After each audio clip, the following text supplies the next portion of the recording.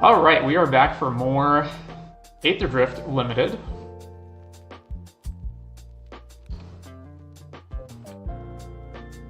Let's go ahead and jump in. This is draft number 13, I believe.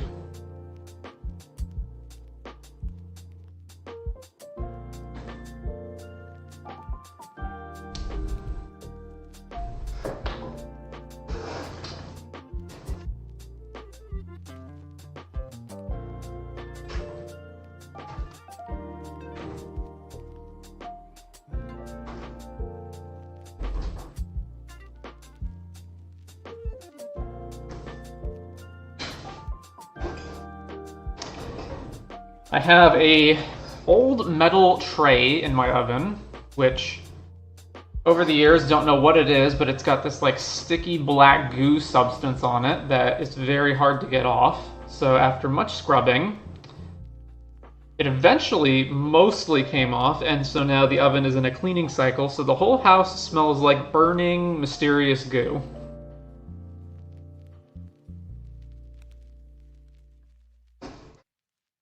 The moral of the story is clean your kitchen.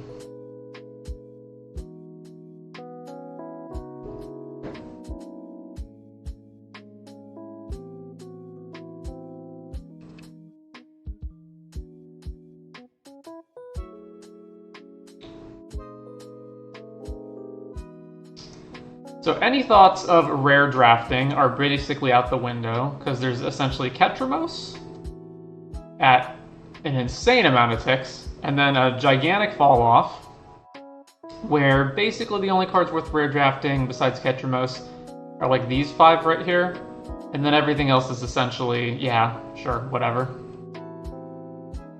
So Bright Glass, Oil Deep, Aether Spark, Riptide, and Monument to Endurance.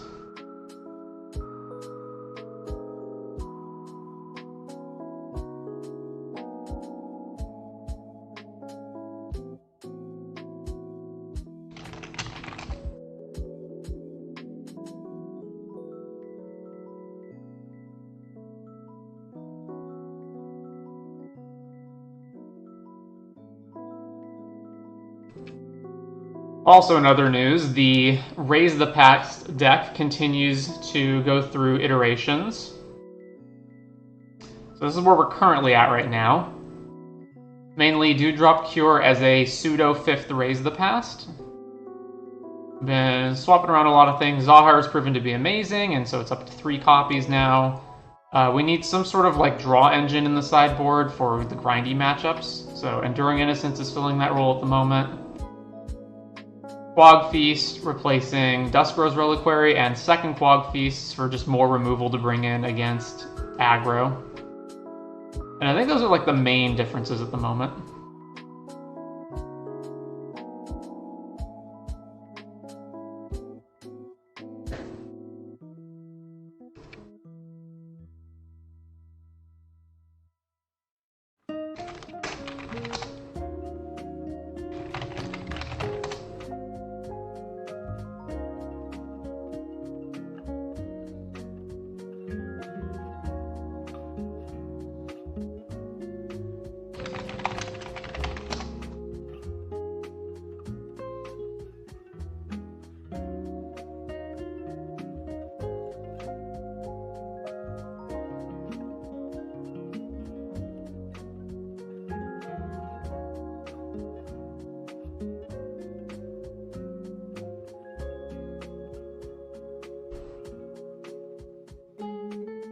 We also, of course, have the Final Fantasy reveal, so lots of new Final Fantasy cards shown off. We've now got Summon creatures, which are Saga creatures. And then a whole bunch of other new cards from the set, including Commander cards.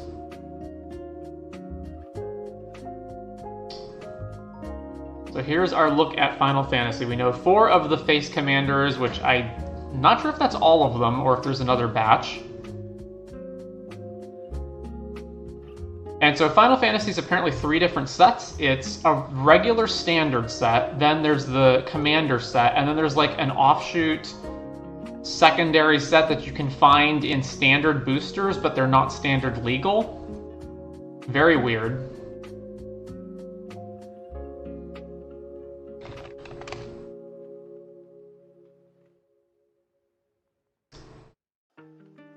So we've got, here's the regular Final Fantasy symbol, and we've got some cards here. There's a lot of 1-drops shown, along with these alternate art, basically skins of already existing cards. So Yuriko and Ancient Copper Dragon are over here.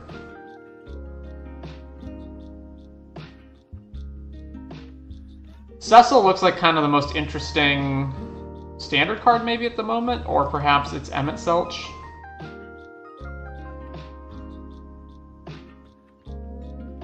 And then here's the face commanders.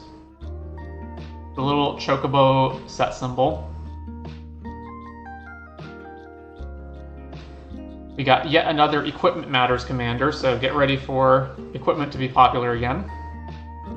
Happens every time an equipment commander gets spoiled. Not sure what's going to happen regarding these other 3 cards, but you know.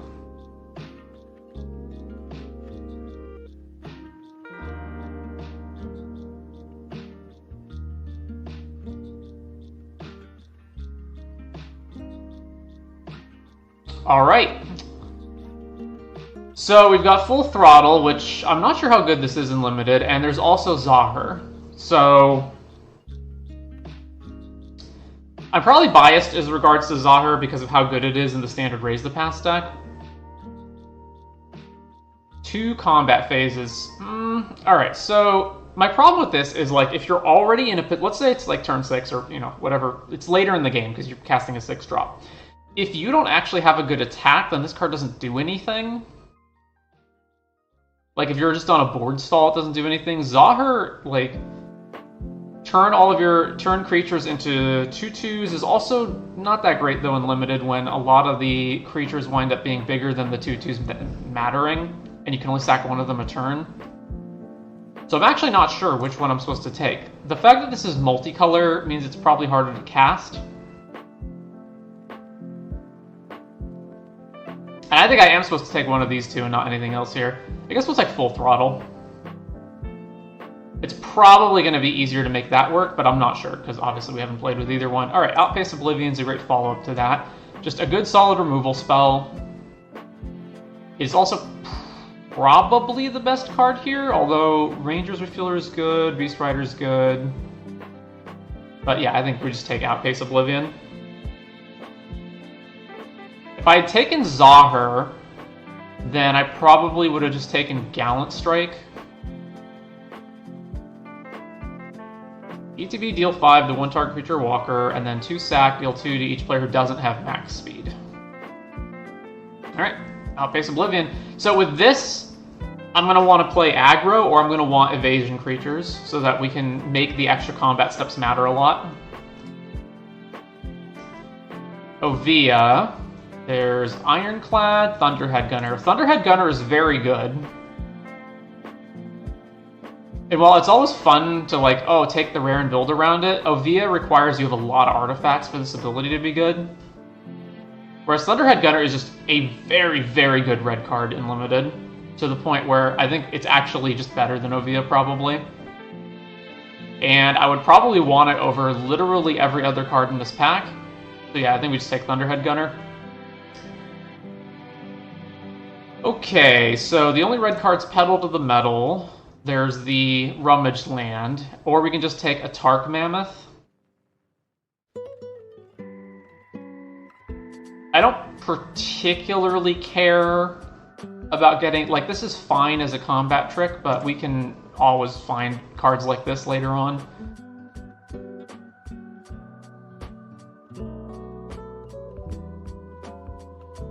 I actually don't know if a Tark Mammoth is even better than, like, Scurryfoot, but we don't get that many opportunities at it. So yeah, I'm going to take a Tark Mammoth. Detention Chariot, Bestow Greatness, and then nothing else. Okay, so Detention Chariot's obviously off color, so It is good, but taking it means abandoning a Tark Mammoth.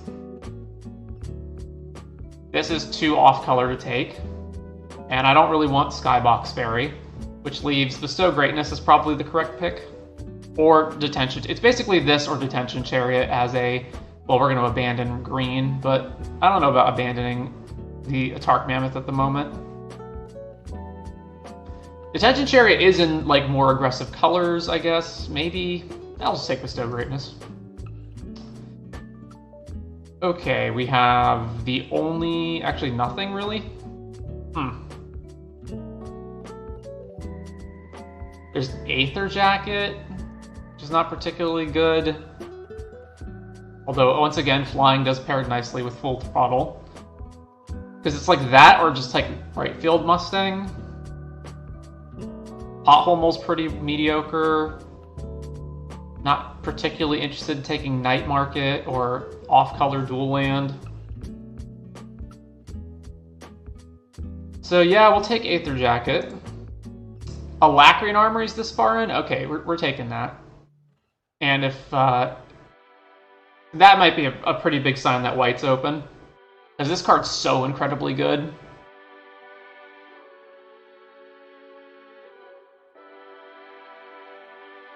It's like by far better than everything else here.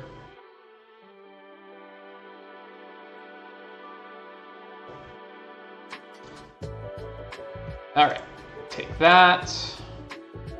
Probably Petal or Sarcophagus. We do need cheaper creatures. This feels very replaceable, though.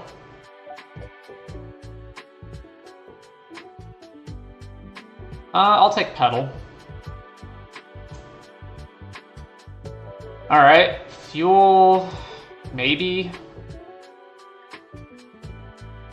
Team Buccaneer is okay, but it's once again a different color than what we're at already. So I'm like not understanding what the signals are, although I guess we are pretty far into the pack at this point, so... I'll just cut the red card, sideboard this. Okay, well, Surveyor and Veloheart Bike are both here, and I like both of them. Between the two in this particular deck, when I'm trying to be aggressive, I think it's correct to take Surveyor and not Bike. So we'll take Surveyor. Scurryfoot this late as well? Jeez. Alright. Okay, so let me move this to the board right now, because it looks like a Gruul. I'm going to take another Petal to the... Yeah, Petal to the Metal. Skybox Fairy. Probably not playing this, but I guess I can take it. That's fine, yeah. And then Dual Land. Alright. It's so weird that Alacrian is all this way. Bone Miser. And Curse Cloth Wrappings, which are both off-color, unfortunately. Is Bone Miser worth anything? I know it's worth a lot in paper. Bone Miser. Borderless Special Guest Card. It is worth Jack on Moto. Alright, well, what am I taking? Probably just Elvish Refueler. Card's pretty good. Obviously Narcotics. Curse Cloth Wrappings is really, really good, but like, we'd have to throw away 4 cards to play it, although that might even be worth it for how good it is. But Elvish Refueler is also really good. This just, like, wins games, though. Like, you can win the game just off of this, so maybe it's worth potentially abandoning green, but I don't know. We're getting weird signals, like seeing like Scurryfoot, for example, that late in the previous pack maybe means green's open, who knows. So I'll just take Refueler, another Refueler, and nothing else even comes close to this anywhere in this pack. Obviously if we were green-white, Lagrin would be fine. That's essentially it.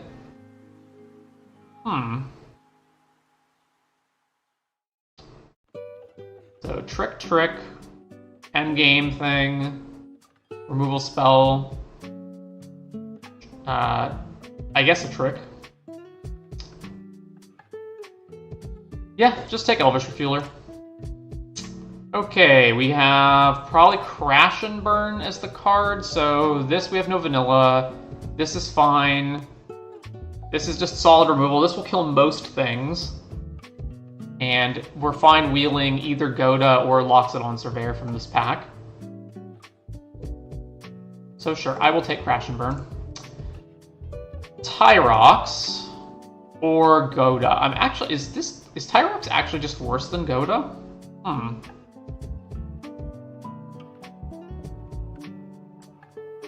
It's not if you're aggressive and kill the thing that's gonna block.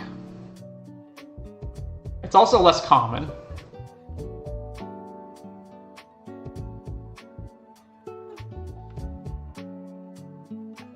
There's also Earth Rumbler over here.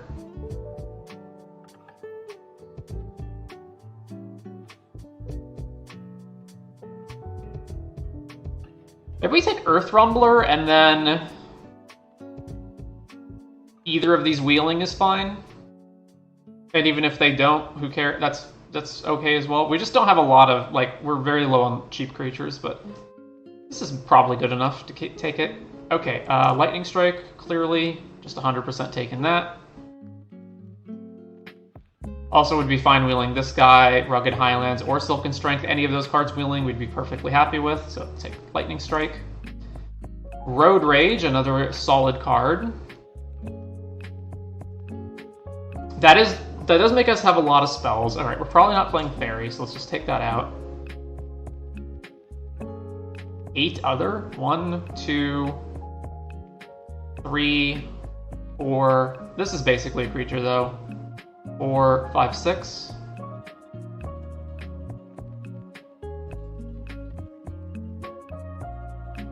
2, 3, 4, 5, 6, 7.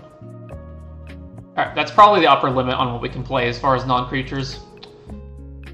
Another Alacrian Armory? Do people not understand how good that card is? Well, at this point, we're not taking it. Although, nothing else here is particularly great. I guess, yeah, we need to just take cheap creatures, so Walking Sarcophagus, sure, because we need a curve, and our curve's pretty bad right now. If this wasn't here, I wouldn't even consider Pothole or Kickoff. I would just take the second Armory and hedge against needing to switch colors or even fixing into a third color just for it. But we're going to take Sarcophagus. Alright, this is the Impulse Draw dude. Yeah, we're taking him for sure. This guy's great. Also a dual land in here, and this still being here is fine. These guys, I've realized, so I thought this was some kind of like weird discard synergy, and obviously there are cards like Mako and Skyray that care about discarding, but I think it's less so about that, and it's more so just about having a card that can trigger speed going up. Anyway, take this guy. I'm probably not playing any of these cards, but we can just take Scrap Compactor, that's fine. Another Pedal to the Metal? Well, once again, I'm not playing any of the rest of these, so sure, take it. Take this guy. A lot of this stuff's probably getting cut. As far as mana efficiency, I guess I'd rather have Pedal than Scrap Compactor, so we can cut that, and then this dude's probably getting cut. Well, Goda made it. Take Goda. I don't even have much cycling, do I? Or, like, any, actually. Whenever you discard one or more, deals that much to each opponent. I don't think we have a single other cycling card.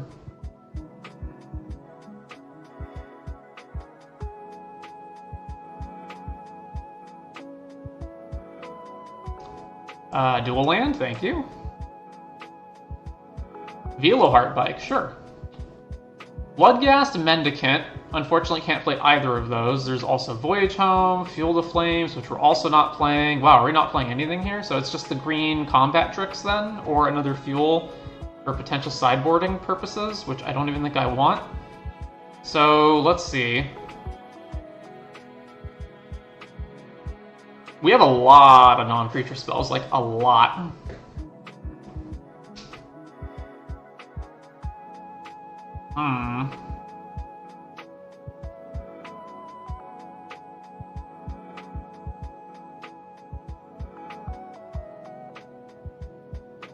Probably a number of these cards are going to wind up getting cut for room later, but I'll just take Bestow Greatness now, and then we'll have options on the different tricks we want to play.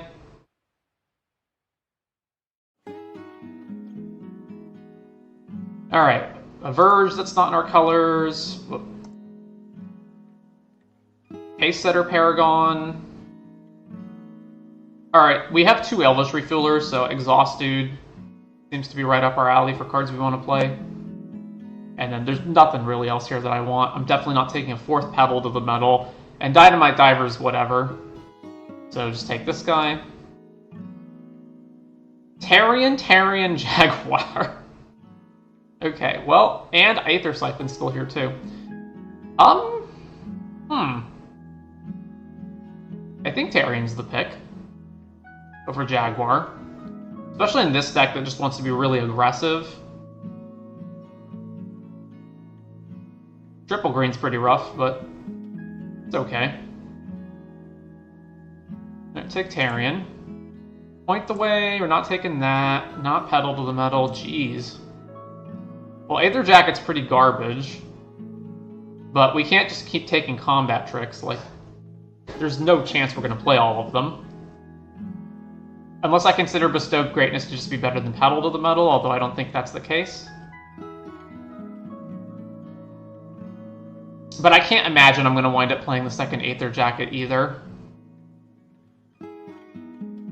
This is a sorcery, right? Oh no, it's an instant.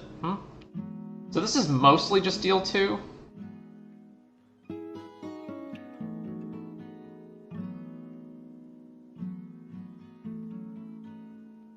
I guess I can keep exhausting Camera Launcher every turn if I have Refueler out. That just seems so bad, though. Yeah, we'll just take another Bestow Greatness. I don't think that pack even particularly matters. Alright, Run Over is 100% the pick, even though, once again, we just have way too many spells. Maybe it isn't the pick, then. There is a Fang Druid Summoner here for Tarian. There's also the Hasteland. There's also Gilded Godo. Our curve is just horrendous right now. I guess I have so many combat tricks already. Like, I would normally just snap pick this, but I have so many combat tricks already, which we're going to wind up cutting, and I have not enough creatures. I think it has to just be... The upside on Fang Druid's way higher than Goda. Yeah, the Summoner draws the Dino. It does. There's also good. Yeah, I don't think I can afford to take Run Over. I'm going to take Fang Druid. Okay, we've got Beast Rider, so a bunch of creatures now. What does this guy do? Whenever you opponent casts a spell, instant speed, doesn't matter. Whenever you activate an exhaust ability, put a counter on this creature. Alright, well that works fantastically with Elvish Refueler, so probably just taking that.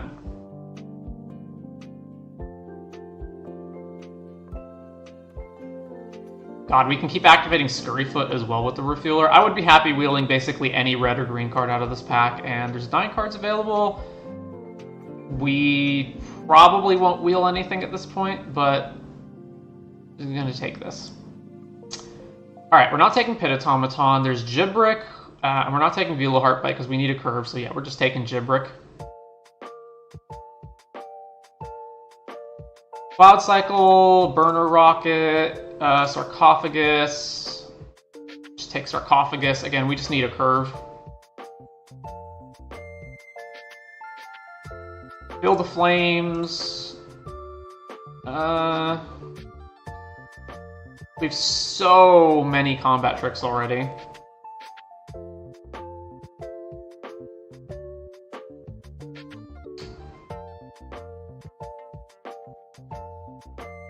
I think I'll just take this as another sideboard card.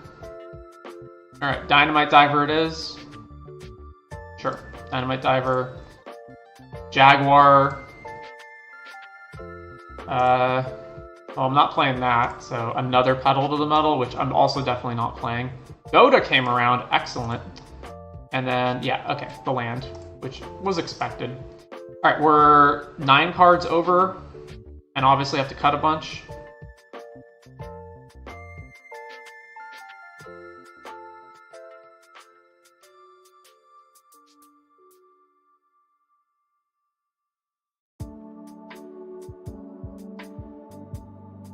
I want to see what our creature to spell like breakdown on the curve is.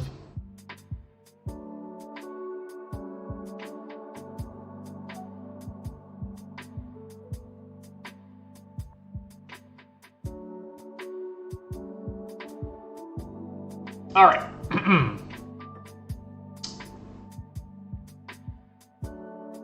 Group creatures separately. All right. First of all, these are basically 1-drops. So obviously we've got to cut stuff. This I would essentially count as a creature because you can activate it a lot of the time without having to actually through it. Why do you think Petal the Metal is better than Bestow Greatness just for the flexibility of using 2 mana spell? It's a 1 mana spell. You can pay X as 0 and then just give your card first strike.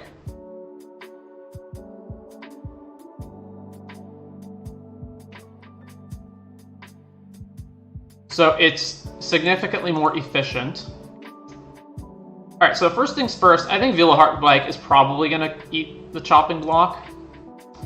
Because while I would normally love this, and I definitely like the idea of being able to do busted stuff like play, turn 4 Tarion, and we also have, some expensive cards like we've got Full Throttle and a Tark Mammoth. It's also just a spell in a deck that is already overflowing with spells. So it's probably getting cut. Okay, so here's the thing. Road Rage is not getting cut, Lightning Strike is not getting cut, Crash and Burn's not getting cut, Outpace Oblivion's not getting cut. All 4 of those are just straight up removal spells, we're not cutting them. And then Full Throttle is probably not actually that great, but I do want to see how good it is, because how often do you get to play with, a specific rare card in Limited? So it's probably all of those are not getting cut. And then after that, we probably don't want to play more than 3 additional spells in our deck. So that means we have to cut 1, 2, 3, 4, 5. We have to cut 4 spells, and that has to be some combination of Veilheart, Bestow, and Petal to the Metal. So let's also look at our creatures, right? Because if we're cutting 4 from here, then we're going to need to cut 5 creatures in total. So first of all, Aether Jacket is just consistently total shit, so we're cutting that. Dynamite Diver also, I don't really care about this 1 damage to ping thing. We don't really have a bunch max speed payoffs here, and we hardly have any vehicles, so the pilot ability is pretty mediocre, so let's get rid of that. Then I don't want to cut any of these because I want to curve. I especially want to be able to curve cheap creatures into combat tricks, which we're going to play some amount of. 1, 2, 3, 4, 5. Yeah, we're going to cut 4 things. And then there's 0 chance that we're cutting Elvish Refueler or Pacesetter Paragon. Most of these other creatures seem pretty darn good to me. The only one that I might cut for space is Jaguar or a Tark Mammoth. I'm not even sure how good a Tark Mammoth is. It seems like the kind of thing that should be really good, but it's just so expensive. Also, saddling for 5 is a steep cost as well.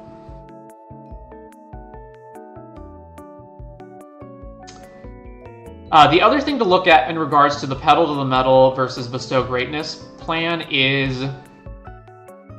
So, Petal to the Metal is obviously way more efficient.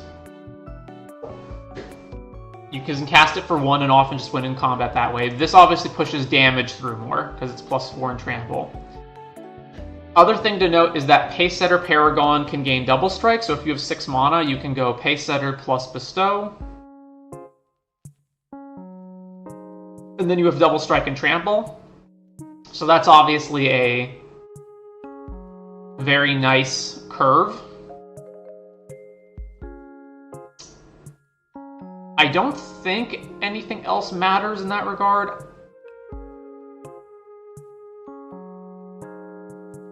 Alright, so we're cutting Veilheart, and we're cutting...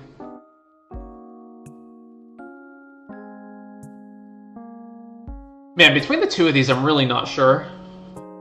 So there's the hypothetical scenario of, let's say we have double 2-drops, right? So we can go turn 2, 2-drop, they play a blocker. We go turn 3, play a 3rd land, attack.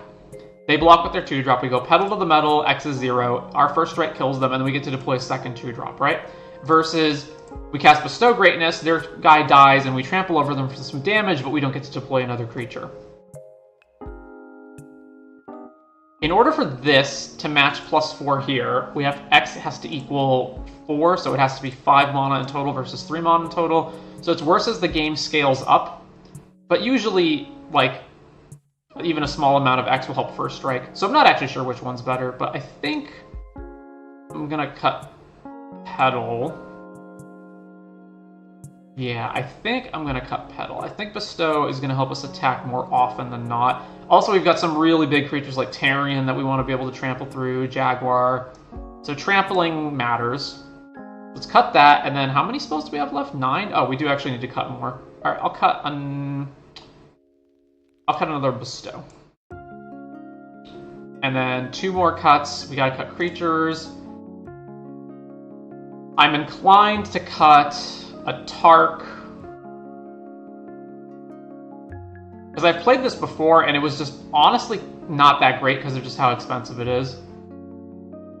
It's not even like when you play this, oh man, like you totally have them owned once you play the 6-drop. Like, it's a 5/5, so it gets blocked by a lot of things. Saddling it costs so much. Often by the time you can get this down, you're in kind of a board stall, and by having to tap like 2+ creatures to saddle it, you're presenting a situation where you are just reducing your ability to block, although obviously it makes an elephant, so you'll have another blocker, but... Alright, let's get rid of a Tark Mammoth, and then 1 more cut to go. I don't want to cut anything here, and I don't want to cut anything here, and I don't want to cut these. So then the cut has to either be Earth Rumbler or Jaguar. Both of those seem wrong. I think the cut is supposed to be full throttle, actually.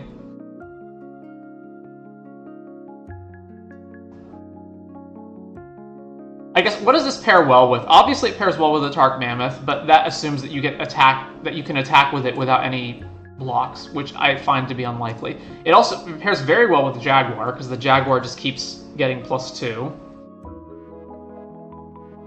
Does it pair well with anything else? You can give Pace Setter Double Strike and then just keep... Well, but that requires that you pay 9 total, so that's probably never happening. Go to Making Treasures, probably not relevant by the time you can cast full throttle. So it mainly doubles... It keeps increasing the amount of triggers you get off Jaguar. That's like the main thing it's doing. Yeah, I think this is probably just wrong. Let's get rid of that. Let's keep in mind our various combat scenarios that happen during this draft, and remember, like, okay, if I had a full throttle here, would that be good, right? Anyway, so we play Rugged Highlands, so we're probably even on colors. Yeah, right, we've got more green, and we also have our triple green card. But with that said, we also have 10 red cards, so we probably just go even. So Rugged Highlands, and then add 8 and 8.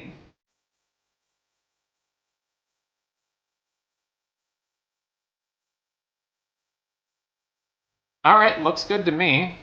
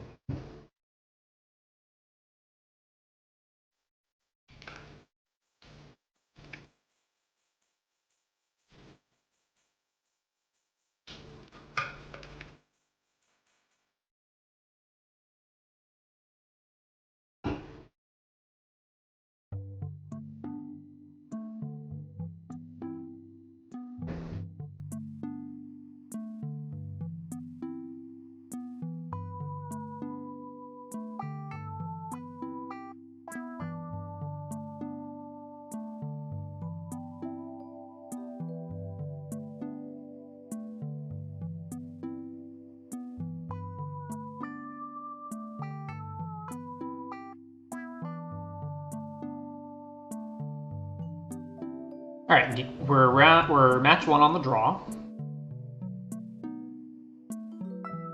Looks fine to me.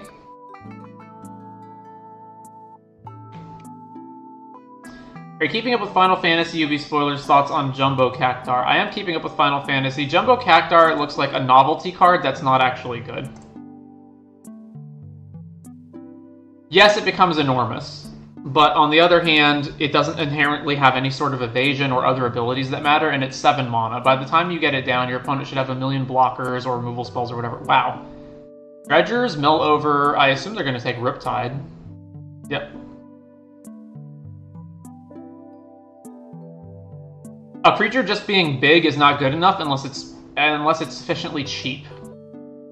Well, kind of sucks that we don't have anything to play here, but I guess we just hope that they play something that we can Road Rage.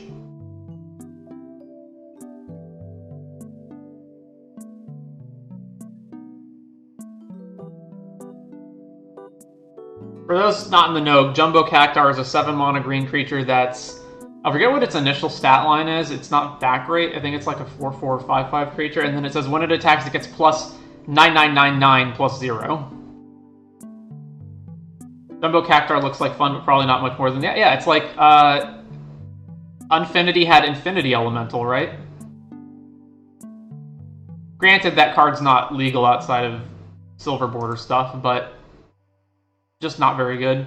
The Timmy and Johnny and me are so disappointed right now. Yeah, so it's a 1/7? Sure.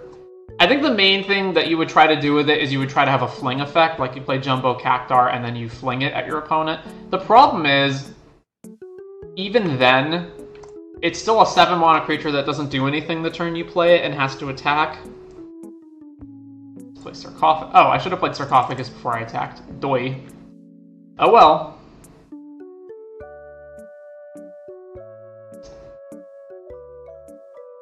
There are certain heuristics that you learn in Magic that become automatic, such as play your spell after combat to give your opponent less information, which in a lot of cases just winds up being actually incorrect. I think my opponent's just screwed. Combat. Swing. I'm not gonna exhaust, I'm gonna play End Rider. Alright, well, they obviously don't have anything.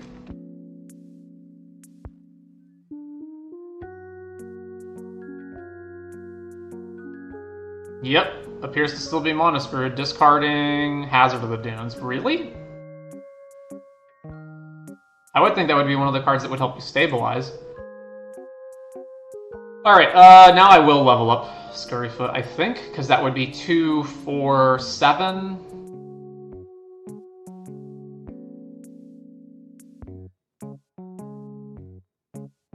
Now let's just keep committing to the board. Swing. Play this. Yeah, I mean, I can't imagine with how many turns they've missed that they could get out of this.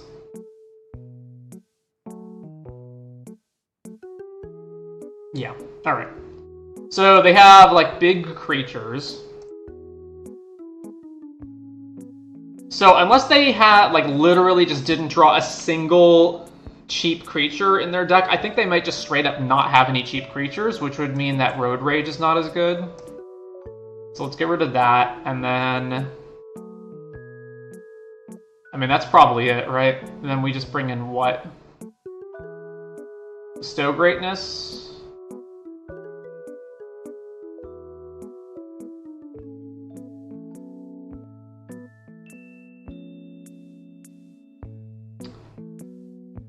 Maybe this actually would be a match where Full Throttle's good.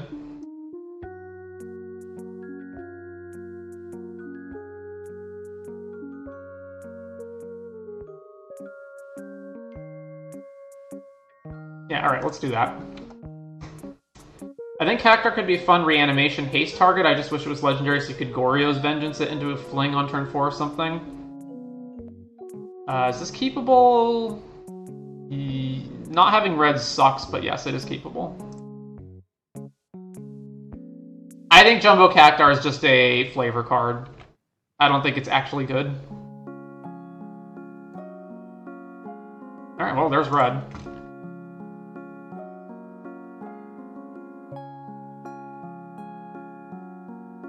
Seed of Arma. Okay, so they do have cheap creatures. Not that Road Rage would have killed that, because it wouldn't have. Let's play Goda. That can't attack, but Sarcophagus can't attack either, so there's the potential that they attack and then don't have a blocker.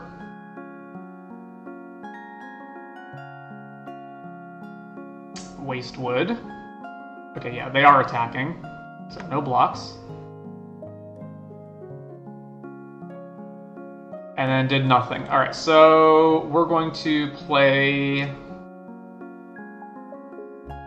Which 3-drop am I playing? Probably Refueler. How much does this cost to activate? Okay. Play Refueler. Saddle. Combat. Swing. Trigger. Alright. So I'm guessing they are like a, you know, go big deck and they don't have a lot of cheap cards, because this is now the second match in a row where they're just not playing much. There's a 3R spell that flings creatures that all opponents could at least work in Commander. I mean, Voldaren Thrillseeker is still legal in Standard. You can use that too. Swing, can't block. Alright, Hazard of the Dunes in play. Well, don't have any good attacks anymore, so option 1, Fang Druid into Tarion, and then play that next turn. Option 2, Pace Setter, use the treasure to exhaust Refueler. That seems bad. Or I can just exhaust Refueler this turn, exhaust it again on their turn. Oh wait, no, I can't, right? During your turn. Oh, no, okay, so it's only on your turn that you get to multiply it. Alright, yeah, so it's probably just play Fang Druid and go get Tarion.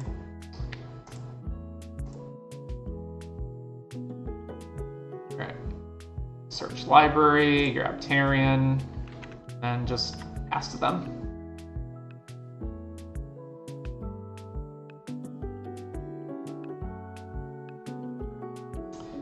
So, is this live?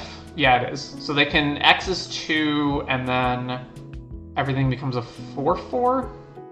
Yeah. This will also kill us if I just allow the game to go long enough. Oh, they have their own Fang Druid. Alright, grabbing. I assume they also have a Tarion? Because I can't imagine they would have played Kalorna. Well, actually, I can imagine they played Kalorna. Gibruk. Okay, so they don't have a Tarion. No attacks.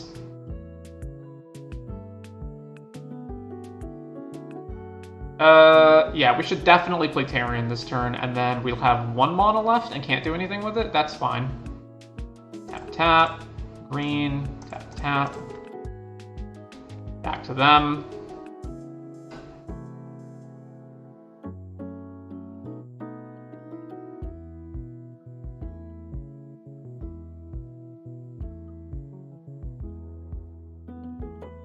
Yeah, the longer the game goes, the worse Seat of Arma gets for us. It's also Trample. Oof. The perfect counter. Immediately exhausting it revealed, they have an additional 2 Hazard of the Dunes, eh?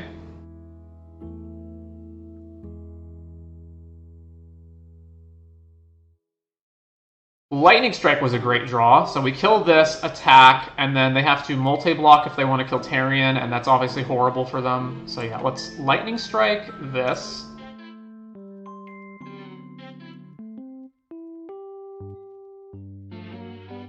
And then, do I play anything else? I guess I could do Start Your Engines. Yeah, I want to get Start Your Engines online.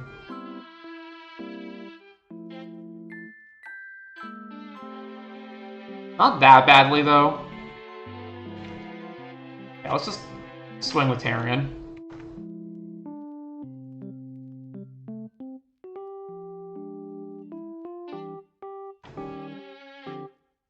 And then we'll play Pace Setter.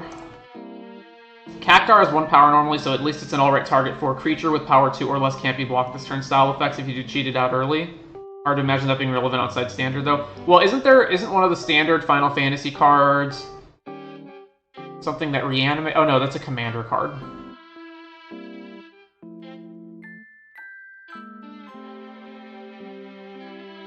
Thundering Broodwagon, so they'll kill Refueler, presumably? No, killing Pace Setter. Huh. I think I would have killed Refueler. Gibruk finally comes down. Okay. This is a 6/5.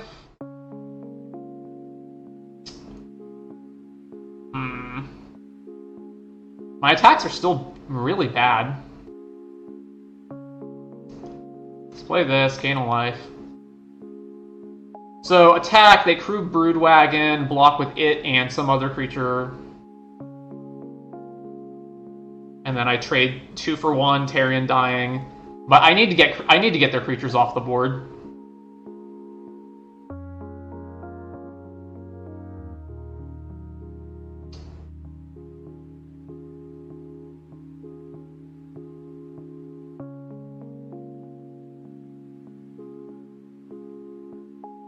Yeah, alright, combat.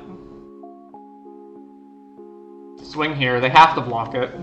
They could just chump, I guess, but... Yeah, alright, sure. Chomp. Okay, how much damage is this? 1, 2, 3, that's the base pay, and then 1, 2, 3, 4, 5, 6. So, assuming they just attack and they swing with all 3 of these, well, they crew Broodwagon, attack, swing. I guess crewing Broodwagon doesn't matter, right? They go attack, it's 6, 6, 6, 6. This is huge. I am at 17, so I can just absorb a bunch of that. So the only problem is if they like deploy 2 creatures and the next turn overrun us. So right now, the best move is probably play a 2-drop and then exhaust Refueler, and then I can exhaust it again on our turn. So let's just play Goda. And then pass.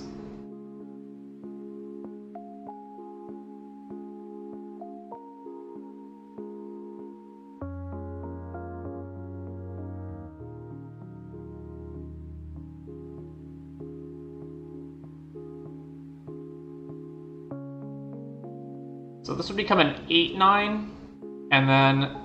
Oh no, sorry, I'm not counting... I'm only counting the X payment, right? 6... Oh, so it would be 8 each. So chump here, take 16, or just chump 2 of them, take 8 from the hazard. So they still can't attack.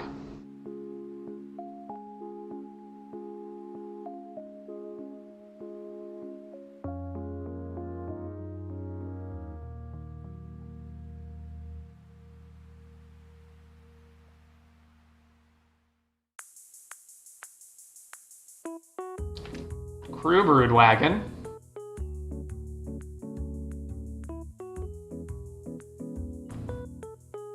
Mm-hmm.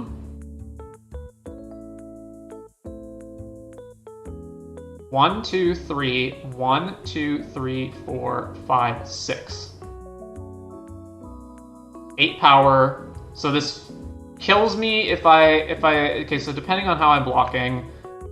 Obviously, we're chumping this, so this goes here. I could just absorb some of the trample damage right here. Let's say they don't. Let's say they don't do it, right? Actually, yeah. Hang on. I need to block in a way that means that I don't just straight up lose. So they could put it really high, and then this is not attacking. This has menace, which is the problem. I think I go to exactly 1 if they do this. The only way this doesn't work is if they have like a pump spell and then they do it, and then we're just dead. So what if I double block Broodwagon, right?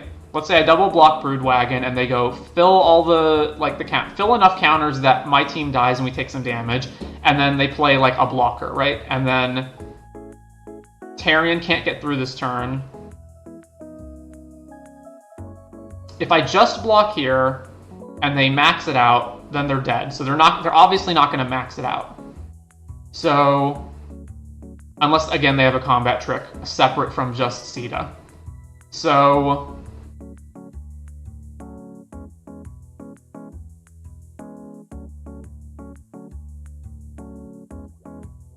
I mean, if they have the combat trick, I'm fine with just losing to that. If they don't have it, then they'll pump enough.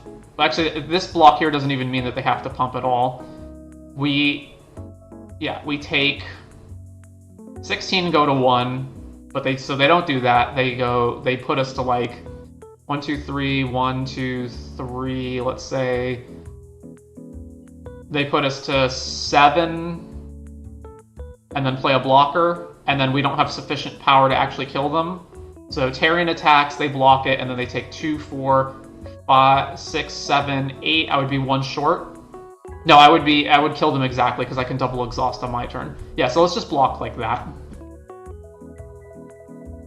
And then if you've got the combat trick that pumps Sita plus activating it, then we lose, sure.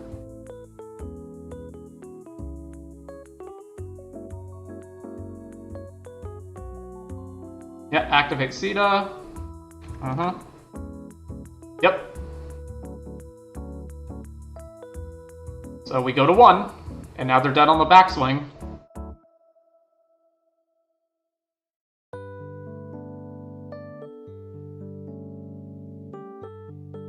Alright. Did they not understand how the ability works, or did they just not have anything better to do, and so they were just going for the Hail Mary there? Match 2 on the play. Yeah, sure, this is fine.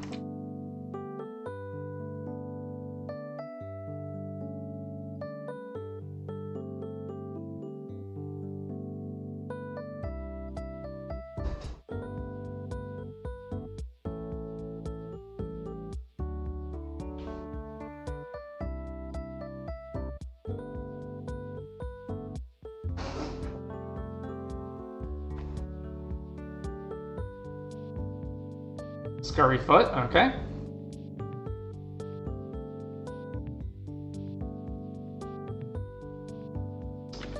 Well, back to them.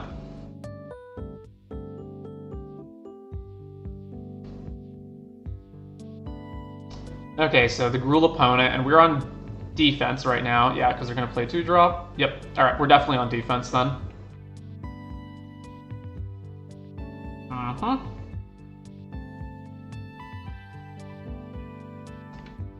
Surveyor.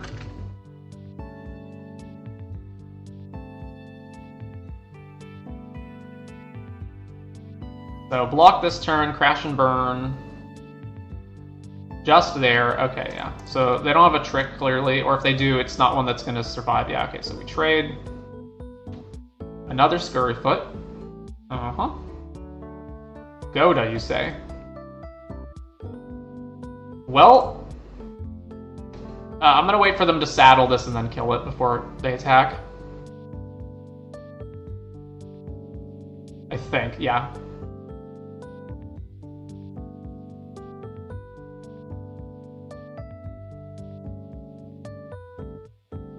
Or maybe they'll exhaust and then I just killed the other one.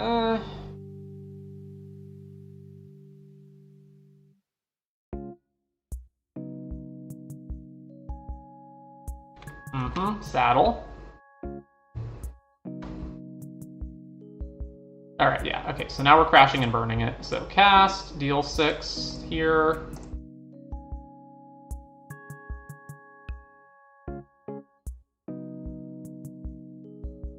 And if they want to spend their whole turn just exhausting and hitting us or playing another creature, that's fine too.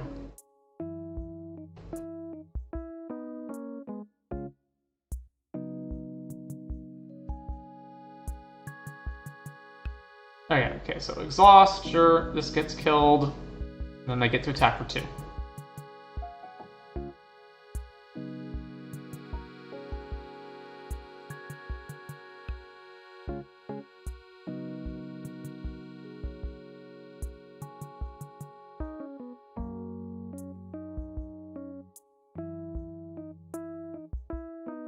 Speed 3.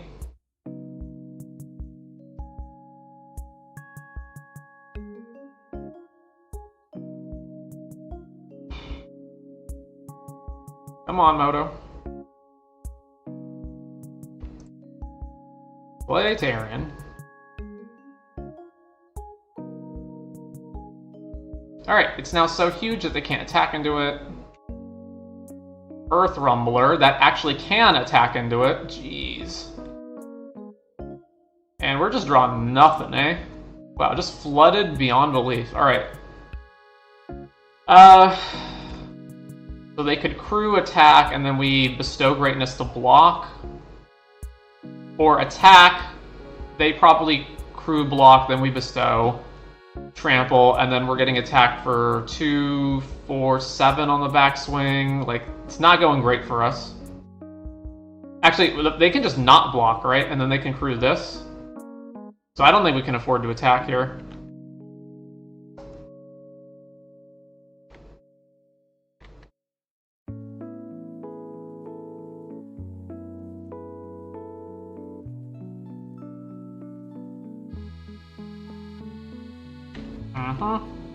Yep. Is it just gonna be this? Okay, yeah, so they don't have a trick. Or at least it's not a trick that's... Oh, this is Vigilance? Alright, yeah. Block here. Bestow Greatness.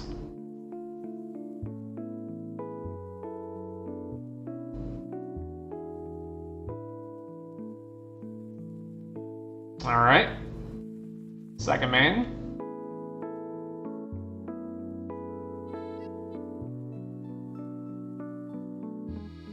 Hazard of the Dunes, sure. And the last card, oh.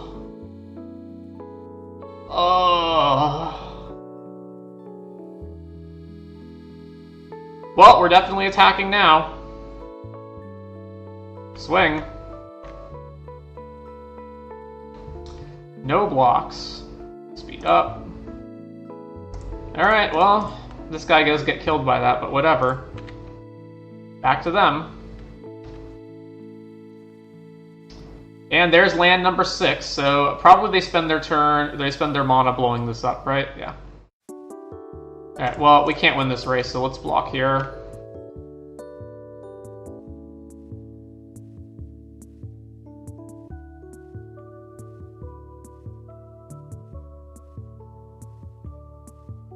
Jeez, this flood is just brutal.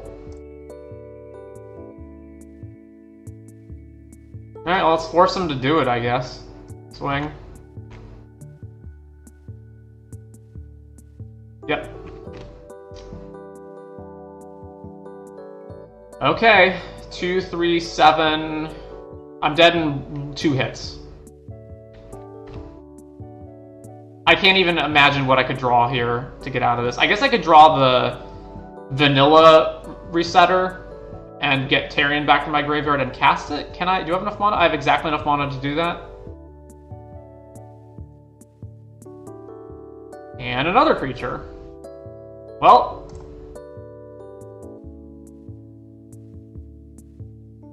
Actually, no, I'm just dead, right? Yeah, I'm just dead. Yeah.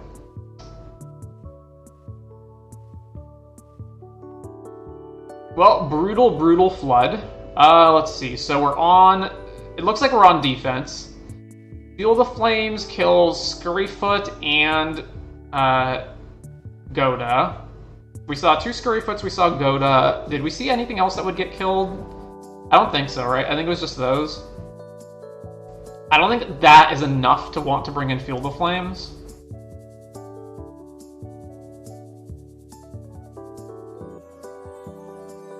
Let's see what else.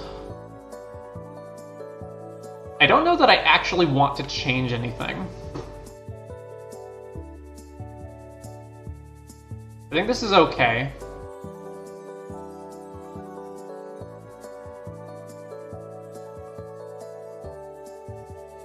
Yeah, let's submit this, and then if we win this match and see that they have like a lot more X2 or less creatures than we thought, then we can bring in fuel.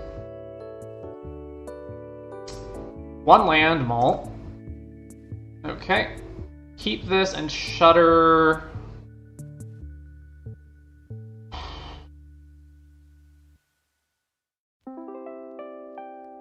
I think it's honestly Tarion, because we need to just be able to cast stuff, and triple green's gonna be hard. So let's put that back.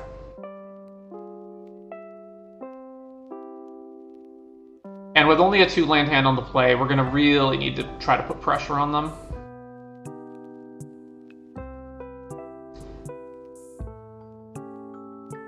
Because right now we've got Sarcophagus, and then if we don't draw land, we just Lightning Strike a guy. No Scurryfoots. Alright, play Sarcophagus. You can draw Tarion with the tutor. That's another reason to put it back. Crowdcatcher Specialist. Are they going to attack? No.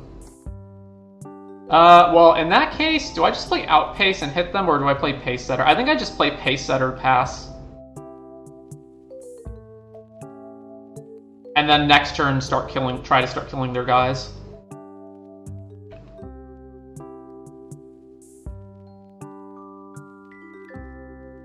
Land number 3.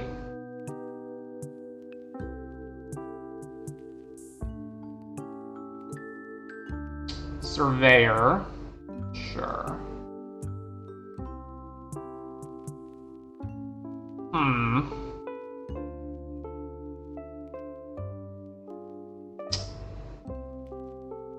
So if I attack, they can't block in any way that's profitable for them because I can always exhaust. So I get an attack here, and then I can play Goda, and then what?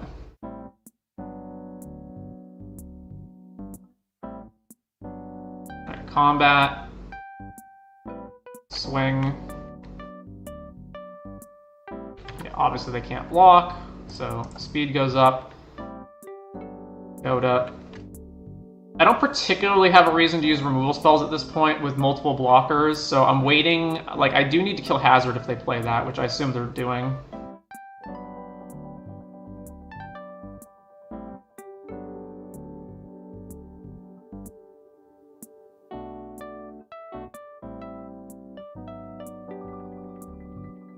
I really need to be able to play two things in one turn, so I need to be able to, like, saddle, draw land, and be able to cast Lightning Strike and Outpace in the same turn. Swing just there. Sure, no blocks. Yep, they're not exhausting either. Then here comes Hazard. Yeah, there's Hazard.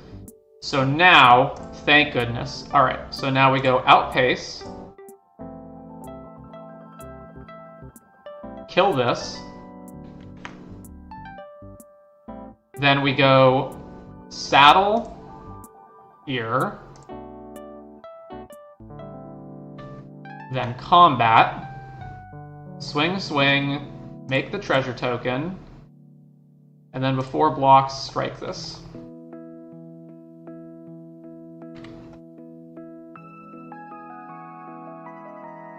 And now if they play another blocker, I have Crash and Burn next turn.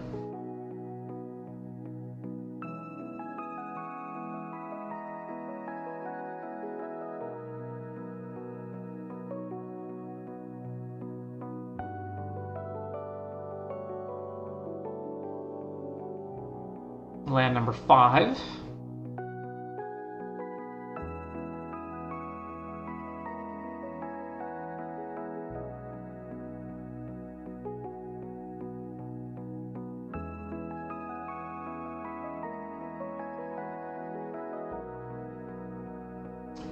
Surveyor and another 2-drop, sure. So we're gonna kill Surveyor.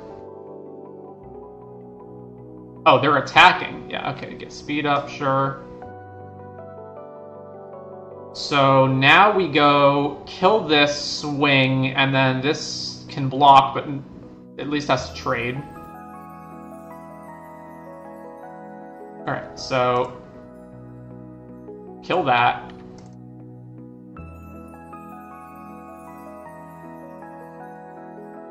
Saddle. Combat, swing here and here, make the treasure token. Will they block? Yes, okay.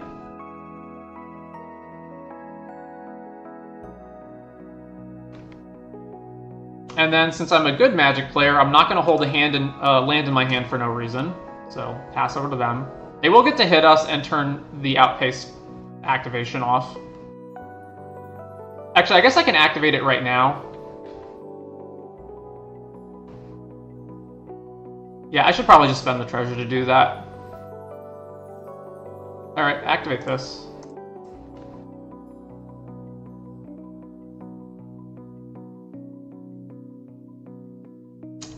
Yeah, then they go to max speed. So, problem being, they have 2 cards, we have no cards. So if they play something that can block our team... Scurryfoot, okay. Flooding again. Okay, so swing here. Okay, swing here, swing here. The elephant can trade. Can't trade with this, though. So, we just keep putting pressure on. Combat. Swing, swing. We probably exhaust this whether they block it or not. Make an elephant. Go to blocks.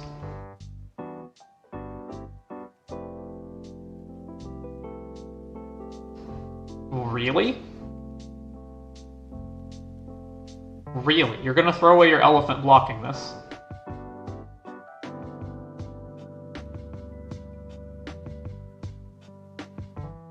No, yeah, that don't make no sense.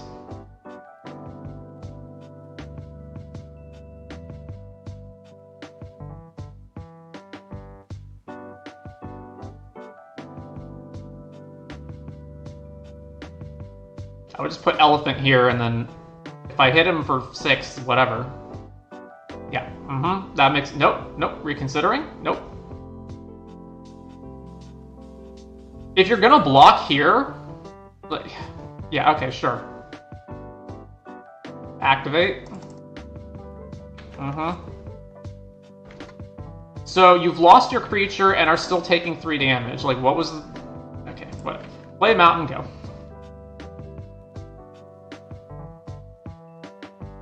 So I guess technically they can exhaust this and block here if they want. Attacking with Scurryfoot, sure.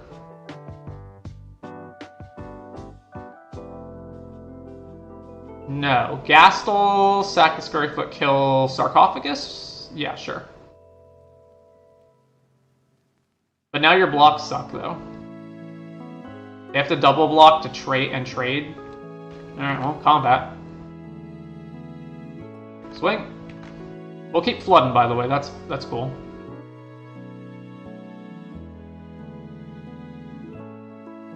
Sack or exile the Surveyor to draw, sure.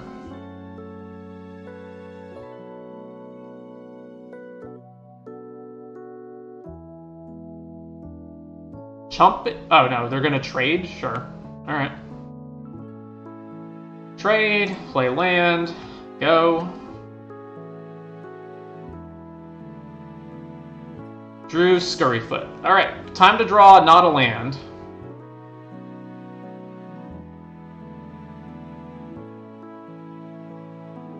One, 2, 3, 4, 5, 6 cards in the yard and 7 lands. Alright, I don't know what we're waiting for. You can... Oh, well, there's another land. Okay, at this point I will just hold it.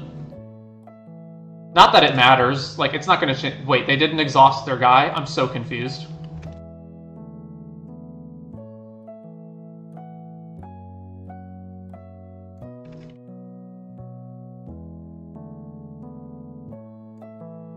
Why wouldn't you exhaust your guy?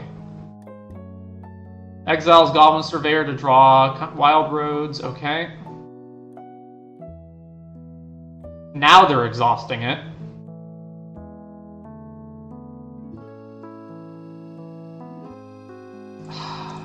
Alright, play this dude.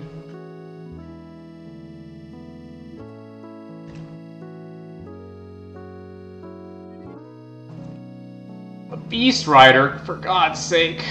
Alright.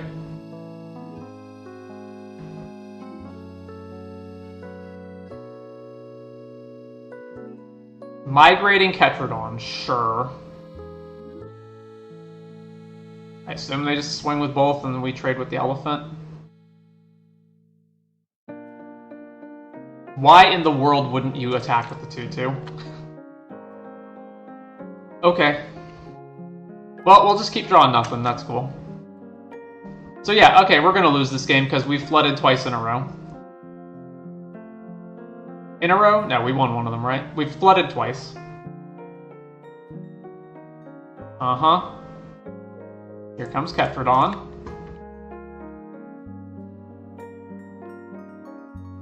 Then make a pilot.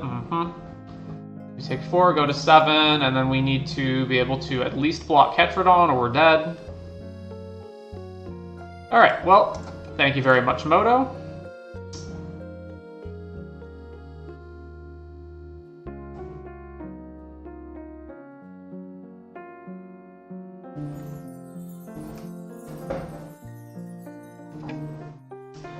I think this is one of those psychological things that's also an issue when you play digitally instead of in paper, which is that when you're in paper and you get mono-screwed flooded, it's like, well, what could you do, right? The cards are just in a random order. But when you are on a digital client, the digital client is supposed to be random. I think it is random. I don't think there's an argument, like I don't think there's any good evidence that it isn't random, but it feels like it isn't random because there's something actively determining the numbers. Even if it is an invisible algorithm that is allegedly random, it doesn't feel random. It feels like the client is screwing you, even though you know intellectually that that's not the case. Yeah, that's fine.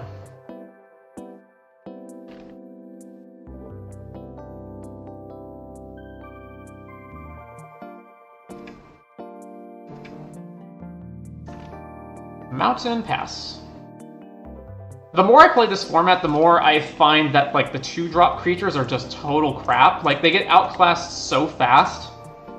And then when you so they have a very limited window in which they can actually do anything, and then they wind up being useless later. All right, we're definitely attacking.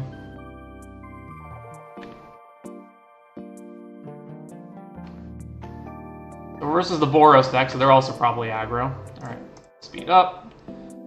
Play Refueler.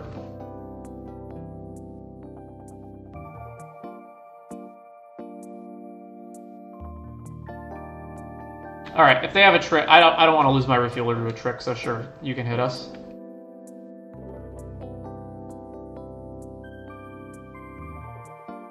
And they played nothing.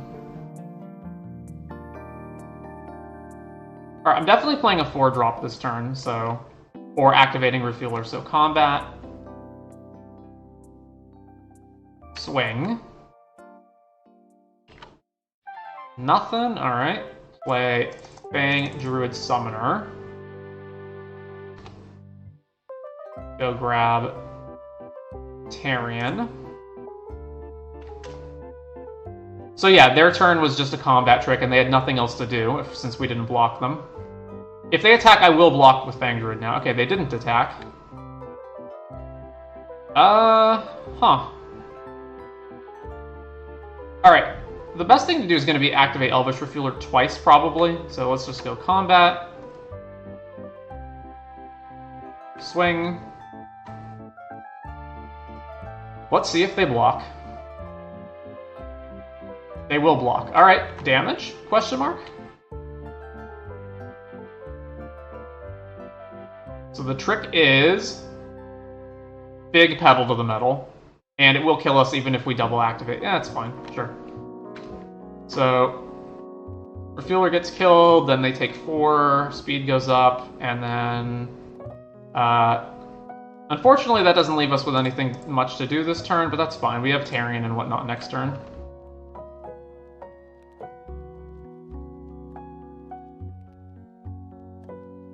It's also possible I just wasn't supposed to attack with Elvish Refueler there because they obviously had a trick.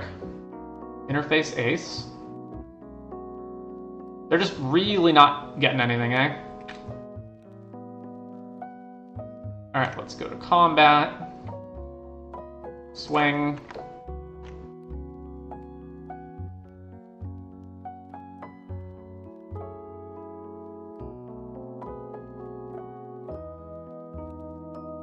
Burner Rocket to pump the presumably Interface Ace, sure. So now this gets a free block on Gibrick, I guess.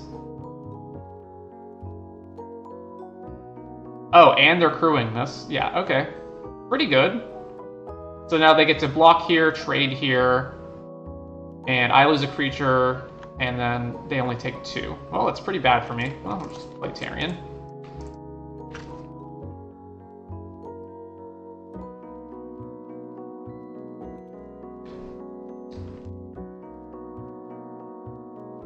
And then after Tarion, we've got Earth Rumbler and Thunderhead Gunner, so we got a lot of ways to follow up.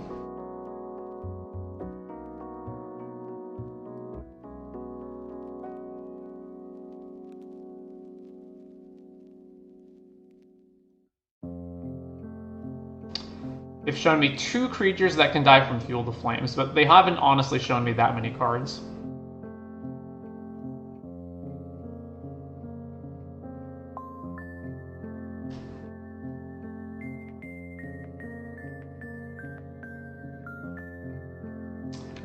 Rocky Roads. Skysicle. Alright. This doesn't die from Fuel to Flames. It also makes other creatures presumably not die from Fuel to Flames unless I make it exactly on time. I would guess I would put it on... It can target itself, right? No, other things. Okay, well then it can only go here, right? So they're just deciding, do they want Surveyor or Interface to be bigger or to divide it?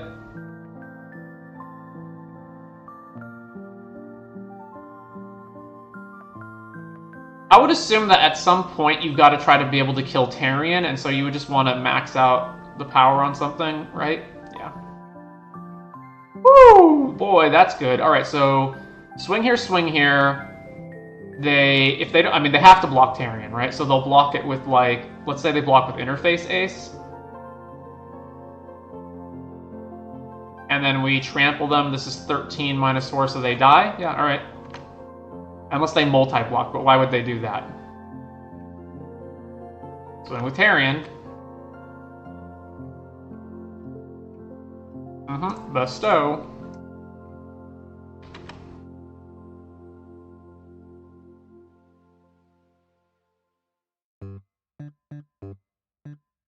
Also, one of the reasons I like Bestow over Petal. Alright, so got that game, sideboarding. I didn't see enough creatures to warrant Field of Flames. And then Petal, they have their own Petal, so these just wind up trading if I play these. What else? Road Rage is fine. They have a 0/4, so therefore ground creatures aren't as good, but I don't have much else. I don't think I really want to change anything.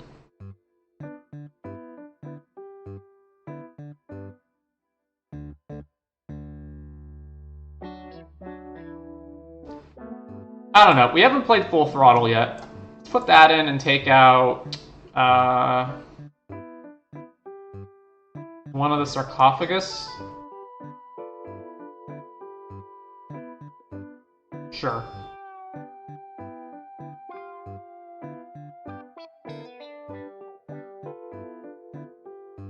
Alright, well, this hand is obviously terrible. So we have 9 green sources in the deck, so that's about 1 in 4. It's a little better than that, but this is hands, like, if we don't draw forest, this hand just dies. So, well. And then we have the opposite problem, but we're not going lower. Oh man, and our green cards don't even delay. Okay, keep this and throw away.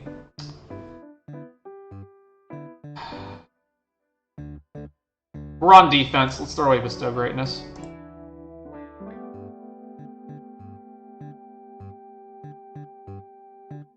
Well.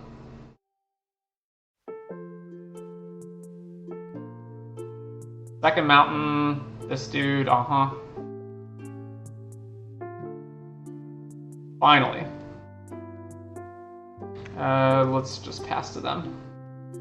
I'm trying to think, is there a reason to Lightning Strike now as opposed to later? Alright, let's just save the damage on this. Kill this. Even though they could play a bigger creature, let's just save the 2. I could also potentially wait a turn and, like, see if they try to exhaust it. Alright, Adrenaline Jockey.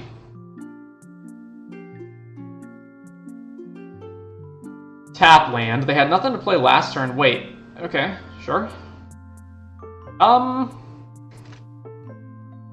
Yeah, okay, so play Endrider, and then attack.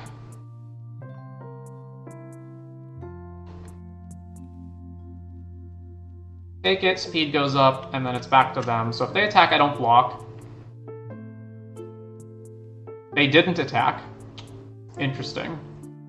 So they can keep this on defense, or I can just outpace it. I think it's better if I just play Jaguar Pass.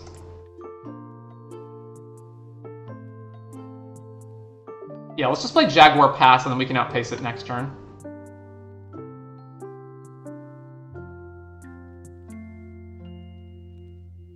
Will they exhaust it now? No.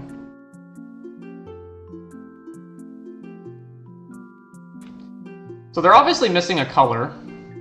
Gastel Thrill Roller, sure. I mean, their attack is really not very good. Yeah, okay. Interesting. Whenever you activate an exhaust, put a counter on this. So they no longer have the mana to activate this? Yeah, so let's go Refueler. I guess they can crew this thing, right? Yeah. So let's saddle here.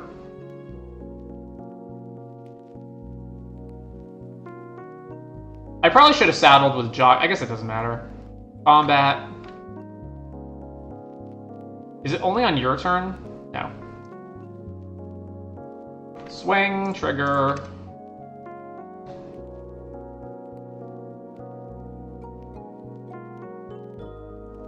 Oh, do we have a trick?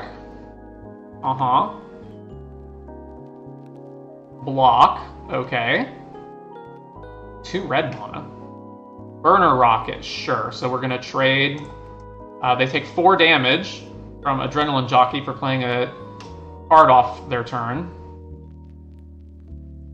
And then these trade. That's fine.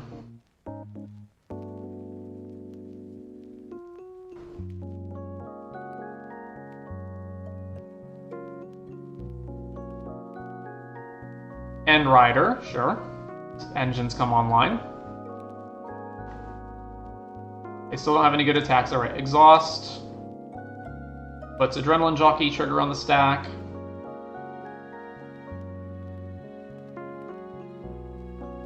And then I can exhaust twice on my turn, right? No. As long as you haven't activated an exhaust ability this turn, you may... Oh, no, I can only exhaust once. So I exhaust once, this becomes a 4/5, this becomes a 5/5. And then they have to double block to kill either of them, right? So I probably just outpace this, start hitting them. Outpace.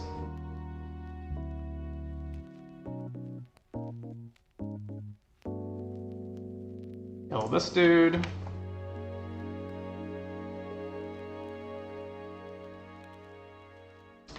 Cruise the Burner Rocket,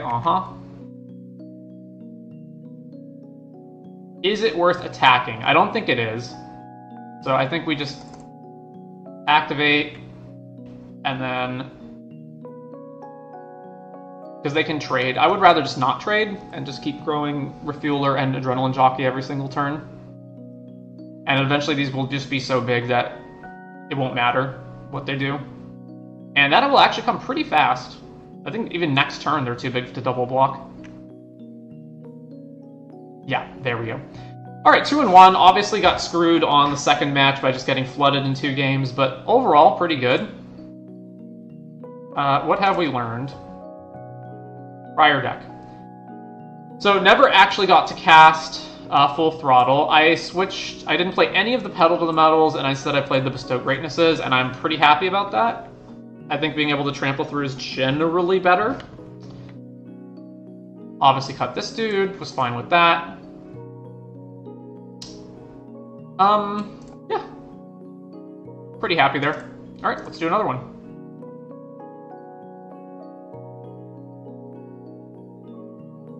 Draft number 2, or I guess of today, draft number 14.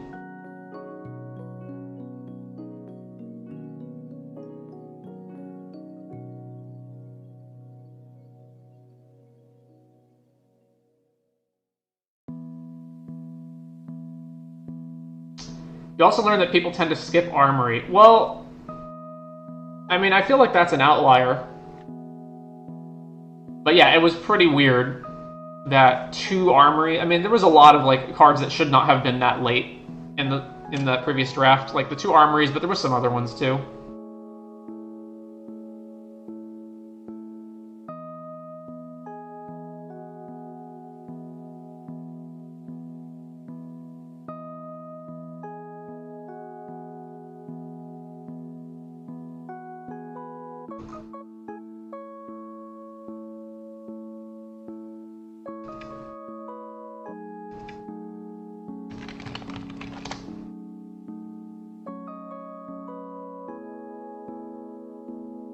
Alright, Cavalier of Dawn and Salvation Engine. I actually think Salvation Engine's better. I'm pretty sure. It's not as difficult to cast, because the triple white pips is pretty bad. Also, giving your opponent a 3/3, I mean, obviously if you're blowing something up, it's because that thing is better than whatever 3/3 you're giving them. You can also blow up your own thing, and it gets something back, but I don't know. Salvation Engine... You can just go the affinity route, and then immediately when this comes into play, all of your artifact creatures are huge, and then if you crew... I mean, the crew cost is pretty steep, but the creature itself is also a 6/10, and then it just reanimates things. I feel like it's better than Cavalier of Dawn. Although, obviously, that could be wrong. I sincerely doubt this will wheel, but for sure Salvation Engine won't wheel. There's also an Aether Siphon. I would be perfectly happy getting Air Response Unit in this pack as well. There's also Hazard of the Dunes. Like, there's some pretty good stuff here. Alright, take the Salvation Engine. Air Response Unit. There is Run Over and Venom Sac. So between these, like, Run Over is just like the best card in this pack, right? So the only reason I'm picking this would be to go with my first pick.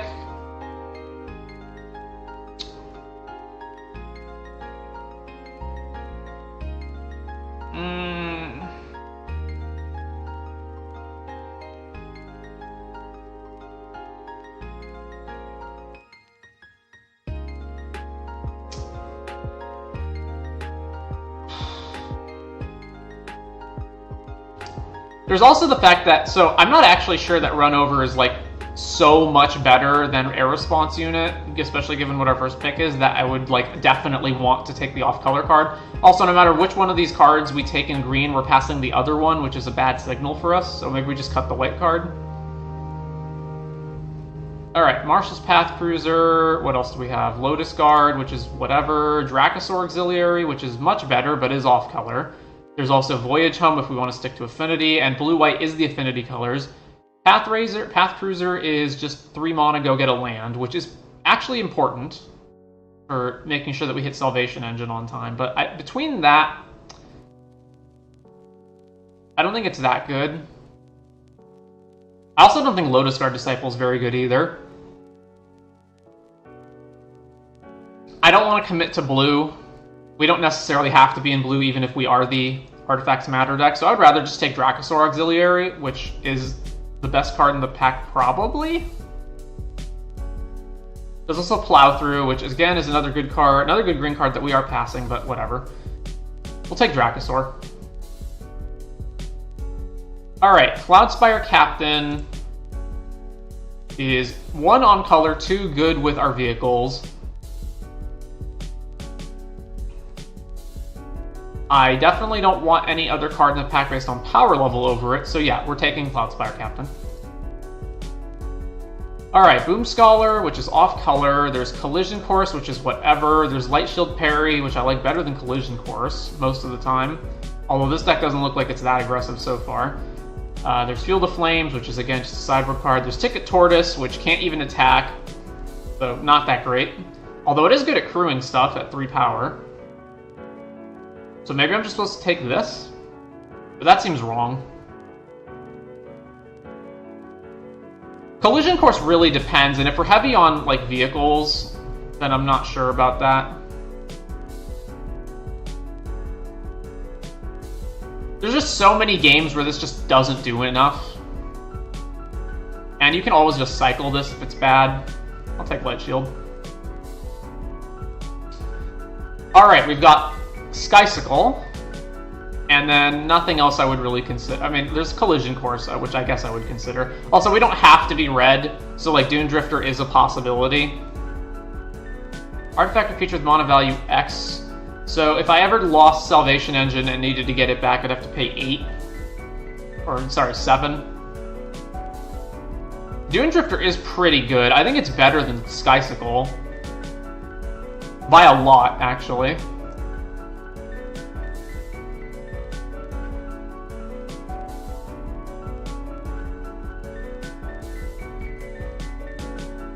Yeah, okay, I'll take Dune Drifter, and then if we wind up not playing one of the... Well, whichever card we wind up not playing... There's another Boom Scholar?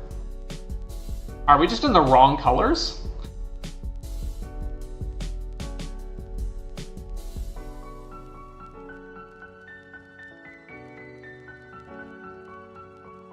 Or maybe I'm overestimating how good this card actually is.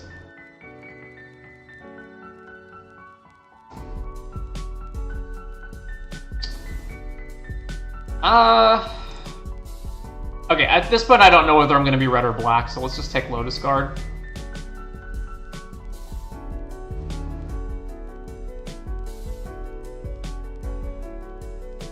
This guy sucks. So then it's Oil Gorger or Light Wheel enhancements.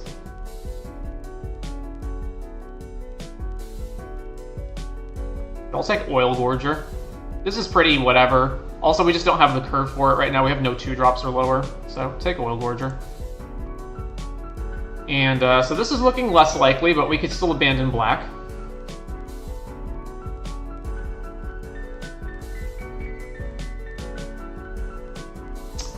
Another air response unit. Alright, take that. I think it's enough better than the other cards in that pack as well that I'm just fine taking that. Now obviously, we have now 3 vehicles, plus maybe another one with Dune Drifter if we play black, so we do need to get a lot of creatures. I think one of the problems with all the vehicles is that there's only so many spells you can play, and the vehicles eat into those spells, but you also need to play like removal or combat tricks, so then you need a bunch of cards that offset the fact that you have vehicles if you go vehicle heavy, so like you need the roads, lands to make pilots, etc. Okay, well this card sucks, but I don't know if I'm playing the red cards.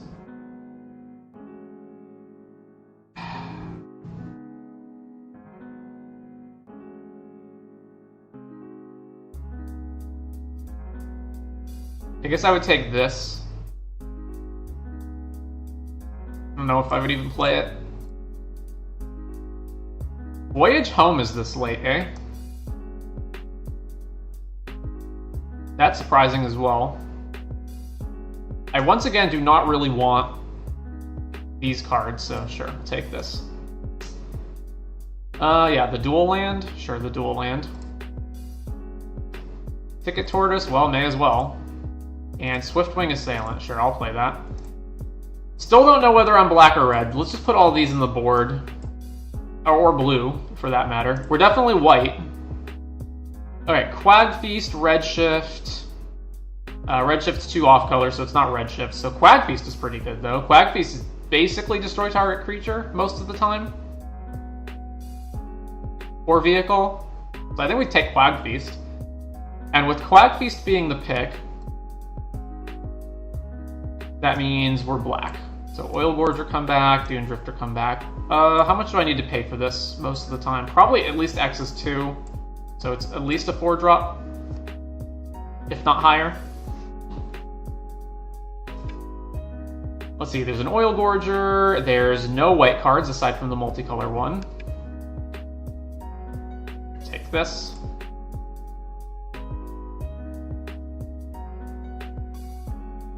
Still not too late to actually change colors, but with Quag Feast, that makes me very solidly want to be in black. This is Crew 1, Crew 1. Vehicles get plumped? Yeah. Draconautics Engineer?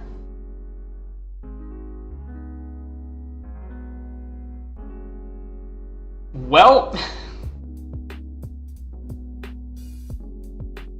the only white cards in the pack are whatever. The red card, I mean, this is the best red card, and then there's Venom Sac, but we're not switching to green. Blue has nothing I want, so yeah, we're taking Draconautics. Alright, we're neck and neck. Take Draconautics.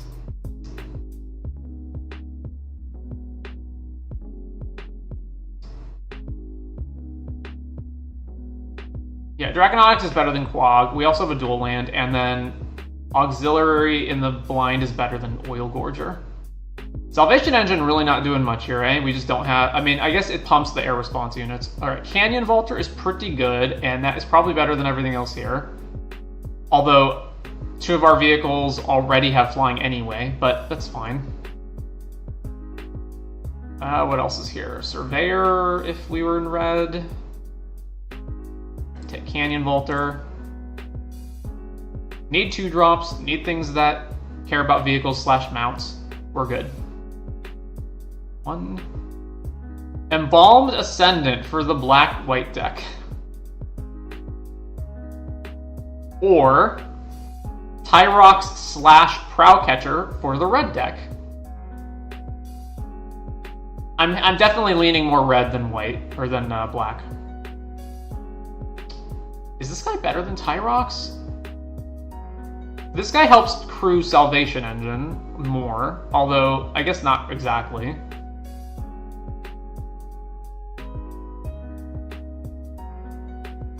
Alright, so move this back into the deck, move... probably not playing that. Move Draconautics back in.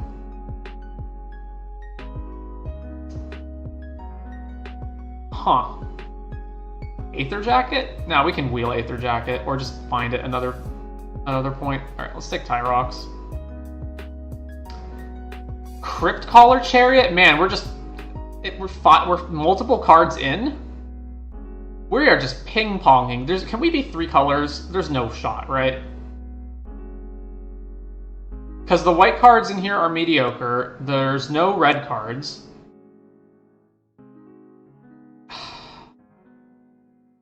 Aether Siphons this late as well. Alright, we're gonna sideboard this. Plan, who cares? I don't need a second Tyrox. Surveyor, Light Shield. Alright, Surveyor is gonna be the pick. There's another Venom Sac, which is just bewildering. Off-color duel. Alright, take Surveyor. Fuel, don't want fuel. Interface Ace is pretty good. Although we don't have that many vehicles, but this is fine.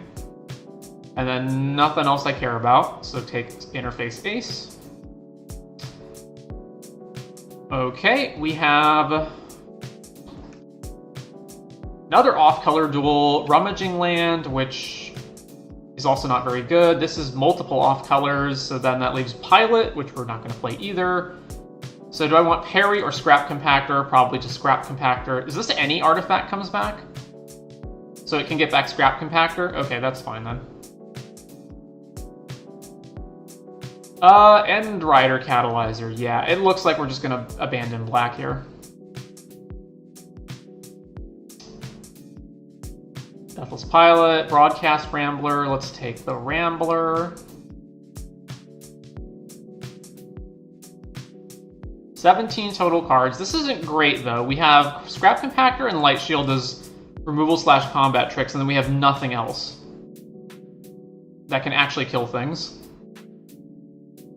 Then you got, like, Broadcast Rambler, which is sort of a creature because it makes the thing that can crew itself, but then you've got, like, Ticket Tortoise, which is sort of not a creature because it can't attack.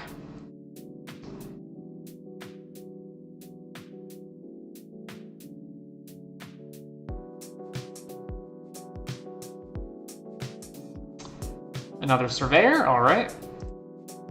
I don't think I'm supposed to take Camera Launcher even if we do have Salvation Engine. It's just so mediocre if you don't have the engine.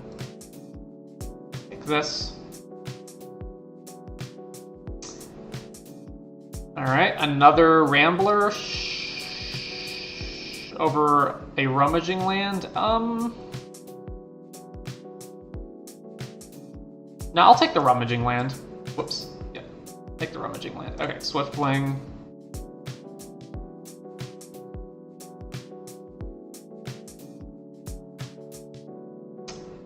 $19 cards, although we could probably cut a lot of that.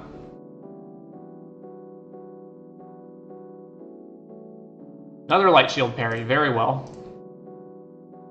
That's almost certainly getting cut, given what we're going to need. We're going to need more creatures. Broadcast Rambler, Fearless Swashbuckler, Bot, Pace Setter. Oh, this pack's pretty crap, eh?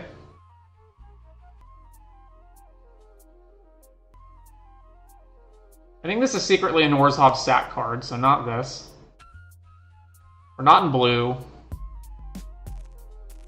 So probably it's just Pace Setter.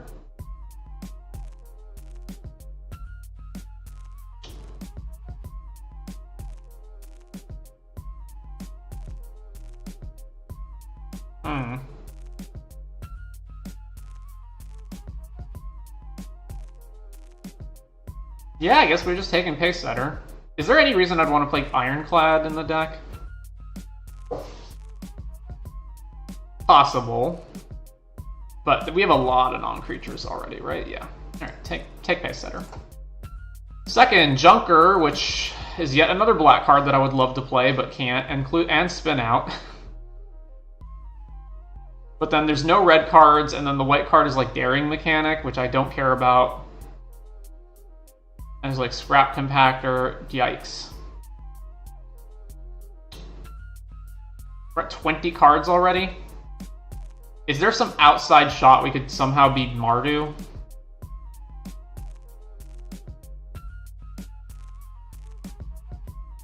Take this.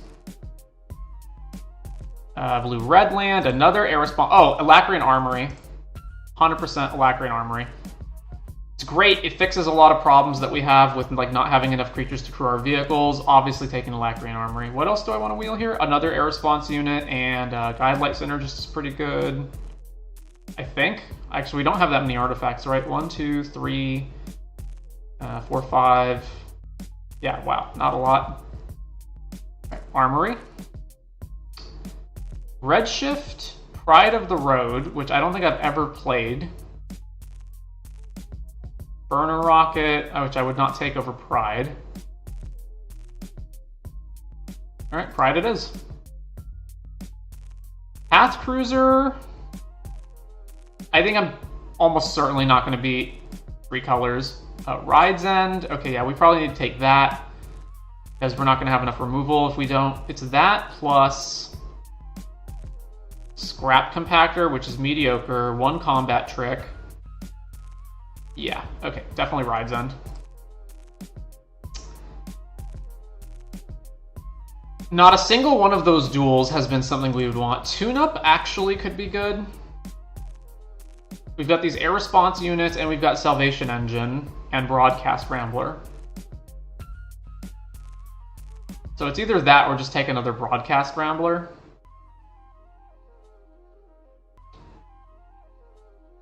I don't think we have enough artifacts for this to work, right? Armory is an artifact as well, so we can bring that back. We're probably not going to play either one.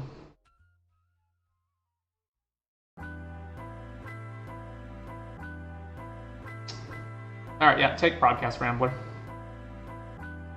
Lynx! Oh my gosh, yeah, definitely Lynx. Hit Automaton, double Exhaust. Draconautics would be a lot. There's also, is that it? Ace Setter. Activating these guys. I mean, I'm not taking it over Glory Heath Lynx.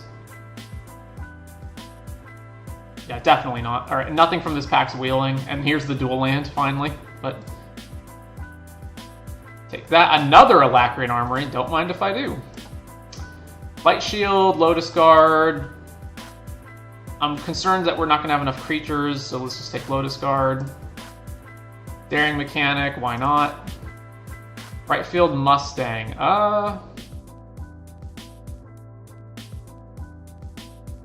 Collision Course? I probably wouldn't play this. Take this. Alright. Well, there's a Bright Field Mustang anyway. And then the last card, so we're 7 over. This probably is not going to be that hard to cut. Yeah, alright. Sideboard. So how many? We have 11 non-creatures? Yeah, a lot of those are getting cut. Probably the Ticket Tortoise, since it can't attack. Yeah, almost certainly the Ticket Tortoise is getting out of here. Group creatures separately. Alright, Alacrian stays, Air Response stays. These guys are basically creatures. Ride's End is a 2-drop. Man, is Salvation Engine even good? We've got Air Response units. Those are artifacts. And we've got Interface Ace. I guess that can attack. But a 2/4 is whatever. And then that leaves the Ramblers and the Thopter tokens that they make. It's probably good enough.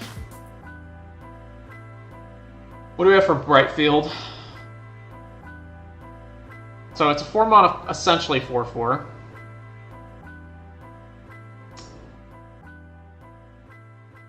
This is 9 spells. That's too many spells. 1, 2, 3, 4, 5, 6. So 13 cheap-ish creatures for Collision Course. Light Shield parries good with what? Tyrax on curve, Endriser on curve, Draconaut. Well, no, Draconautics no. Glory Heathlinks.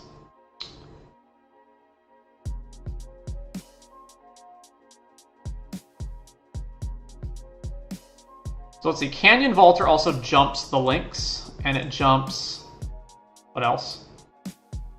Bright Field Mustang. Okay, yeah.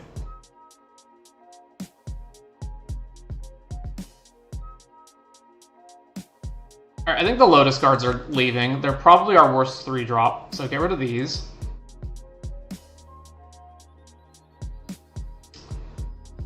This bringing stuff back is like, it can bring back Broadcast Ramblers, which are pretty good, and then it can bring back air response units if they died. 4 over. We definitely have to cut a spell. Top contenders are Course, Light Shield Parry, Compactor, Salvation Engine. Right now we have 1, 2, 3 removal. 1's pretty bad.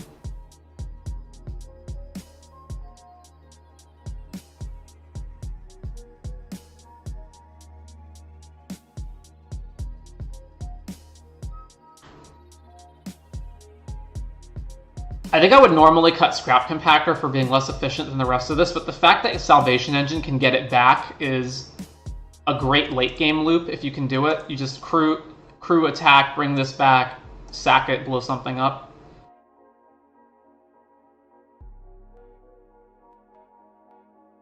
I'm going to cut Collision Course, and I'll just side that in if it turns out our opponents have like a bunch of artifacts that we want to kill.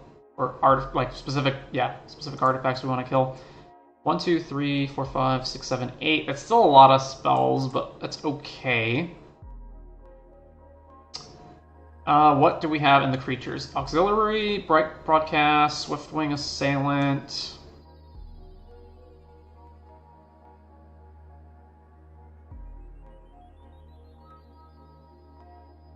It must cut 3 cards.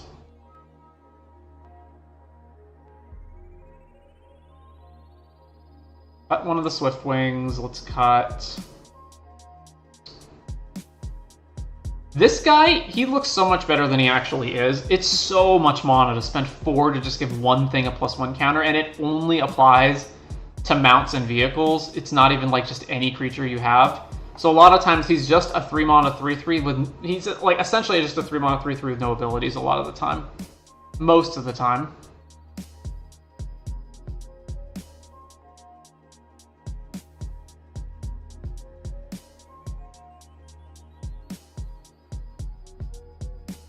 Cut Light Shield Parry. The reason I'm hesitant to do that is because Tyrox and Endrider Catalyzer are pretty shitty attackers, as is Canyon Vaulter. It also helps on Glory Heathlinks if you attack, because you really want to attack with Glory Heathlinks. So you can attack with it, and then even if they have something to block it, you pump it, it survives, you gain a bunch of life. It's honestly probably Salvation Engine, or like one of these other creatures, but...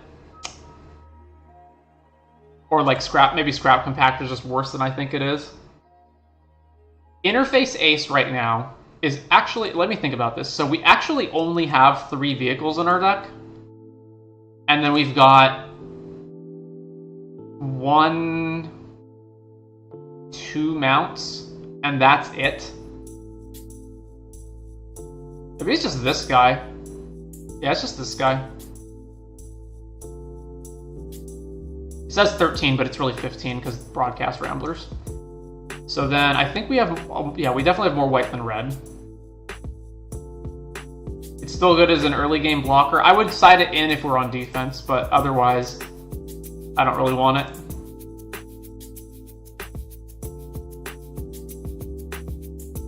Alright, so sort by color. Obviously, we have way more white than red. The main thing drawing me to red is Draconautics. If we're in black, we get access to Crypt Caller, Quag Feast, and Junker. Although Junker is going to be pretty expensive because it's doubtful that we'll have many artifacts. So let's assume we have like 1 or 2. Then this is 6 to 5 mana and ETB destroys a creature. Which is not bad. And then there's like Oil Gorger, Crypt Caller, Quag Feast, and Dune Drifter we get access to, and that is...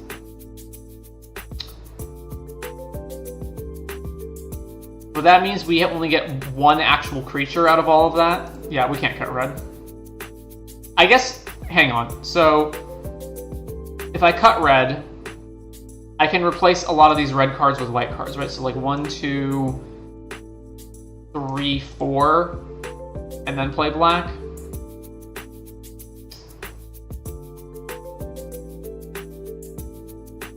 I think what we do is this is a plan B deck of if we're up against a deck that has like big bombs that we can't like out aggro, or if we're on defense and we just need removal like with the Quag Feast, then we just switch to black white instead of red white. At the moment, so color sort, we're obviously way more on white, but we also have multiple red 2-drops, so...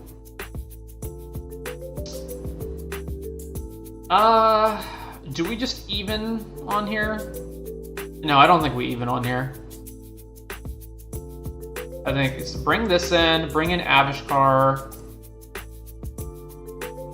and then we're adding 15 more lands, so 9 white, 9 white, 8 red, yeah. Save deck.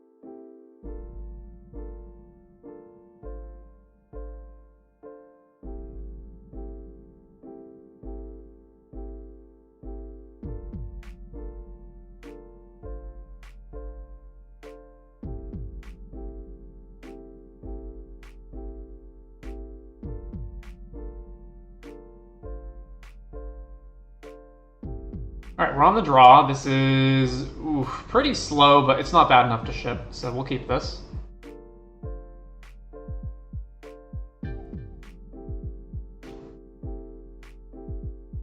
Apparently somebody's trying to buy out Tolarian Academy as a financial speculation for unbannings, and that just seems insane.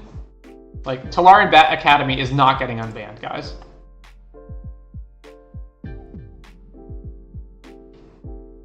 Alright, play this. Hey, we played this opponent on the previous league, I think.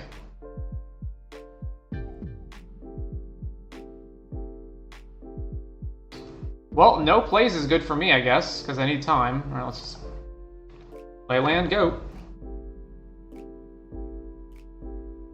So what are we doing exactly? We're probably going creature into armory, probably. We're probably going... It obviously depends on what they play. But it's going to be like one of these 3 draw. It's probably going to be Surveyor. Cycle, Ketrodon, sure.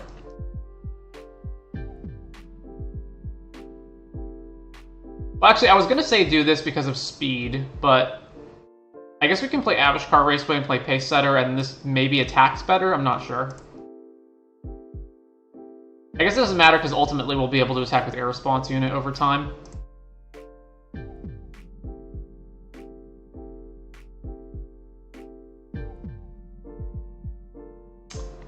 Third color, all basics.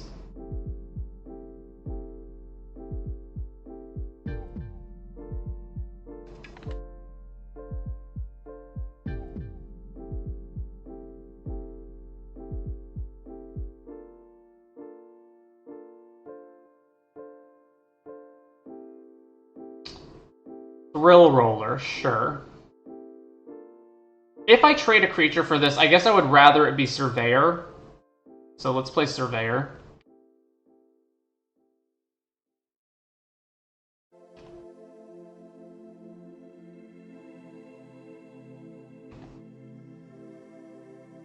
I'm probably not trading for it, but it depends on what they do.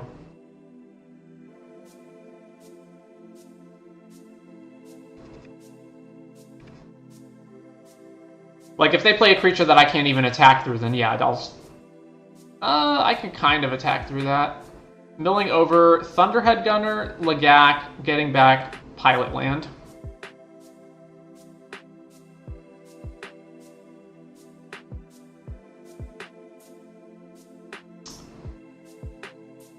Yikes. Man. I think I can eventually win the long game. I just need to stem the bleeding. So yeah, we'll block. Obviously, they still trample, but I need to force them to have to reuse that if they want to get it back. So we're not playing Armory this turn. We're playing Pace Setter. And then next turn we play Rambler.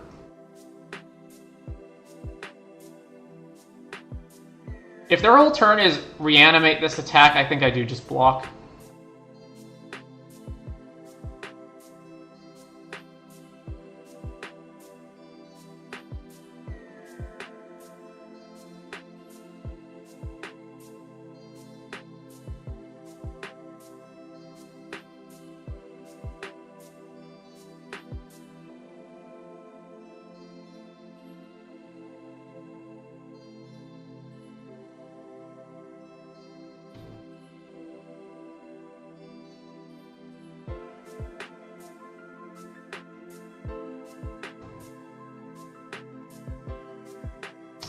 Rocketeer Boost Buggy, then this land, but they're not getting back Thrill Roller. Interesting.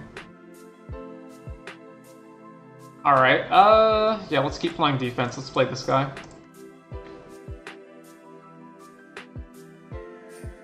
So 3 mana so that they can just crew this. That's fine. Or exhaust this, rather. Yeah. Uh-huh. So blocking is a pretty big risk if they do attack.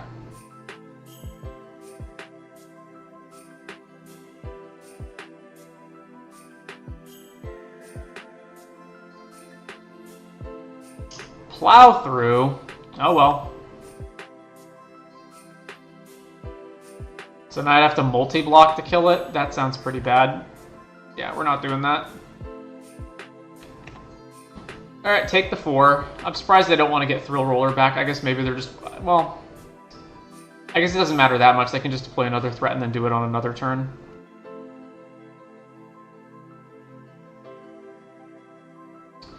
So on my turn, I'll be able to go Armory plus Canyon Vaulter, swing with both of these guys.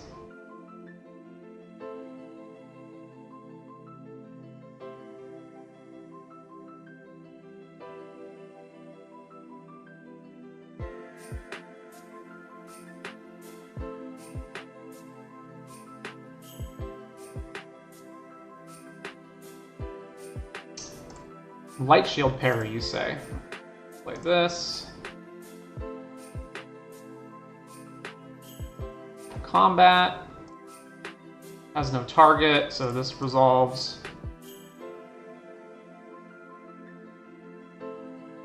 Then swing with the Thopter token.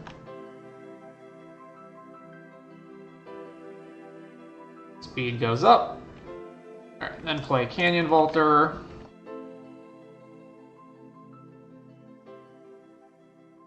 They just didn't do anything, eh? Immediately goes to combat. Alright, I'll trade Vaulter for this. Block here. Uh-huh.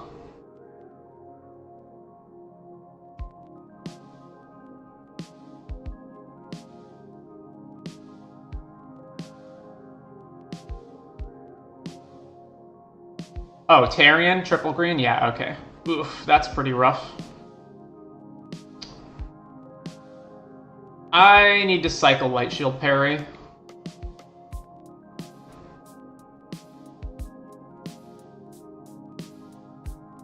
Hang on. Alright, so I go, put a counter here, gets double strike. This is 6 power. Plus I can light shield parry. Wait, no, it's 3 double strike. So I can go 5 double strike, kill this. That is a way of getting it off the board.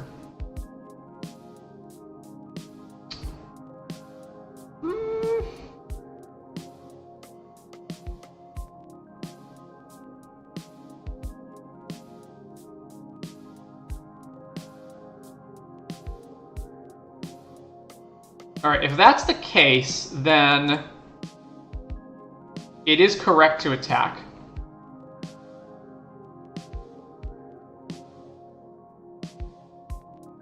So swing here, swing here. Well, let's see if they block. Yeah, sure.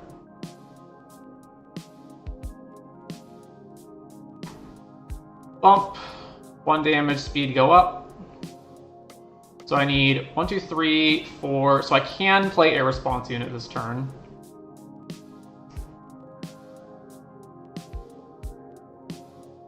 Because I'll have just enough to do both.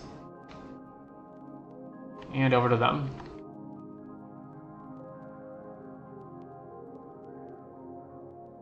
They're just immediately going into combat, sure. If they've got a trick that makes this survive, then sure, so be it. We're dead if that happens. Alright. Block here. Activate. Light shield.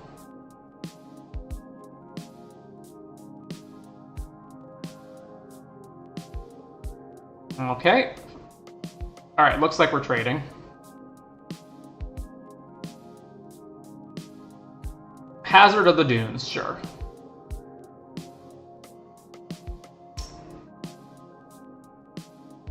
Oh, and it has reach. Ugh. Oh, wow, what a draw. Okay, so play this guy. Then combat. This targets air response unit. And now I get to attack with this.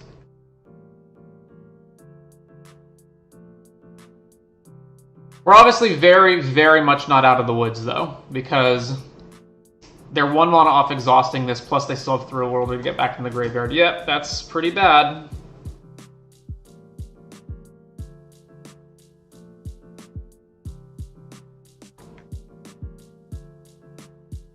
Well, we don't have any good blocks here, so sure, we'll just take it all, and then if they... Actually, so I can crew air response unit, and then that's 4, 6... No, it doesn't block it. Alright, well, we'll just take it. No blocks. Do you want to exhaust or not? Indeed. 'Tis exhausted. Alright, Surveyor... Well, at least we got a land out of the way.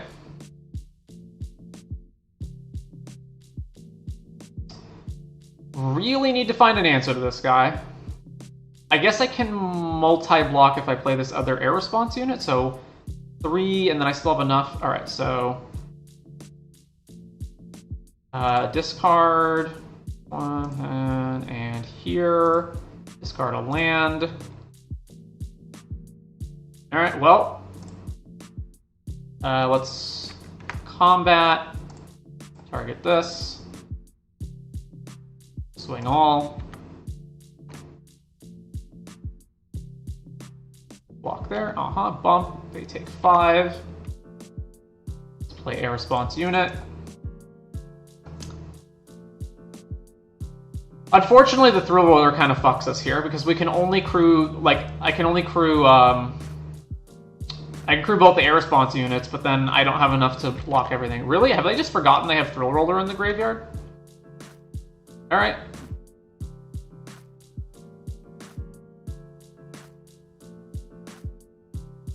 Because that would have been really bad for me. Alright, crew this.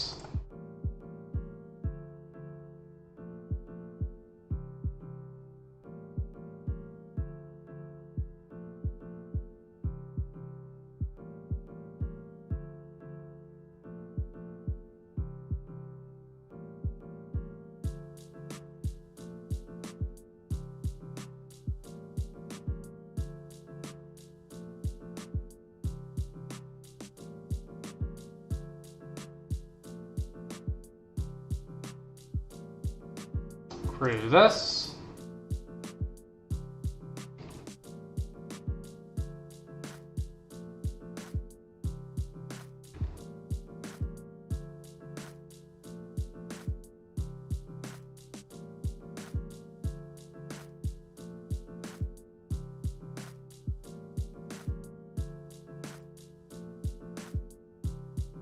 Alright, double block here.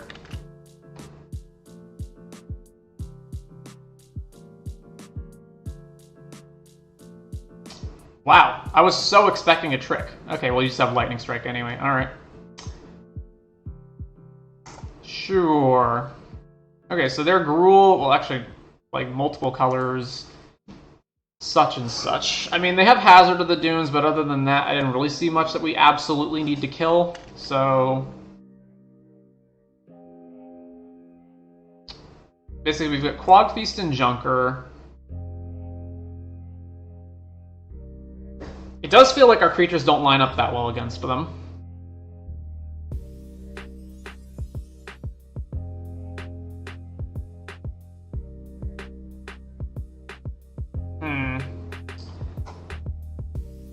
I do think this is probably the time where we want to switch. So... cut this, cut this, cut this.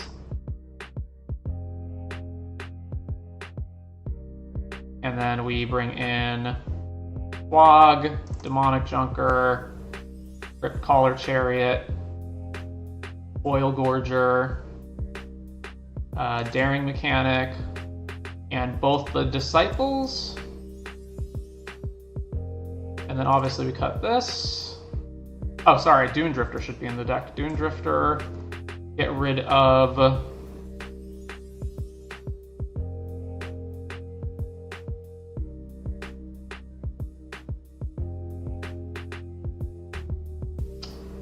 Get rid of what? We have 12 actual creatures from here. Probably Light Shield Parry. And then bring in, where is it? Interface Ace. Because we're adding more vehicles to the pile. And then obviously we need to change all of these mountains out. So cut all of that. And now we're at 1, 2, 3, 4, 5, 8. We probably need to go 8-7, or 9-7 rather, so add one of this and 7 swamps. Oh, am I over a card somehow? 17, I guess I am over. 1, 2, 3, 4, 5, 6, 7, 8, 9.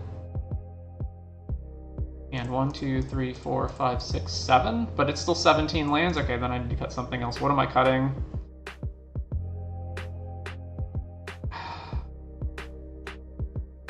I don't have enough time to think. I need to submit the deck. It probably should have been like Air Response Unit or something. I'm not sure. Alright, that's fine. Keep. Oh, that's actually a great curve. Links into Canyon Vaulter.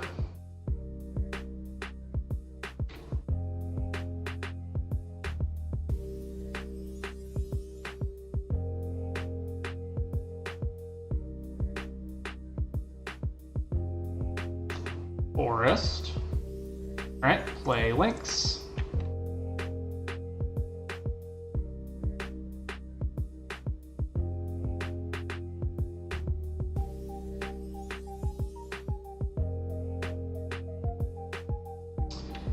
Man, if this is just Lightning Strike, that sucks. But can't play around it. Saddle. It looks like they're F6'd. Yield, yield, combat, swing, trigger. Grab of planes. Alright.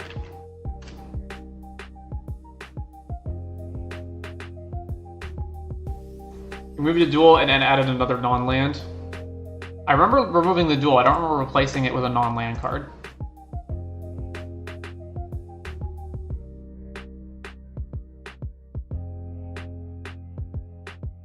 3 mana. Boom Scholar. Okay. Ooh, another land. So play this, and then do we just play Armory? Armory, jump, swing? Or Armory... No, because we definitely need to saddle this. Well, I guess the Alacrian saddles it, right?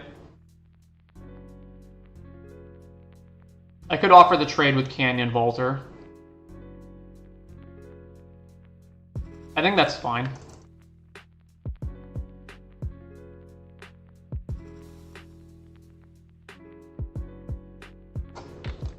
So combat, trigger, target this. Yield. Then swing. Trigger this, go get a plains.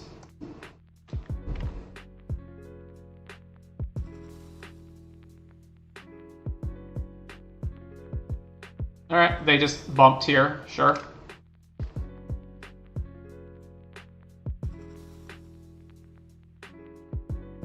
And they did nothing. Alright, well, play the plains. So let's just play Cloudspire Captain.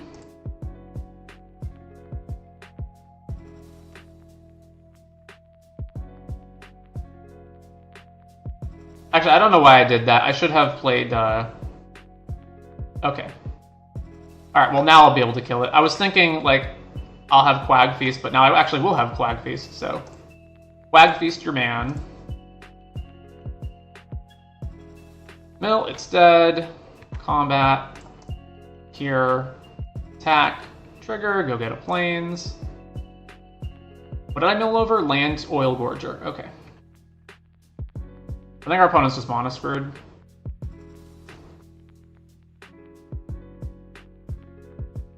Well, not quite.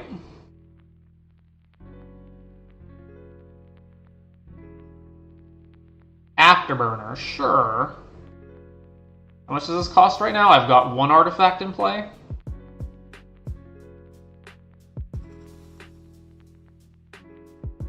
Let's see. So this can't trade here. It can trade here. So there's no reason to reveal any other information at the moment. So combat. Saddle this. Swing. Grab another plains. No blocks. And then if I play these two now, and then next turn I go land, I have 7 lands, then play Broadcast Rambler, 2 lands plus 3, 4 artifacts in play. So this will cost 3, I'll be 1 off doing it. So I'd rather just get more stuff on the board, especially flying.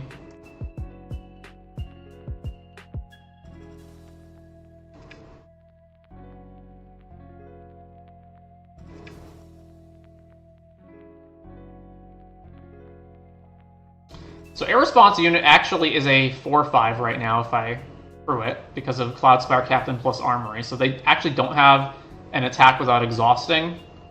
And if they do attack, so what I can do is I can crew, block, and then if they spend all their mana exhausting it, then they have nothing to follow that up with, and then I attack for 3, 6, 8 damage.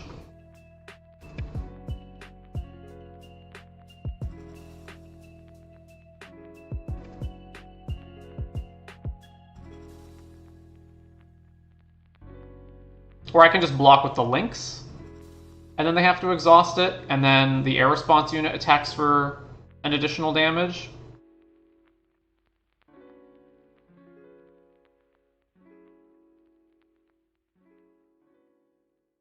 So I'm pretty sure any attack that they have with this is just bad.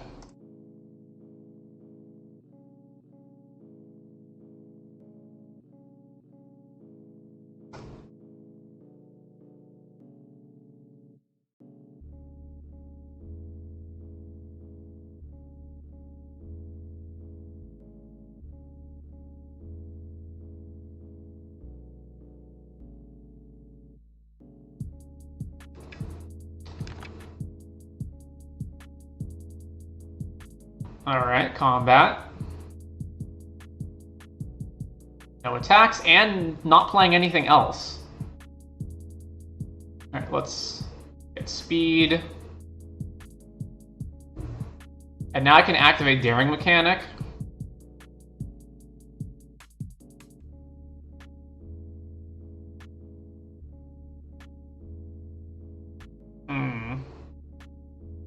Alright, go to combat.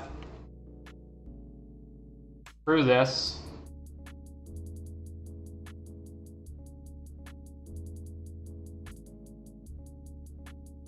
I should have saddled Lynx as well, but whatever. Swing here, swing here. Guess they can exhaust and then trade. I guess I don't want to do that. I guess we just hit in the air with air response unit, right? Yeah. Sure. Swing.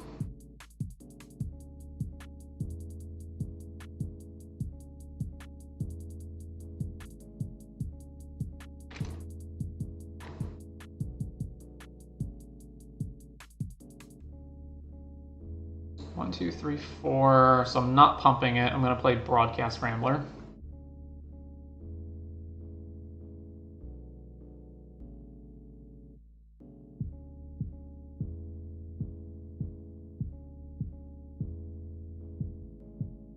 Alright, they're just conceding. Sure. So we're 1-1. I don't think we changed anything, right? So definitely switching to black was the correct move. Alright, no, I had very little time to think, so we do want the other Rambler in the deck. So what am I actually cutting? I'm actually cutting probably air response unit.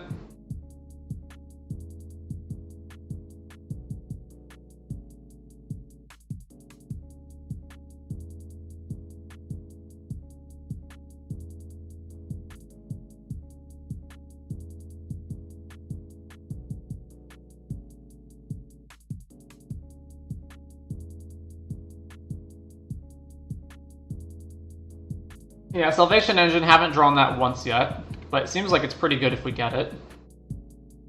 Alright, so yeah, let's do that.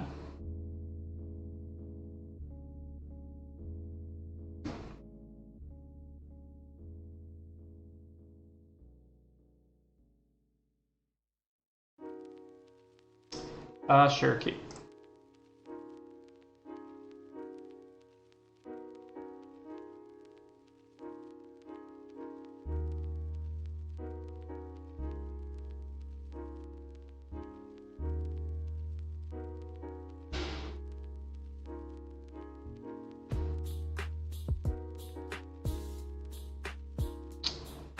Rocketeer, Boost Buggy. Alright, we need to be able to block that because we can't just let that attack us for free. Well, yeah. And Interface Ace doesn't actually block it if they just exhaust it.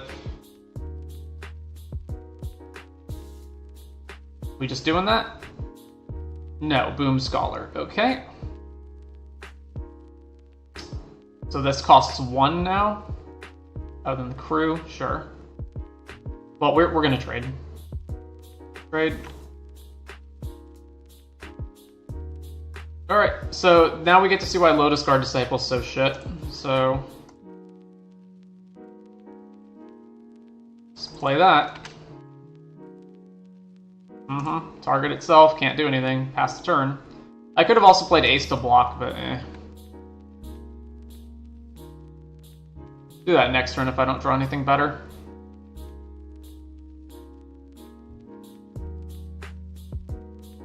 Swing, no blocks.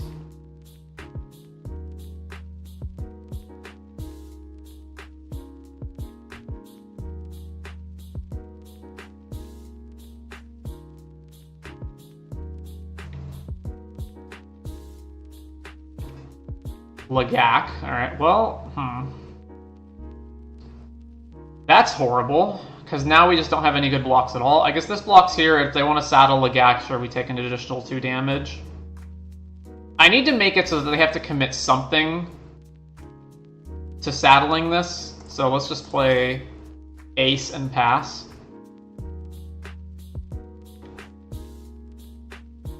This costs 6 to activate. And they're... Okay, so they could activate it right now if they wanted to.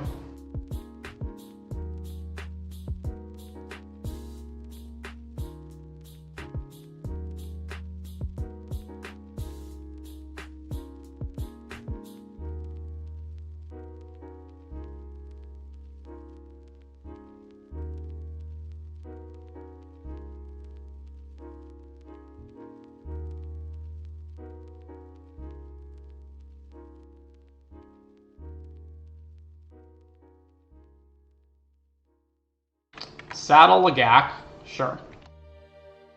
So we're not blocking this. Uh-huh, yep, no blocks.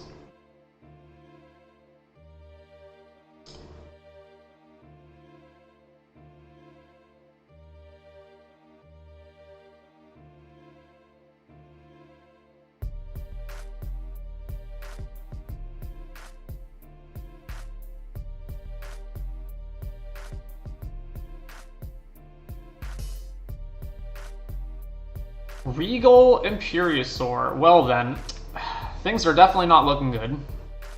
Oh, and you got more Quest to play? Nope, yep, no.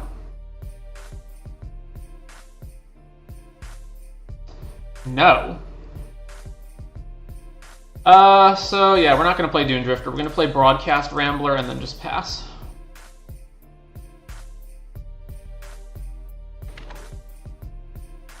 Does this only untap on my turn? During your turn?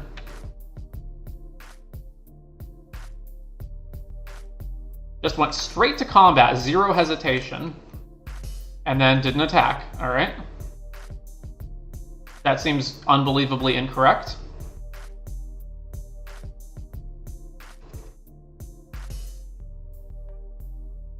Thunderhead Gunner, yeah, things are not looking good. Discards Pothole Mole. Pretty rough.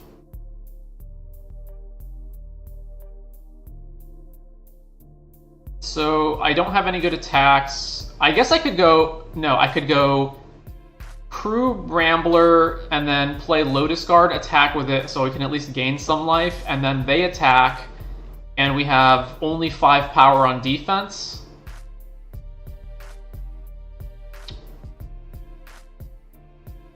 And then next turn we block. No, okay. So the problem is I need to block it. I need to block with it this turn so that next turn I can Dune Drifter it back.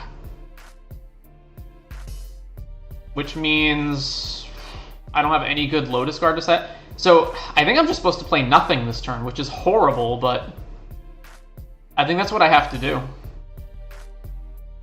I could play Lotus Guard and then just pump another Lotus Guard and attack with it. That seems so bad though.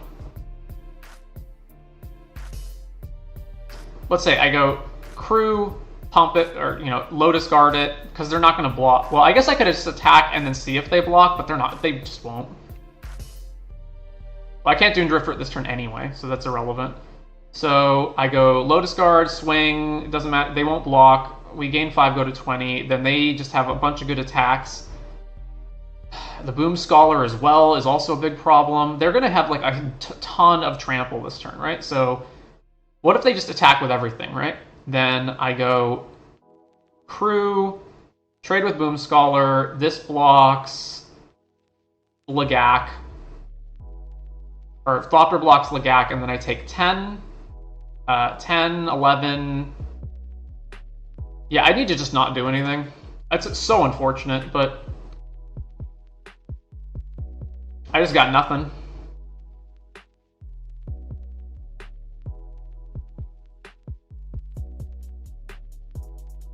This card's a land.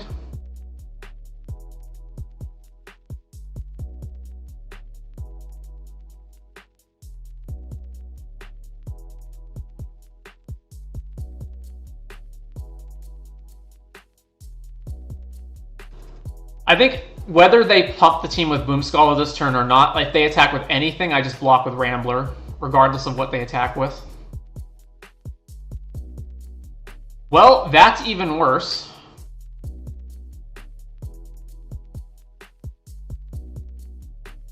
Uh-huh. Do you have another land for this dude? No. Yeah, I have no good blocks on Lagak either. Swing with these guys, and I don't have a good block here either. So we take 7. This is so rough. Yeah, alright.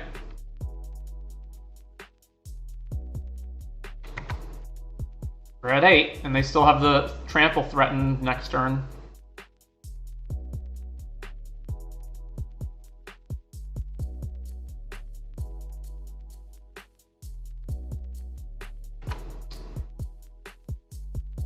Alrighty then, Dune Drifter, tap everything, X is 5.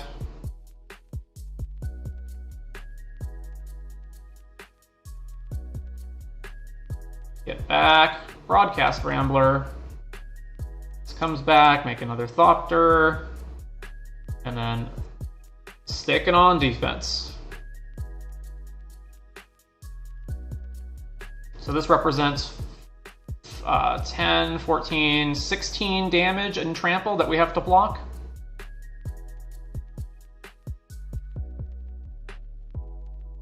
Saddle Lagak. We do actually have to trade with it this time. Like we can't just let it keep hitting us every turn. It just sucks so bad. Oh, okay. Really?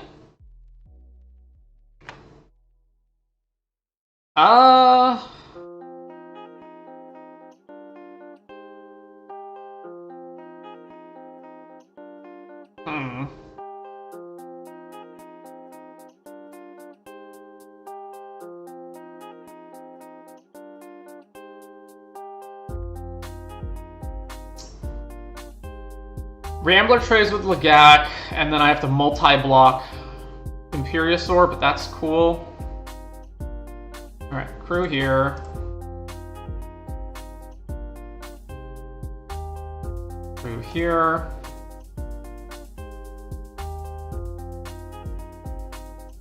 Clear blocks, block here, block here, block here.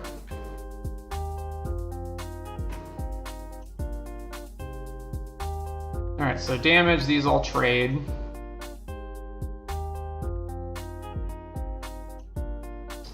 Afterburner, which they can activate for just the mana that they have available. Things are not going well. We really need to draw like Ride's End or something that's going to help us get out of this. Grease Wrench Goblin. Ugh. Their Collar Chariot's pretty big. If I play it, I can't play anything else. Oh no, I can play Lotus Guard. But then I still am not gaining enough life for that to be worth it. How much trample is this next turn? So activate Afterburner, activate this. Then it's 3, 6, 10, 15. I have to block 15 damage. So I actually have to block 8. And I'll have 4, 5, 6, 7. This crew's for 2. So 5, 10. This will die in combat, so I don't really have time to Lotus Guard my life total back up.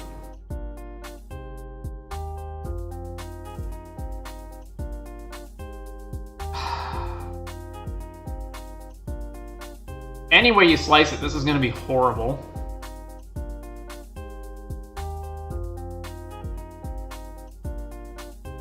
Alright, Grip Collar.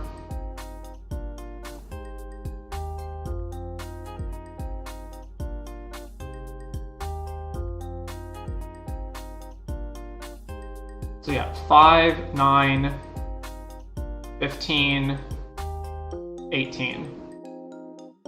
Crew, 5, 6, 10. This die, I mean, I guess I could block Thunderhead if they attack with everything.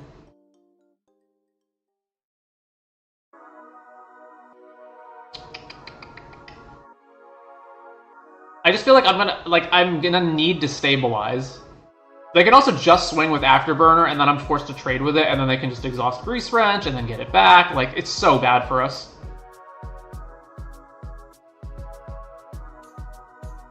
I just don't think I have the time to play Lotus Guard and actually give anything anything lifelink that matters, but I think playing it also just screws us.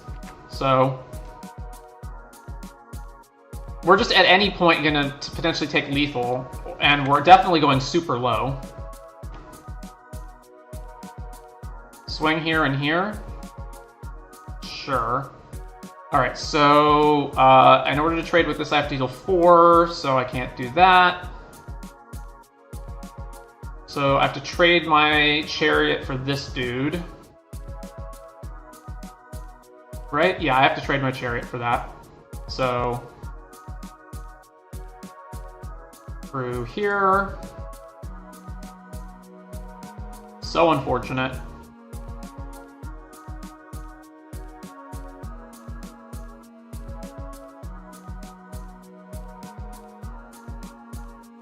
Actually, hang on. So I can block here, and then they have to pick which one they want to survive, because this costs 6.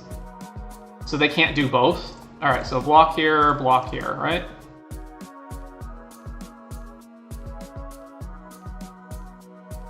Yeah. They can't do both, so they have to pick one. So yeah, they activate this dude, and then we actually trade with both of them, and then they do... obviously they can get Afterburner back, but... we at least get rid of both of them for the turn. Come on, removal for Grease Wrench Goblin. No. Yikes. So activate, get back Afterburner. I have to have enough to block this fucking guy. Actually, I don't need enough to block this guy. So interface ace block here, take 4, go to 2.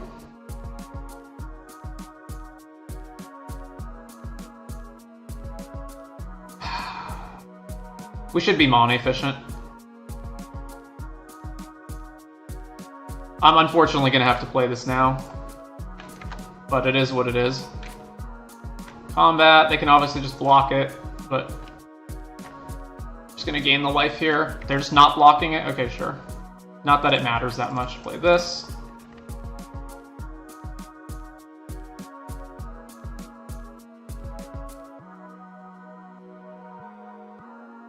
So then presumably this gets activated and brings back Afterburner. Swing, swing.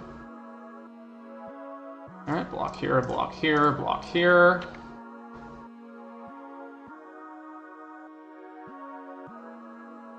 Bang Guardian? Man, come on.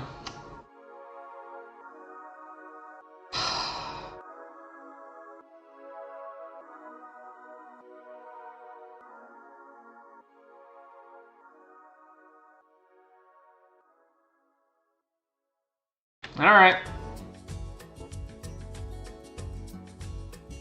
Swing. Give him speed. I am clinging on for dear life here.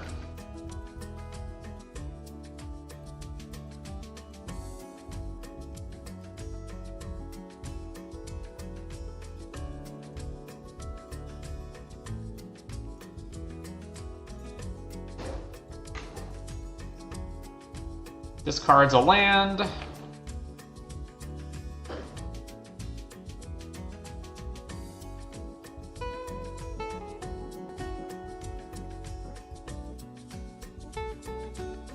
Not exhausting. Playing something else, for God's sake.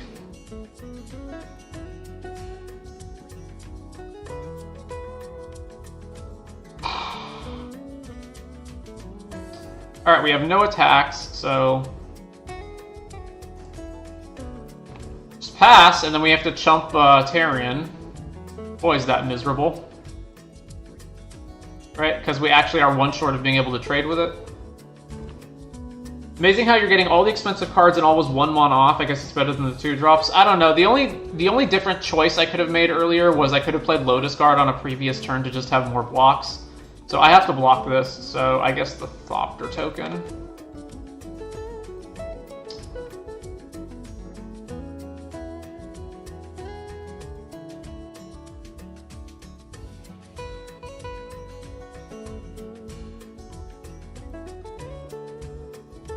And now we're just drawing nothing.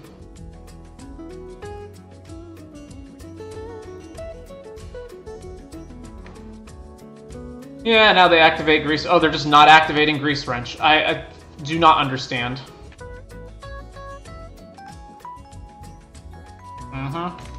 Alright, block with Interface Ace.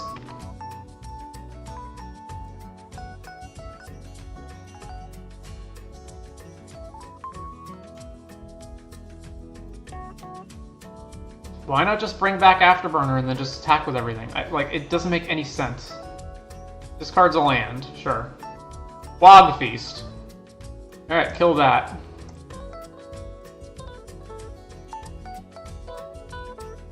I milled over Cloudspire and a land, sure. Well, I can't attack them, so back to them.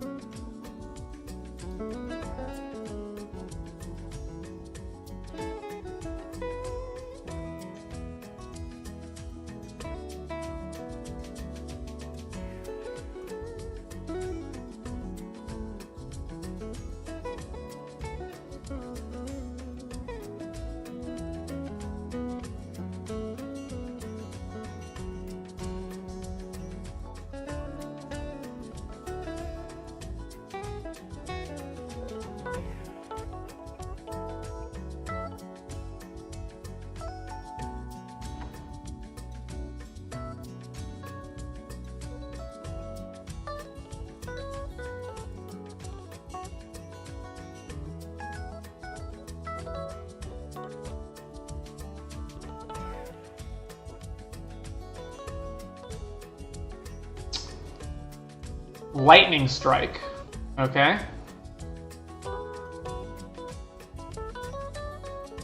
Okay, so they did remember. Anyway, we're just gonna die now, so.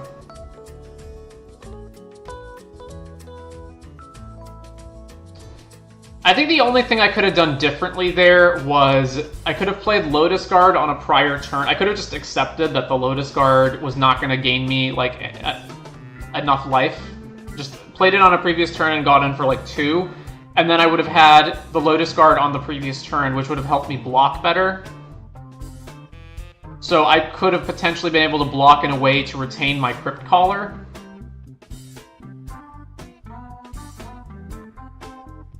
But I don't know that I had any other options. This is also not great, but we'll keep.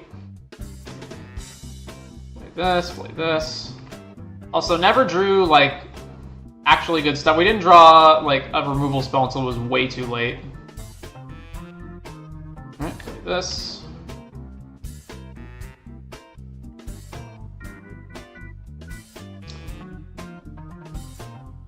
Gibrick. Okay, I'm gonna play Cloudspire so that when I play Brightfield next turn, it's bigger. Yeah. Or do I just get Start Your... No, I guess that doesn't matter. Let's just get Start Your Engines online.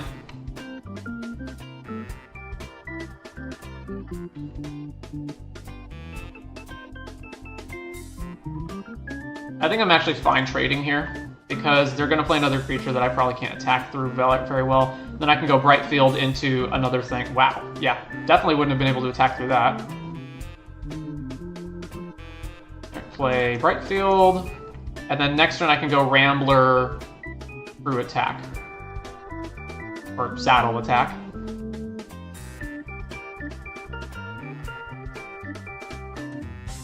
So swing there, no blocks. We go to 18.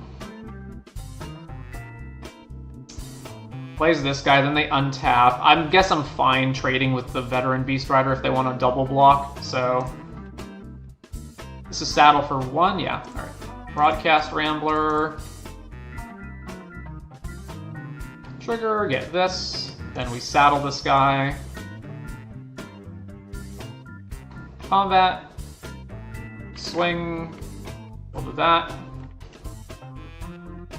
So yeah, if you want to double block, you gotta lose your Beast Rider. And I'm fine making that trade.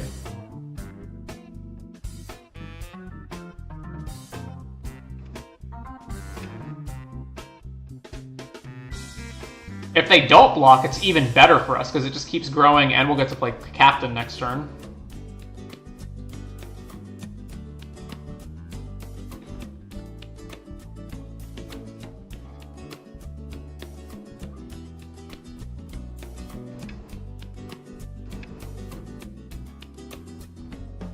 They're really in the tank on that one.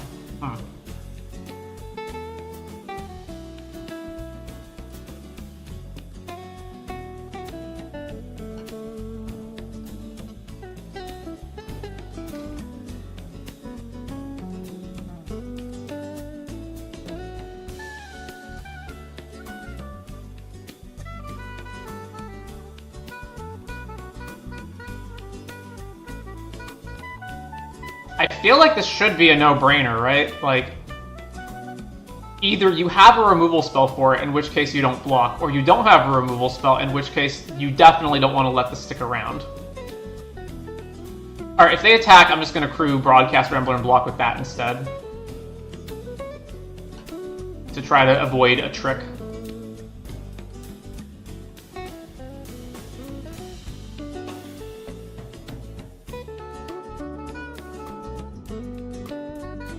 Or I guess rather they couldn't activate this. Okay, playing your own.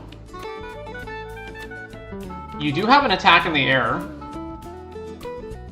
But at no cost, because you'll get to untap your guy. Yeah. Alright. Okay, are we playing Cloud Spire plus Air Response, or are we playing... or Cloud Spire plus Activate this, shoot something? I probably want to shoot this flyer, right?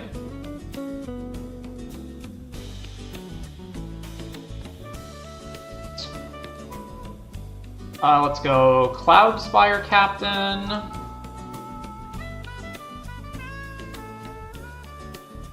And then through here.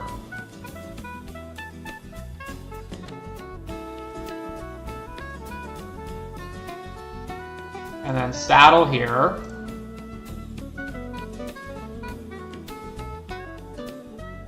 Then go to combat. Swing with both of these. Then Brightfield triggers and becomes a 6/6.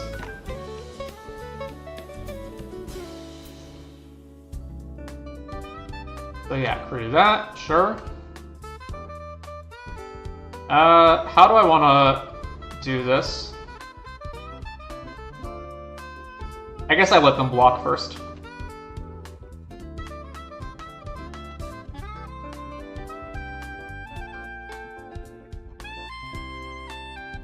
Block in there, and that's it? Sure.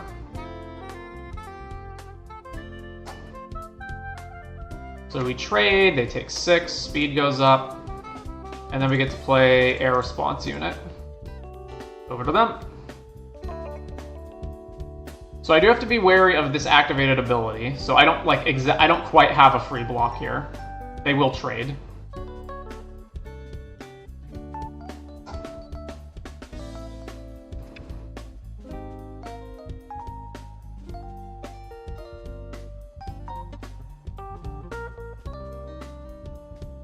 It does basically cost them their whole turn. Roadside Assistance. Oof.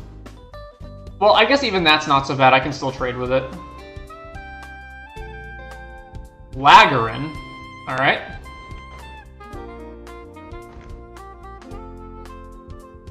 Swing. Sure, crew this. It's a 4/4 block. Alright. We're not quite at max speed, so let's see. What do I want to kill? Beast Rider or Laggerin? If I kill Beast Rider, their attacks, their blocks just suck, right? Like, they absolutely suck.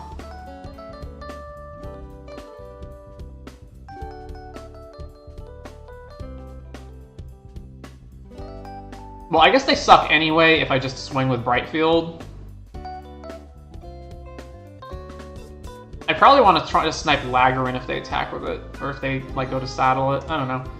Saddle this with the Thopter. With the Thopter? No, with cancel. With Cloud Spire, because I'll have a blocker anyway with Brightfield. So cancel. So saddle with.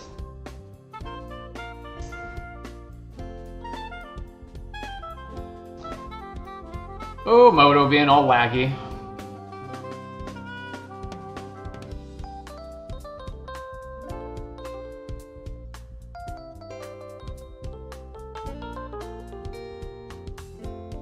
It would just be annoying, but the fact that it's also ticking your time down while it does it is just so bad.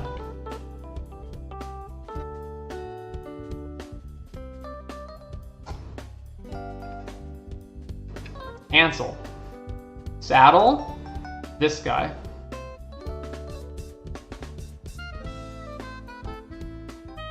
Combat.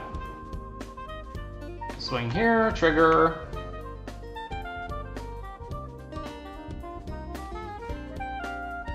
Take it or chomp?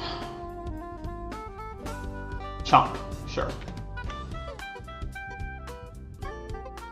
How much does it cost to crew this? Saddle this? If they activate this guy, do I care? Not really.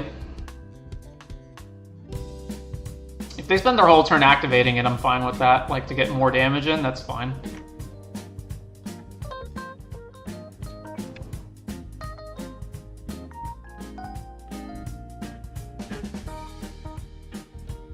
Saddle, uh-huh. I need to put a stop on their second main.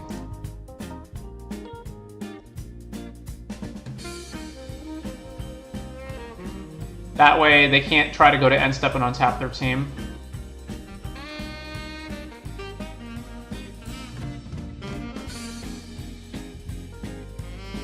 So this can only target itself, which is fine.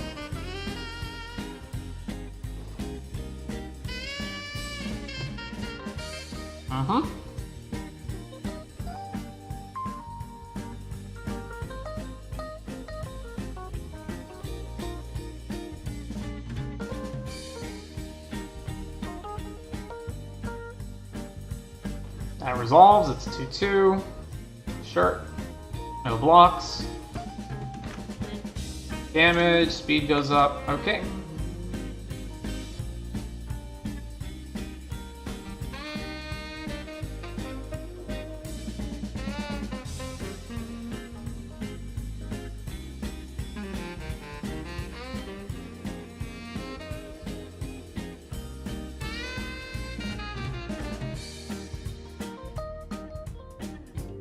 Right field glider, uh-huh.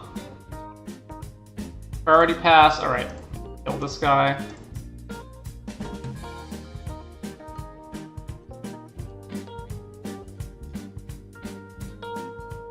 And then back to our turn. So I swing, swing, swing. Yeah, alright, so...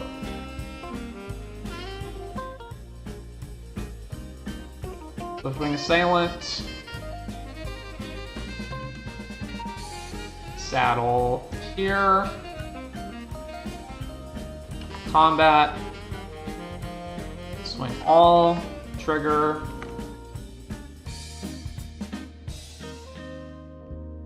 Jump block there. Take 3. Go to 11. Speed maxes out. Oh, I didn't remember that I had Surveyor. Thank you, Graveyard.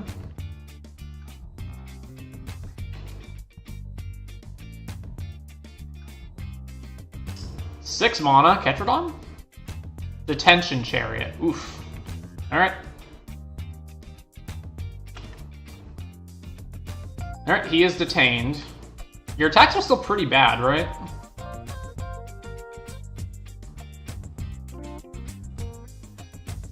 So they can saddle, attack, put counters here, but then they have no blockers. And then, I mean, they don't die. Alright, well, they're just doing that anyway. Sure. So counter here and here. Right. Activate Surveyor.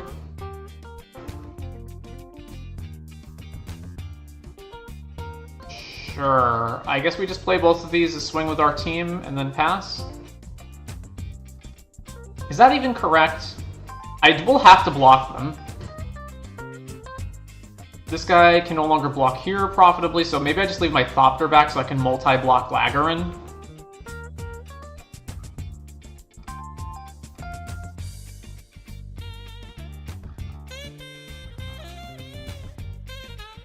So combat.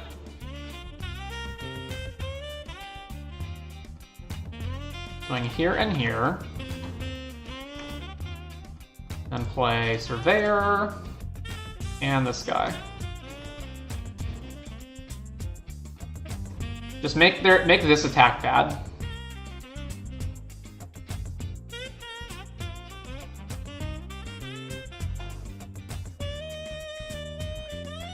And then also this is, well, Detention Chariot's going to be an 8/8 if they attack, so, or a 7/7, depending on whether they saddle Lagrin or not, so I don't exactly trade with it, but that's fine.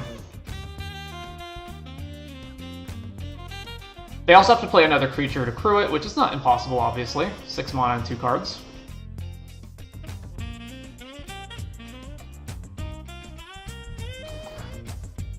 So, option 1, they go play a creature, crew the Chariot, saddle Lagrin, attack, put a counter on Lagrin, put a counter on the Chariot. And then I'm only forced to block Lagrin or Chariot, not both. And if they're doing that, then that's basically tapping everything down, so they have no blockers.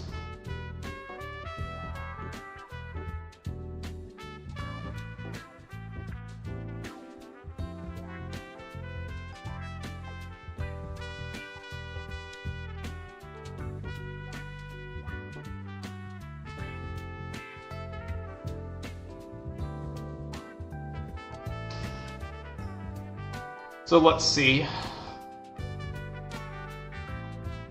If you count the Thopter token and Captain as 1 creature, then it's like I have 4 creatures and at least 3 of them have to be blocked in order for them to survive.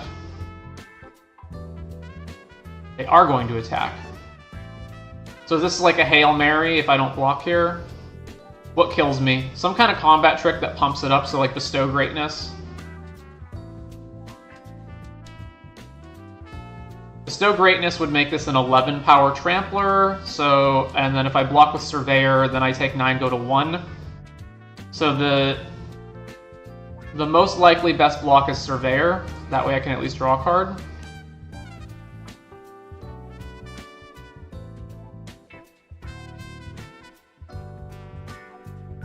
Oh my god, Moto, come on.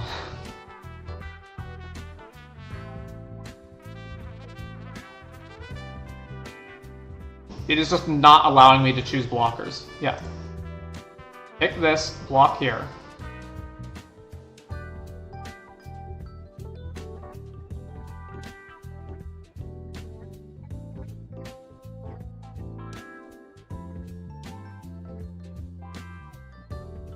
I could also multi-block it and get my Mustang back, but I don't know. I feel like it's fine just blocking here.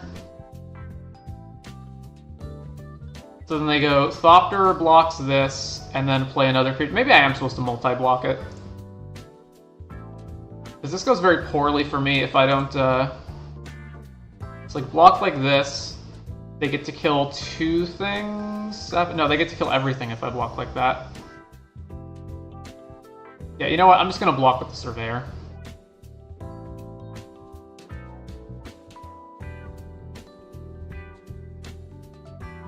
Alright, no trick. Brightfield Glider, and nothing else. Alright, activate this, tapping this, this, and this. Draw a card. Salvation Engine, finally.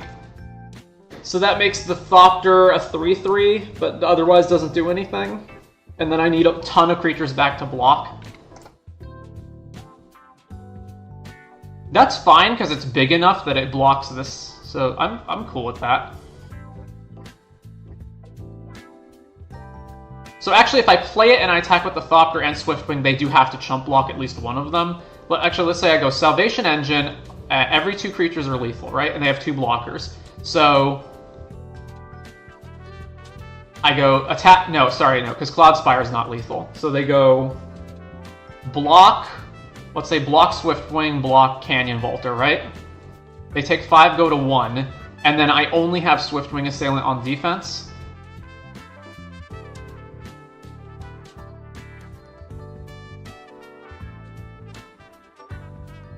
They very clearly don't have anything, though. Like, all they've played is a Brightfield Glider. Alright, let's play Salvation Engine. I think I don't attack with the Captain. I just leave the Captain back, because he plus Swiftwing can crew it. So we go to combat. And attacking with him is not lethal anyway, so we just swing here.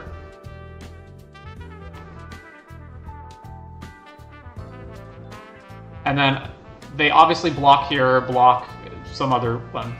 Like they trade here, and then block this. They go to 3, and then I can still crew Salvation Engine.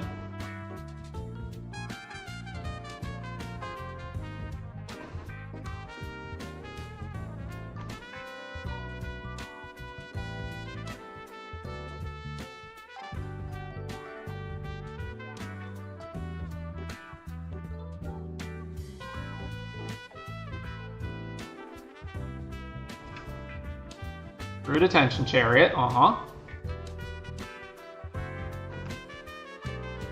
Swing.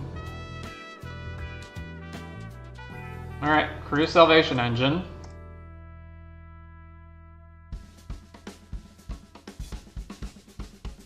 Block.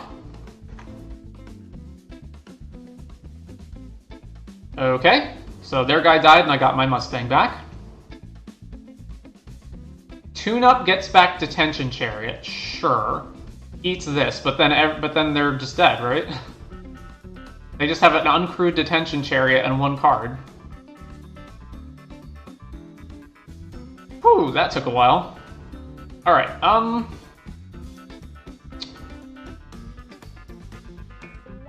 so they have a lot of, like, dinky blockers, which makes, like, these X ones pretty bad. They also have things that I want to kill. Junker can only hit creatures, right? Creature that player controls, and Quag Feast hits vehicles, so this can hit Detention Chariot. So I think I'm once again switching colors, so... Remove all the mountains. Remove this. Then add a plains, right? 4, 8...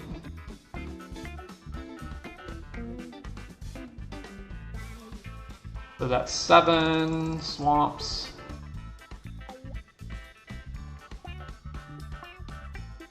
Then we cut all the red cards.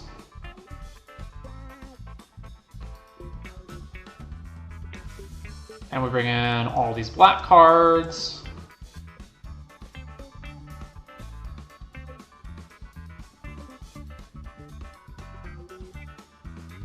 And then we bring in Ace. Actually, I'm going to want Collision Course. Swiftwing. Daring Mechanic. We have 9 creatures, plus 2 because of Rambler. And then Armories can crew vehicles, so not exactly.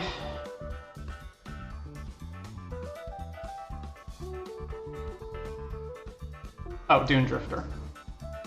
Almost forgot about that. And that means I actually need to cut something.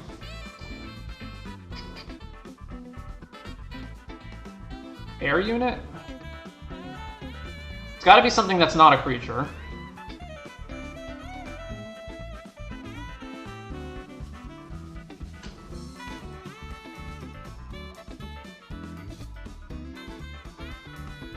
Alright, that's good. Submit.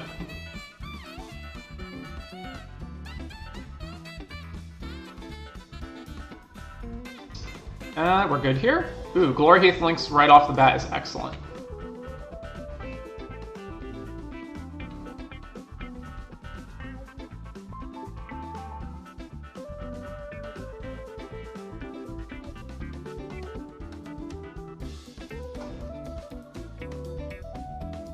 Play this, play the links.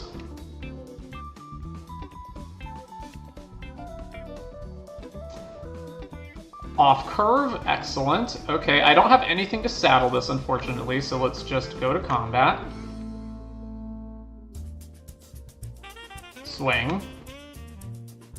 Alright, gain some life, play air unit.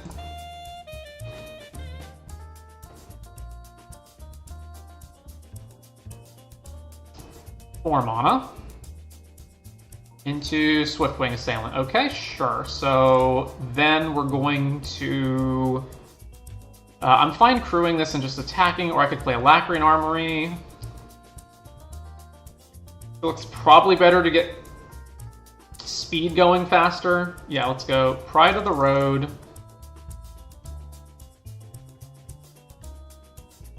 Through this. Combat. If they want to trade, they trade. That's fine. Did not trade. Excellent. And now I can still trade with their guy on attacks. air response unit of their own. Attack or no attack? No attack. Alright. So, let's see. Armory makes this able to attack into them now, as well as air response unit, so that's probably the best move. Or I go Canyon. Quagfeast can't actually kill anything right now. Yeah, okay, so...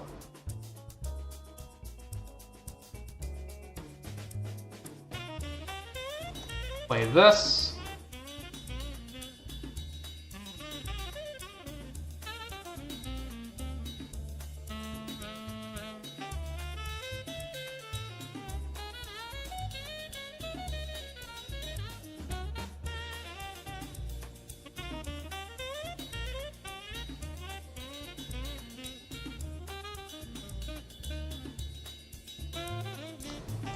Saddle here.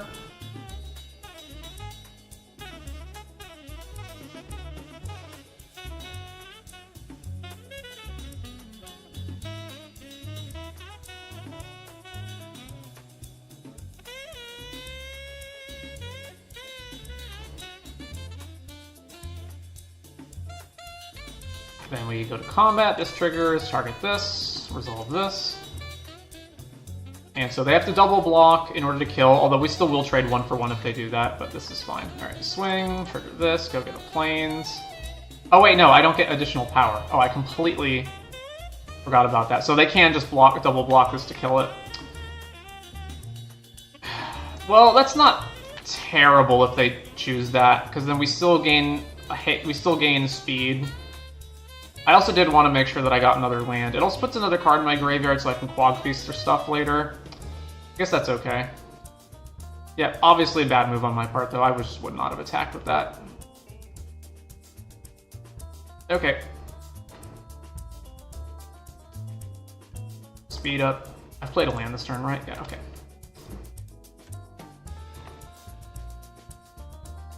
So now they have free attacks on this turn. Cycles Detention Chariot.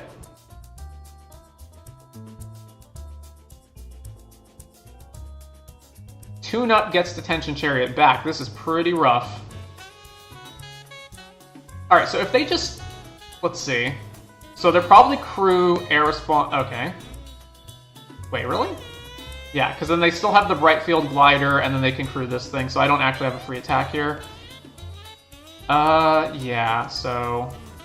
I was hoping to play Oil Gorger this turn, but I can't actually attack into this. Well, I guess I can, because Alacrian Armory gives me more toughness. So it's sort of a free hit. Alternatives is blow this up, get my pride back.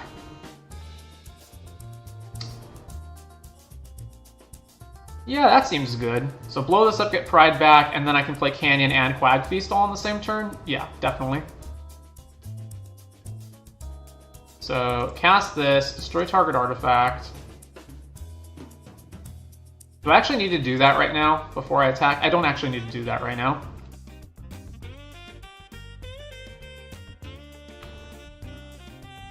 Let's just go into combat, crew the air response unit, swing, and then they don't have any good blocks, but we get to go to max speed. Alright. Cast this, destroy target artifact, shoot Detention Chariot. Then Quagfeast this guy. Milled over Alacrian Daring Mechanic, and then play Canyon Vaulter. Alright, and now we have an active Pride of the Road and everything else going on here.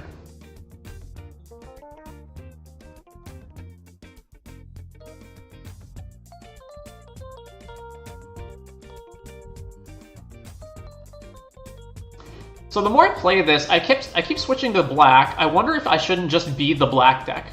The reason I chose not to is because without the red creatures, my creatures are a lot worse. But maybe it is just correct to have the black removal.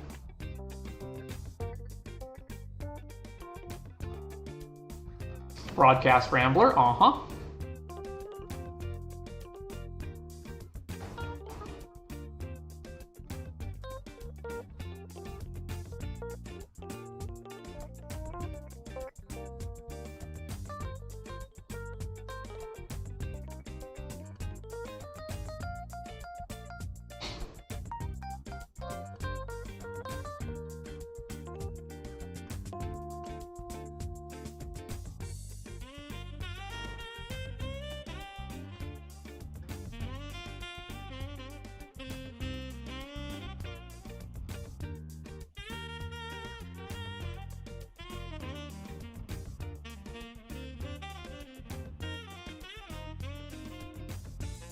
So they have no attacks, obviously. So they have 4 toughness in the air with Thopter and air response unit. Wow, Dune Drifter? I can get back a 4-drop. Nothing at the moment I really want. So let's see, let's go Oil Gorger, and then I get to double strike it. That sounds awesome. Alright. Oil Gorger. Enter combat. This targets this. This targets this.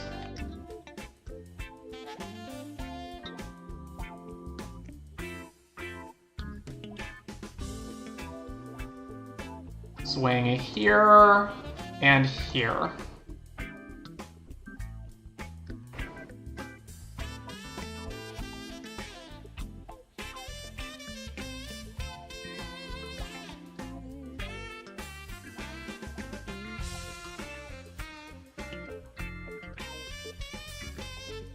So they're gonna double block this, sure. So damage, and then we kill their air response unit.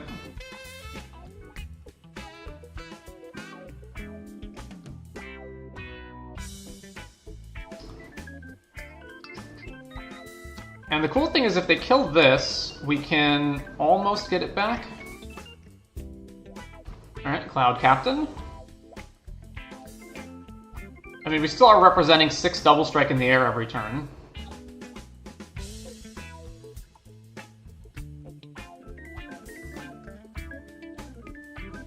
Bruise Rambler, and then Lotus Guard, sure. So they're gonna get 6 life off of this.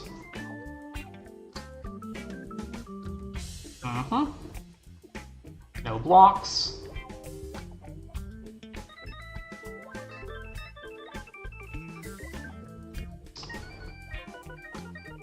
Alright, do I just attack with everything? All their blocks are bad, right? I mean, they can trade here. And this is 6 toughness, so they can't actually block it in any way that matters, so I should just attack with everything. Getting anything back before combat is irrelevant, so let's just go to combat. This triggers, give double strike here. And this has no targets.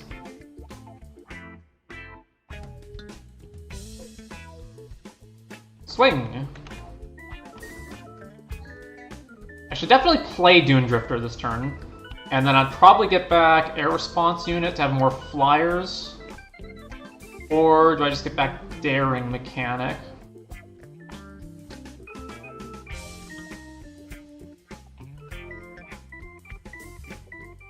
So this obviously blocks here. And then they have to... They don't have to block, but they should. Yeah, trade with this. Damage. So yeah, if I get back air response, it represents lethal on their next turn, so X is 3. Get back air response unit.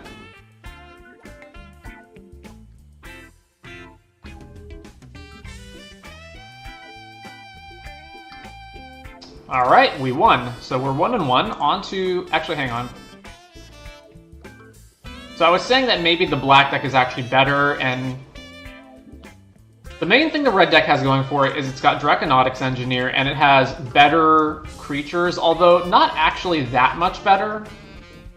So yeah, let's just go ahead and take all the red cards out. So take all these out, take out this. Take this out.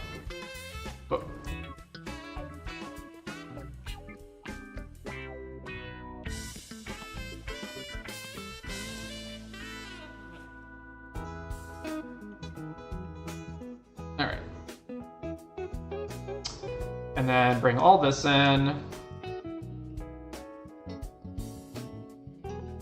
Dune Drifter.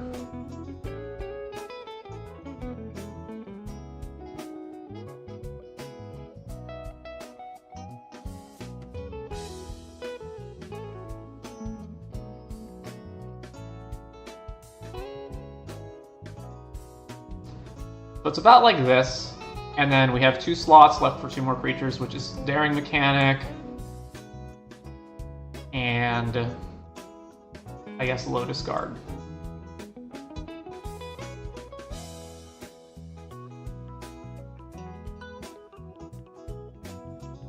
Yeah. Alright, save. And on to match number 3.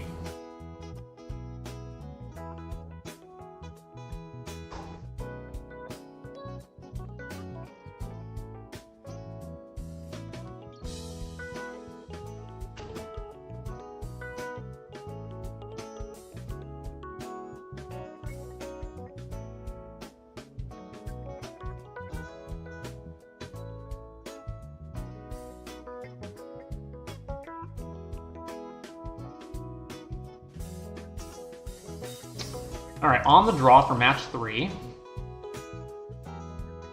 This is fine. It is a bit slow, but other than that, we're good.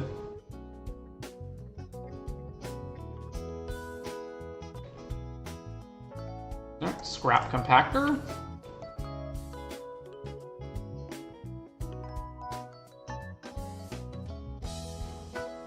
Cycle Chitin Gravestalker. Alright, over to them. 3rd Swamp. Nothing. Alright, let's just play Air Response Unit. This is Siphon Out mana, but I guess they either didn't have it or they don't care about Air Response. I'm assuming they just don't have it. Are they bricked? Wow. Actual bricked. Alright. Play this, play Swiftwing Assailant.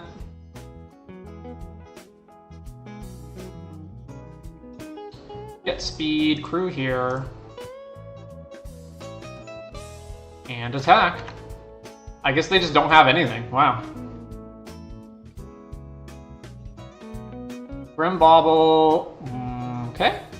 Another one? 2nd Grim Bauble, sure. Alright, let's play Rambler. Trigger, crew here.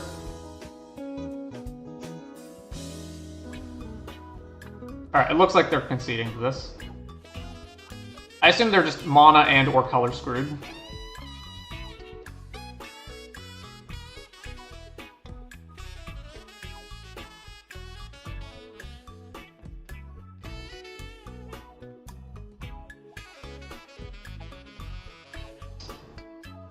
Yikes, Moto, yikes.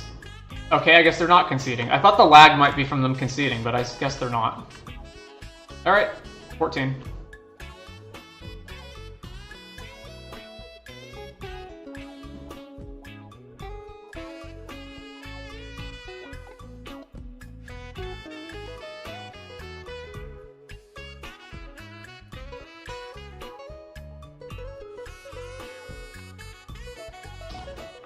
Finally found white mana. Playing Javelineer, sure. Yeah, let's just play Oil Gorger.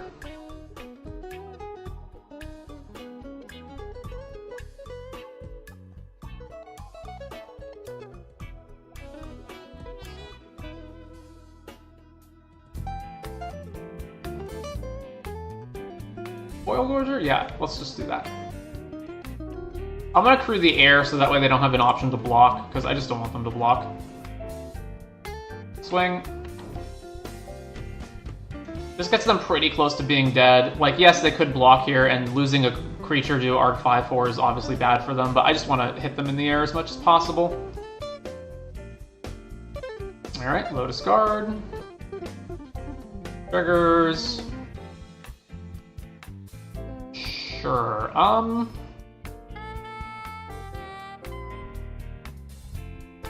I mean, they still have no good blocks, right?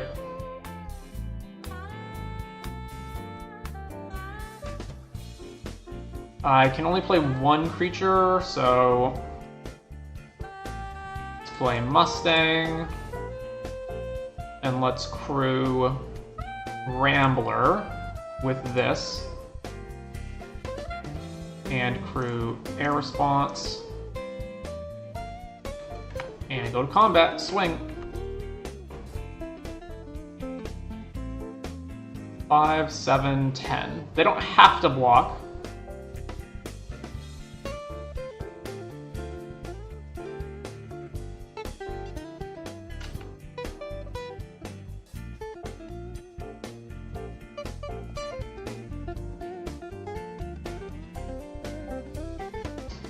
Alright, they're at 1. Did I miscount that? I thought that was 10, not 11. 3, 8... Oh no, it is 11. Okay.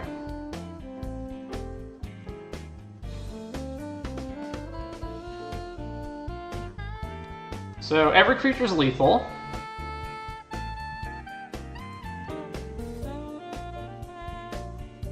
And we have removal in play.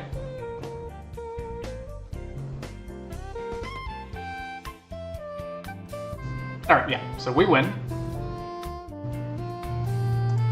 Sideboarding. They have 2 Grim Baubles, therefore I would like to cut any creature that dies to a Grim Bauble. So, Canyon Vaulter, Lotus Guard Disciple. Everything else survives. Except random Thopter tokens, but there's no getting around that. Okay, so that would mean Swiftwing and Interface Ace would come in.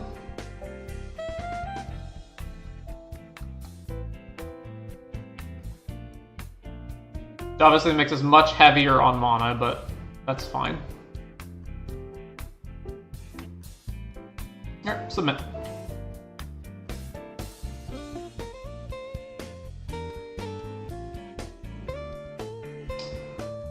Sure, keep.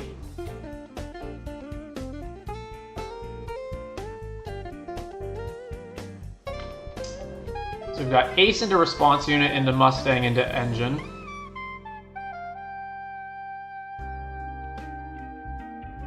Interface Ace. Make those baubles useless. Play Air Response Unit.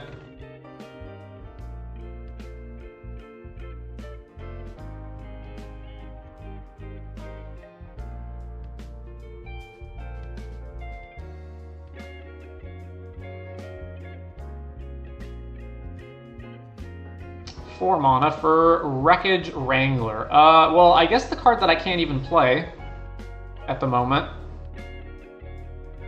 Yeah, get rid of that.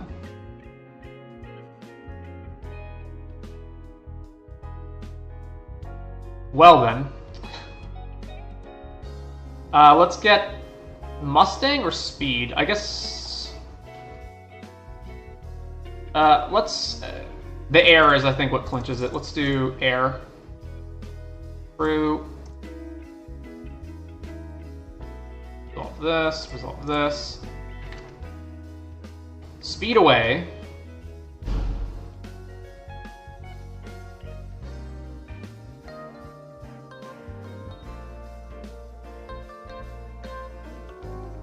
So next turn I go Engine, and then I have 5 in the air, plus Swiftwing Assailant.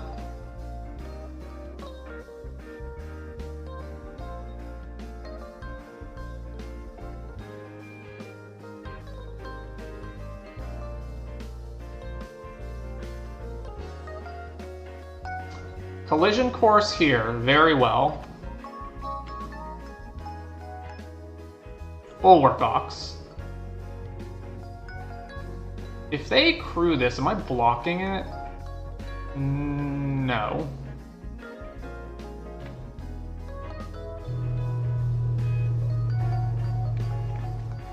So, no blocks.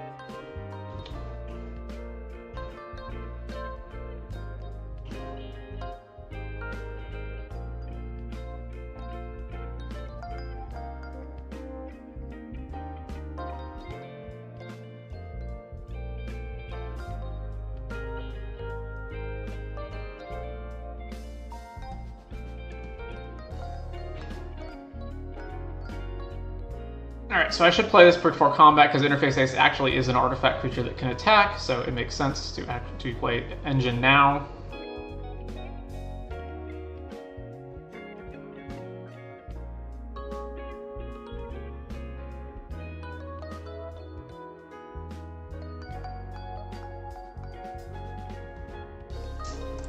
Play land, play Salvation Engine. Swing here. Speed up.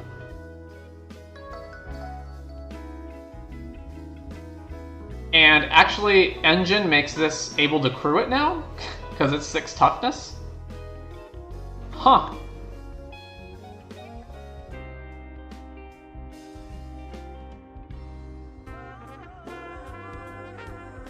Roadside assistance, okay.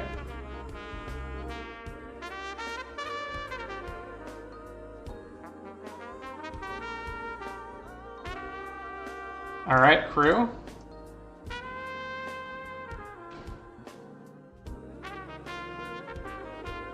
I'm guessing they just didn't see that. Block. Or do they have a trick? Oh. Okay, well, my guy still survives anyway, doesn't it? Oh, no. It doesn't? Oh, this gives it Death Touch. Well, that's a shame.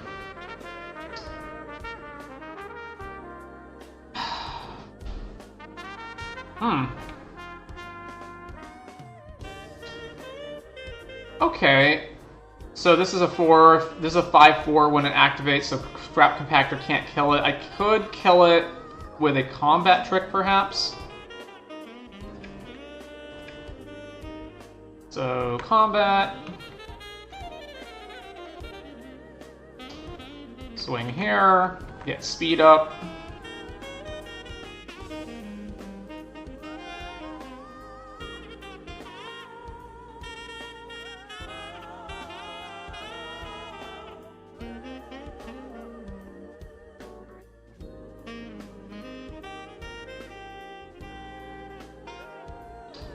So if I play Mustang and block, then we trade, and I have to Light Shield, then we trade. That's pretty bad. So I think I just go Mustang plus Scrap Compactor. This guy can also save this from being killed. Yeah. So there's some timing to note on that. This is unfortunately 5/4 with lifelink, so you can't exactly race it, but I think it is probably better to go Mustang plus Scrap Compactor this turn.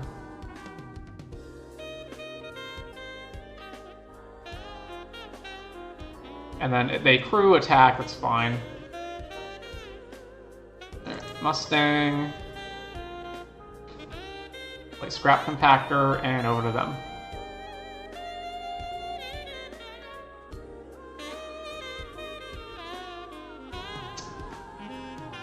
That was quite the trick, eh?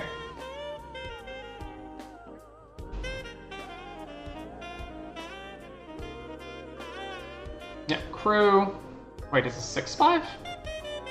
Oh, and Oil Lorger. And then they can use Bulwark Ox to crew it at instant speed. Yeah, that's rough. So this is 9. Alright, well, we take it all. It's any counters, right? Creatures with counters on them, yeah.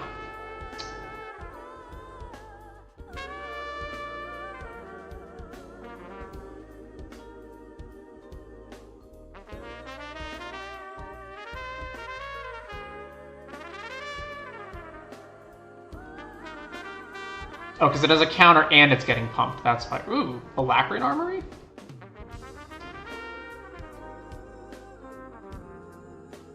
How useful is that? I think that's actually not that useful right now. So this is 6/5. So I need to double block to kill it.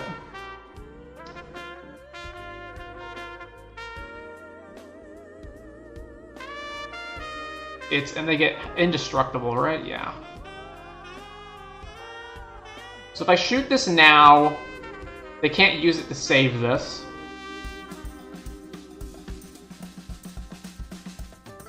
That seems decent. Alright, so 3 damage to this guy.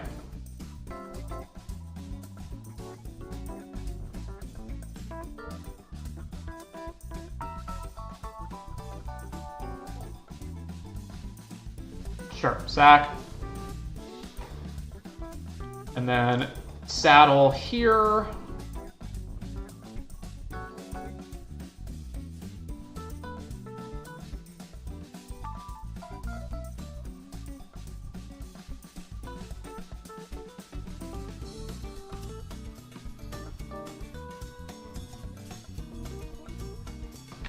Combat, swing, swing, and this triggers. Wow, what is going on with Moto? Like, this needs to be fixed, because this lag is just crazy.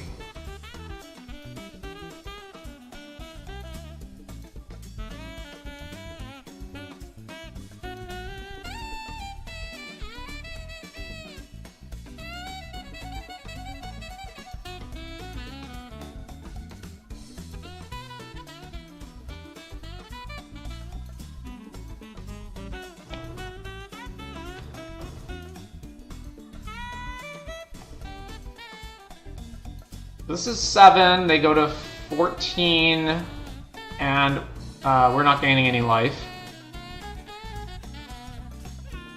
Then they go crew here, attack, right? And then if they also swing with Oil Gorger, I mean, they're not going to also swing with Oil Gorger, but they can attack, I have to double block, and then Swift Wing Assailant's going to get killed, presumably, so that Oil Gorger is unimpeded. Grim Bobble, sure. Are they going to double Grim Bobble one of my guys, and then I'm going to Light Shield parry to keep it alive? Yeah.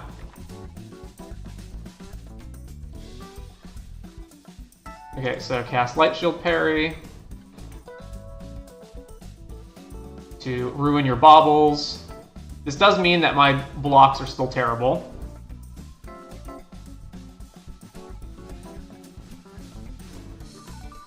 And, yep, one of this guy, sure. And the problem is I do have to actually block this. Because now they can swing with this plus the Oil Gorger. Yeah. So I just throw away Interface Ace over here. Go to 4. Hoping to draw something there, but I guess not. Armory.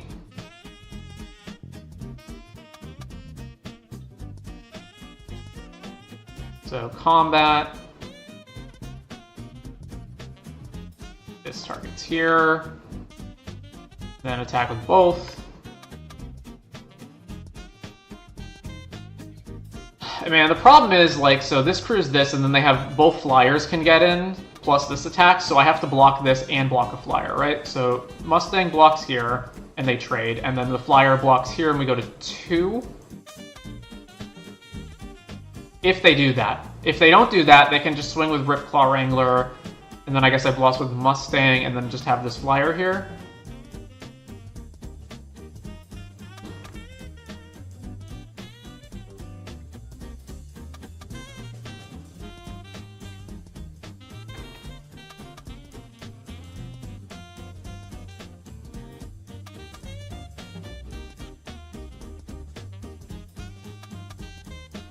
Locust Spray cycling.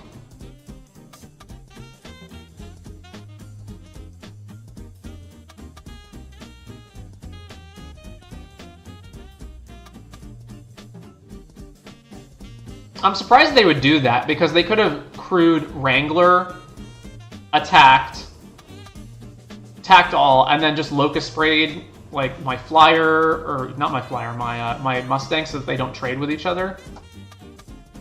His guy survives, mine doesn't.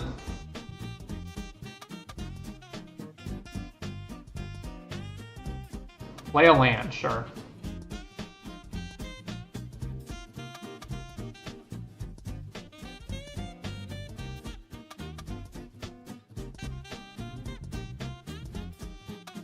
Yeah, if they'd kept this, they could have gone crew, swing, I block with Mustang, they go Locust Spray minus.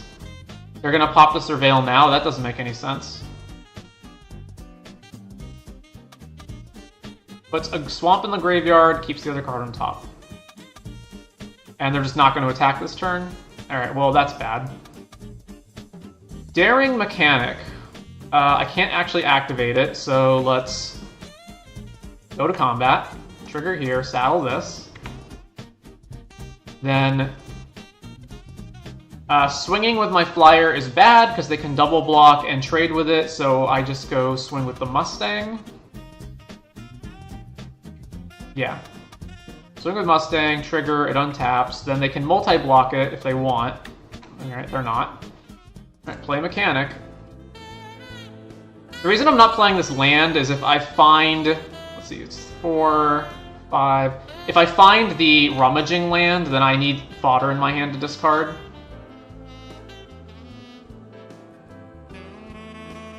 So I assume they kept a bomb or removal spell. Okay, sure. That's what they kept? Really? That's what they kept. And they're surveilling on the main phase again. Okay.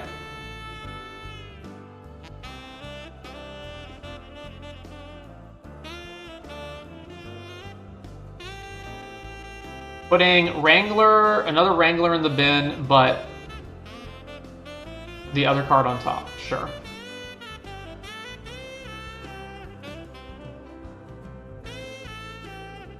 Alright, I guess I just swing with Mustang again. Combat. Saddle here. Swing, trigger, get a counter.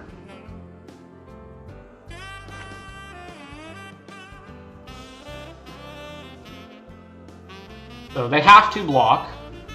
Oh, they're just gonna concede to that. Okay, I didn't feel like I definitely had that game locked up at all, but sure. Alright.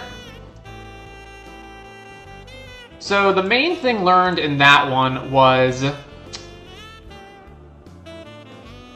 I had different versions of the deck that I could build, and I was defaulting to red, but it just seems like in this format, it seems like creatures on curve just really don't matter unless you've got like just a ton of cheap cantrip, like combat tricks or removal, to force them through, because it seems like these creatures just get outclassed so fast. Like Lotus Guard Disciple just sucks in this format. Basically anything small just sucks. They get outclassed really quickly. The format doesn't feel particularly fast. So essentially when I had red, it was basically just Draconautics Engineer, and then like all the other cards sucked, kind of. Like, they don't suck. Like, Surveyor's fine, like, Pacesetter Paragon's fine. If you can get all the way up to this guy, he's fine.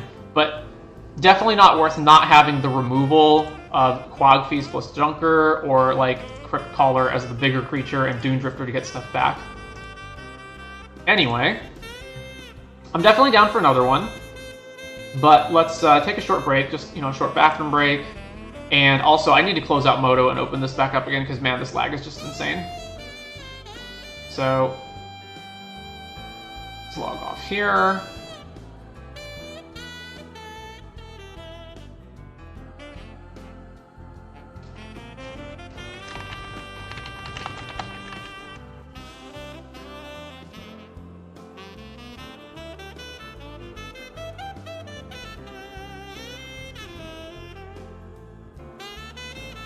All right, back in a bit.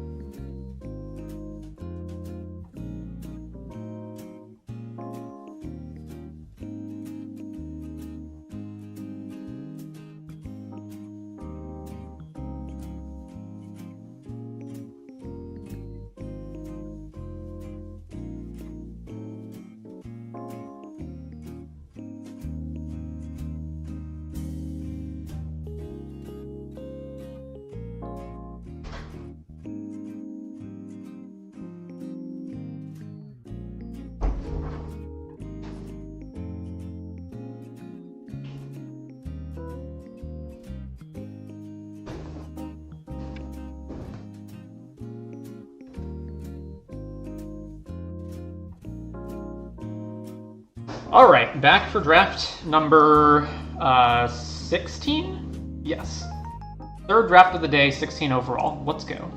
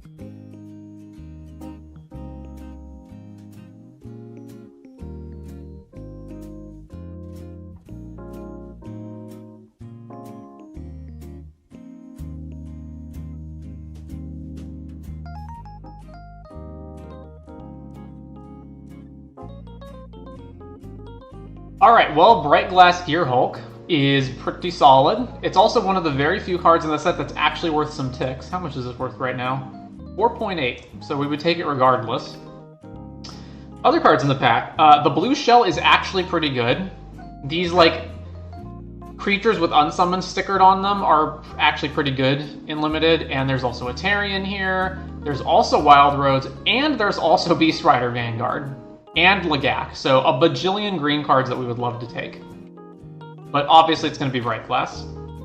And with Bright Glass, we have to keep in mind 1-drops that will be worth getting. The most likely is just going to be Scurryfoot, but we'll keep others in mind if we see them.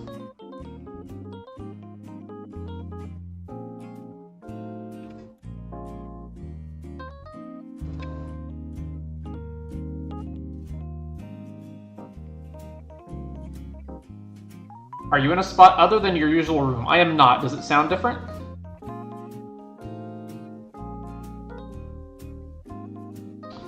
Seed of Varma?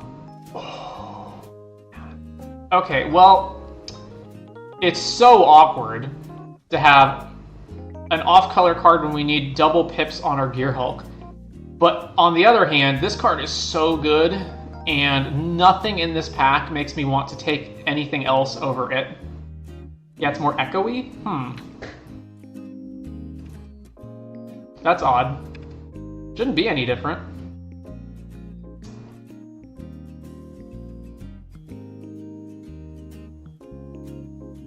Yeah, we're gonna take Seed of Varma and we're gonna try to make it work somehow.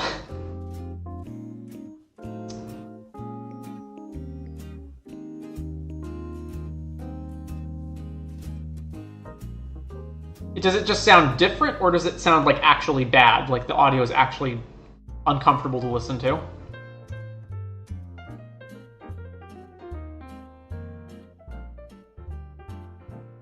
Okay, so we've got, wow. Okay, so no blue cards, no white cards that I care about, like Interface Ace, whatever. I guess Jaguar. I think Jaguar's better than Ooze Patrol.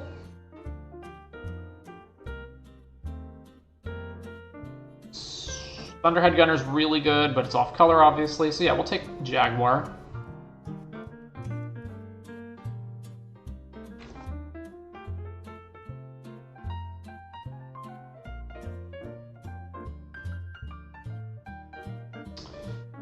Let's see, we're definitely not splashing Gearhulk, so the splash is going to be Seed of Varma. So we got to find some blue splashes, which we can do via Velohar or a number of other cards.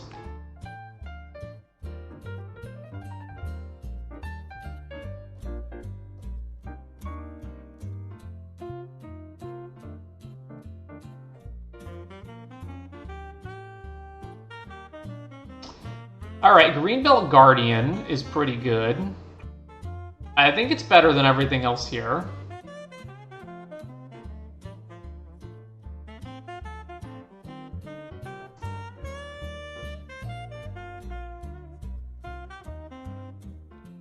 Yeah, alright, take Greenbelt.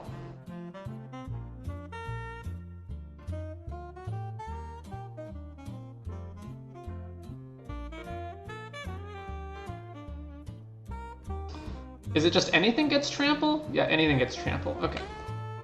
I thought it might have been restricted to, like, creatures with counters or something.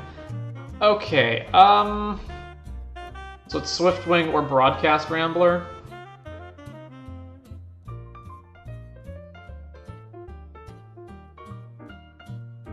I'm not actually sure which of those is better.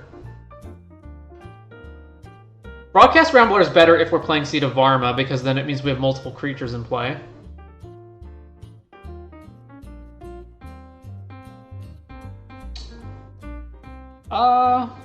Sure, we'll take that. Pride of the Road, Rummage Land, Ketradon, Scrap Compactor, Skybox Fairy. Well, I already have a mount and a vehicle for Pride.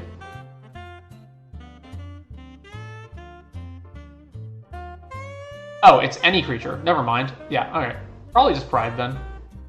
There's an argument for Scrap Compactor. Scrap Compactor is also a 1-drop that Bright Glass can grab. Okay, I think if we didn't have Bright Glass, I would just take Pride, but since we do... I need to ensure that I have 1-drops to fetch with it, and probably more than just 2, because sometimes we'll draw them. Alright, Wild Roads we'll definitely play, and there's also nothing else I want to take, so take Wild Roads. Literally can't play any cards here except Wreck Remover, which we also don't want to play, so... The duel is also not in the right colors. I guess Light Wheel Enhancements is okay. Yeah, you know what, we'll take Light Wheel Enhancements. Another Wild Roads, and a off-color duel or Night Market.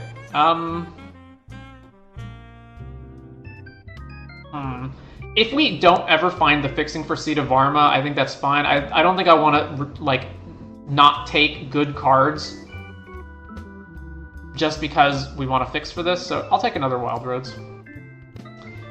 Alright, Interface Ace or Swiftwing? Probably just Swiftwing.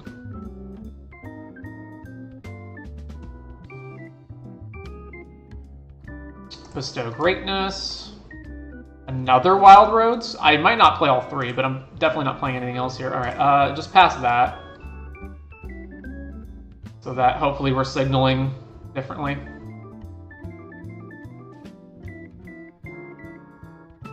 Got 1 removal, 1 pump thing, and Bestow Greatness.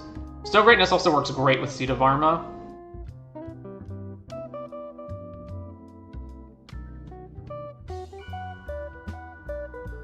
So if I just activate this for 6, then it's +3, everything becomes a 5/5. But if I go Bestow Activate,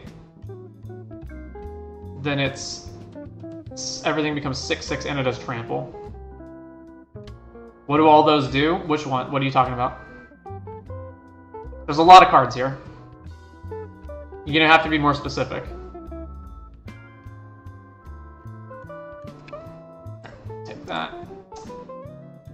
9 cards total. We have 1, 2, 3 non-creatures because Broadcast Ram counts as a creature.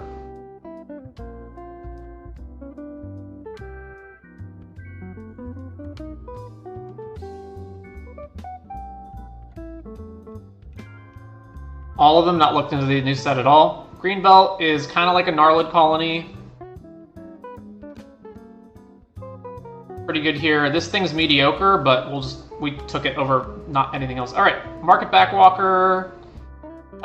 This card's honestly not that great, but draw a card for each counter on it, so not its power. It can be brought off Bright Glass, right? 1 or less? Yeah, so it's another thing that we can get off of Bright Glass. There's also a Scurryfoot in here. Man, there's so many good green cards. This, Bolt Tender, Lockstone Surveyor, Scurryfoot, Beast Rider, like, holy crap. What is Exhaust? It's an ability you can only activate once. So, kicker, but you can pay for it whenever you want. Alright, so, taking Market back. Oh man, Bright Glass with Market back.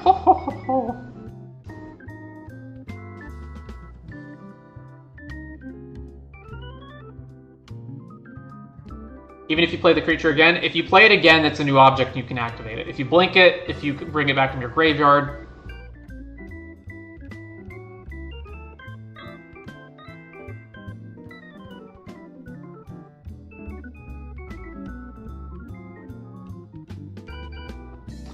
March of the World Ooze. Man, we're just getting all the stuff.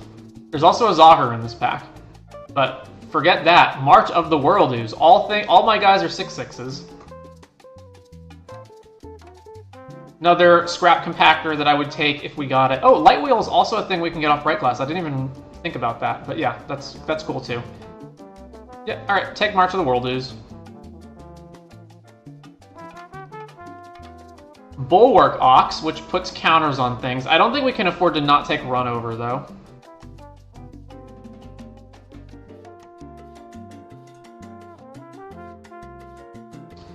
Putting counters on Market Back's pretty cool, but that doesn't actually come up very much. This is just straight up kill something, usually. So, yeah, take Run Over. This might actually wheel. It's not that good of a card in reality. I wouldn't even be annoyed if this didn't wheel, but Gibrick did. There's also the dual land, which I would also like to have from this pack, so take run over. Alright, pack full of red cards, so do we want Collision Course or Pride of the Road? Collision Course has been pretty lackluster most of the time, and Pride of the Road's okay, and we do need more creatures. We also have 1, 2, 3, 4, 5 non-creatures, so I would rather have more creatures than non-creatures if I have to decide between the two. So sure, we'll take this guy. Although that is a lot of expensive cards, so we probably don't want that many more.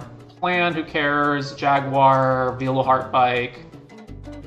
Alright, so the tiebreaker is Veloheart Bike because we need to be able to fix, and we've got strict color things here. So first of all, we have a bunch of expensive stuff. Secondly, you know, like 5 drops and up, including Market Back, and even the 4 drops. We also need to fix double white and green for Bright Glass and blue for Seat of Arma, so that's the tiebreaker.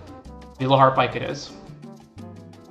Culloden, you say, but we're not playing that. So instead, are we playing Pride of the Road or Mustang or Broadcast Rambler?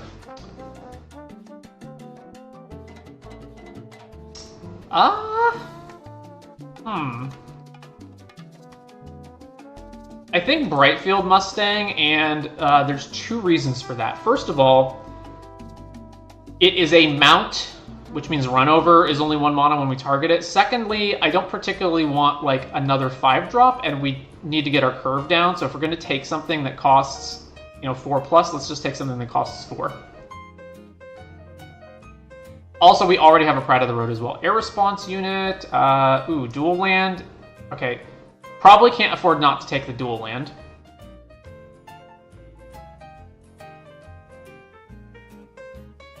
For Seat of Arma, yeah. And we're not passing anything that important. Like, Air Response Unit's fine. Ranger's Aether Hive would also be a splash card. Don't really care that much about Spot Cycle. Yeah, let's take this.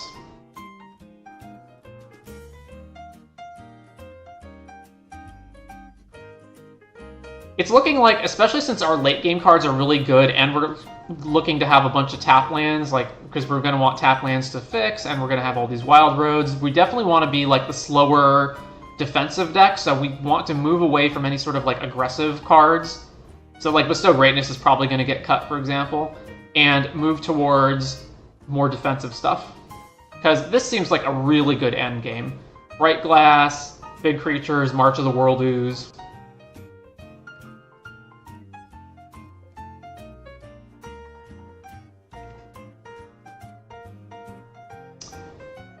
Alright, there's the Rummage Land, there's Swiftwing, and there's Sarcophagus. Sarcophagus sucks.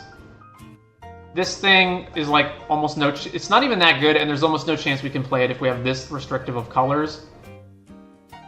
So we just take the 4-drop, even though the 4-drop also isn't great, but it's fine.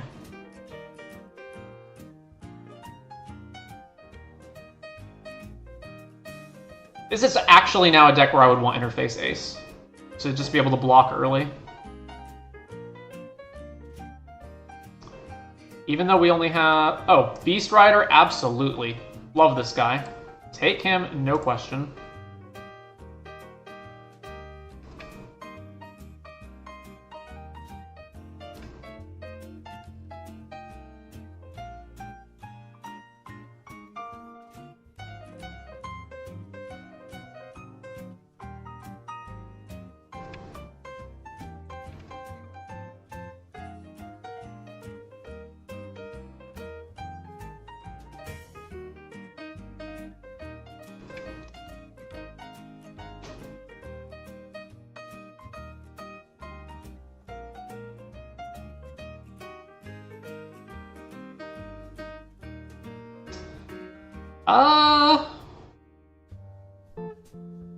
I think Scrap Compactor, but there's an argument for Gibrick as well.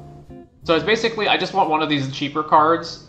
Scrap Compactor is Bright Glassable. This is more able to block things than having to split 4 mana up on Scrap Compactor, but I'm going to take Scrap Compactor, and that means I have 4 different cards that Bright Glass can grab. Absolutely take the dual land.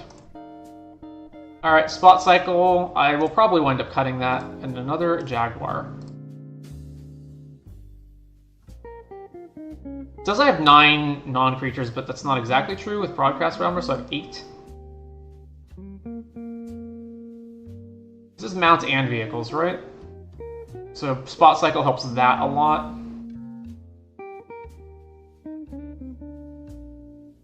This card has not been particularly good. It doesn't attack on its own, and it doesn't block on its own.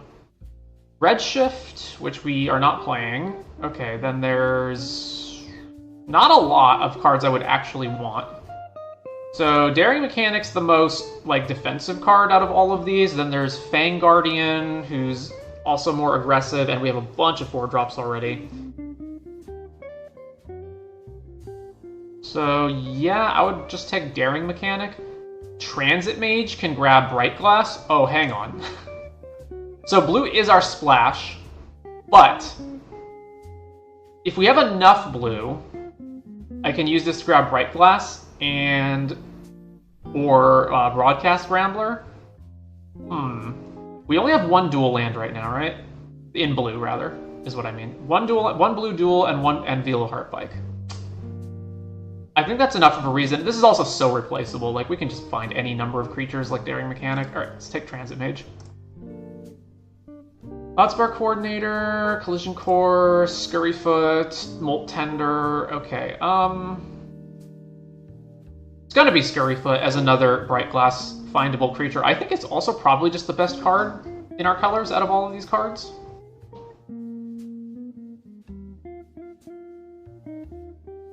So Scurryfoot it is. Guidelight Pathmaker goes and finds a 2-mana or less artifact, which in this case would be Scrap Compactor, probably. So I'm not taking that. And then it's basically just, do I want another dual land, or do I want Scurryfoot? I don't think I want to pass Scurryfoot, and the fact that the last Tranquil Cove came around pretty late tells me this one will probably come around late as well, and even if it doesn't, that's okay.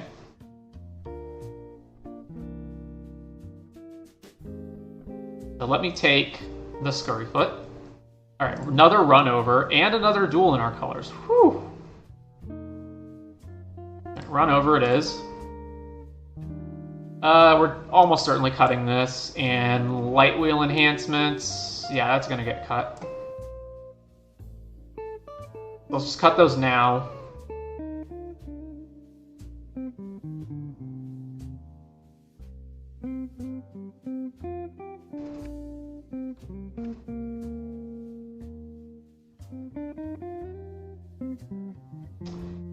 Alright, duel in our colors, or Gibrick. Well, considering our deck, the duel in our colors. Gibrick, pretty replaceable, don't particularly care about it that much. We already have a fair amount of cheap cards, so duel in our colors.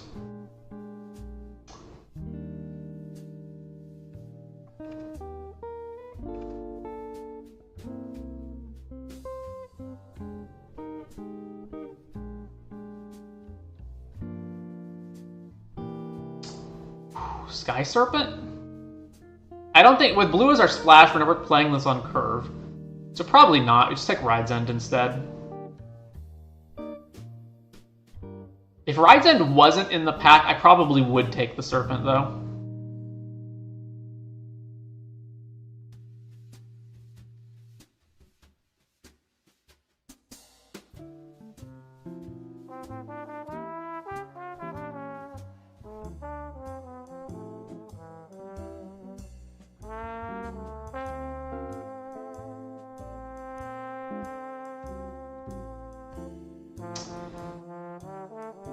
Ooh, dual land in our colors. Alright, I was looking at these other cards, but we're definitely taking this.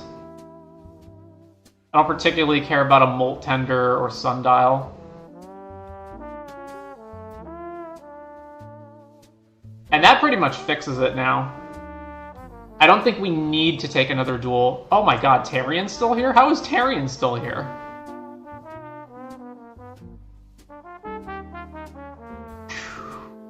Okay.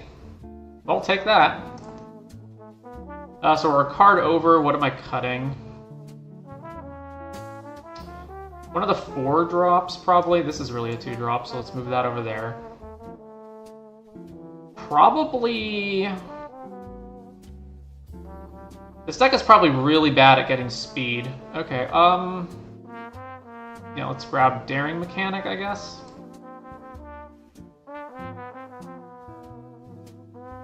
Pride of the Road can probably go. It is a really good blocker, though. Maybe one of the Swift Wings can go.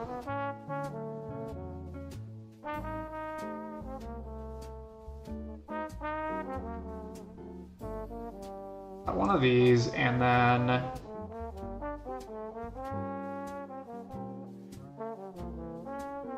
one more cut. One more cut. How many spells do we have? We have a lot of spells, right?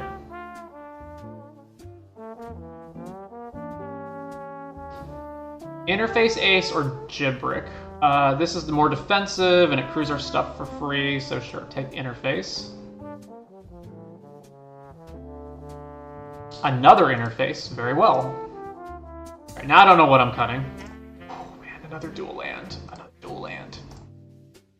We are playing a lot of tap lands. Like, holy crap. So many tap lands. We're not playing this, but we'll just take it, why not? Okay. We're 3 cards over.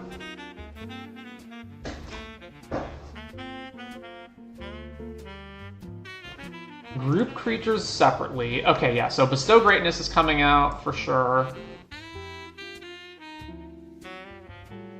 And this is really a creature, and this is really 2 mana.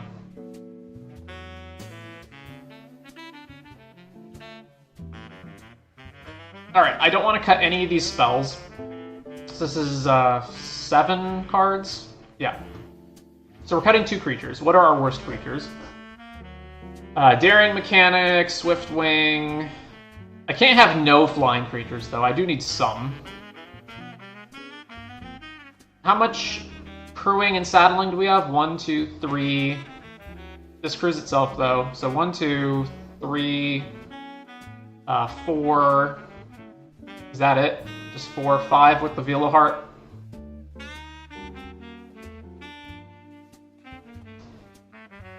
We don't need double Interface Ace, and then that leaves 1 more card to cut.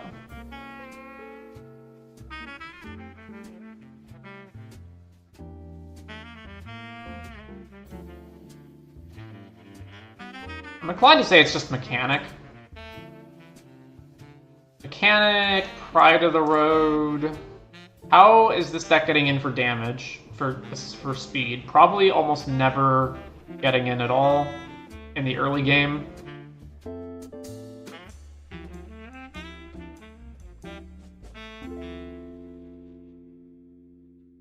If I cut Swiftwing, I have 0 flyers other than a Thopter token. So we do need to close the game out to some extent.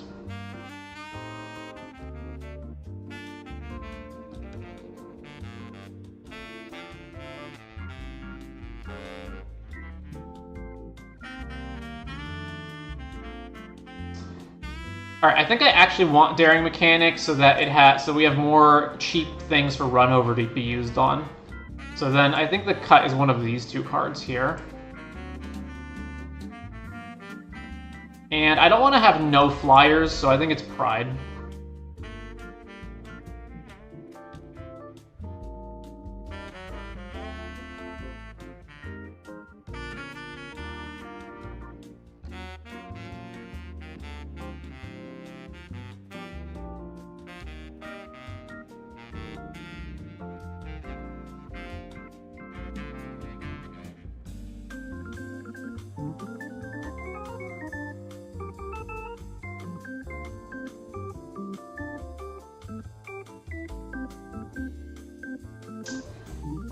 Possibly this doesn't... Possibly I don't want Daring and I should just have the other Interface Ace. I don't know. There's like some wiggle room about which cards you want here, but I think it's okay. Alright, so we have 3 Blossoming Sand... Hang on, so let's color sort, I guess?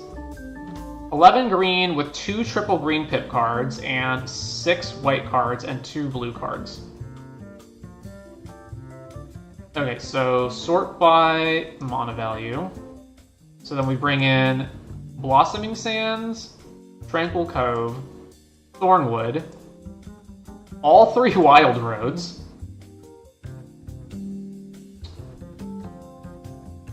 and then that's, oh boy, so we've got 9 more. 6, 8, yeah, so 9 more. So add basics. What am I adding? So let's not follow any of their suggestions. I do think I want more blue sources. So we've got 2 blue here, and then we've got Veloheart, but we probably want at least 1 more. Which sucks that we're going to have a land that's not going to be able to tap for Bright Glass, but I think we have to. And then this right now is 7 green, so at least 9, if not more, and it's 4 white. So 8 white, and that is 5, 7. So then another green source. So we have 10 green sources. And then probably just another plains? I don't know, it's pretty important to be able to play tap lands and then play like Scurryfoot. We're gonna be 1 short here, right? Yeah.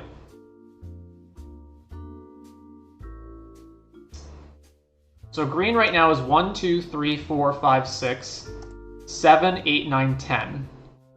White is 3, 7, 8. Blue is 3. I can't play another island, so it's really just which... Do I want an 11th green source or a 9th white source?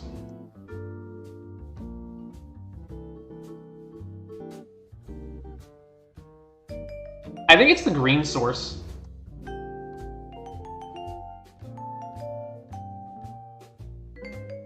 But I'm not sure. With Bright Glass in the deck as well... So only one of our cheap creatures is white. But then we need white pretty soon after that.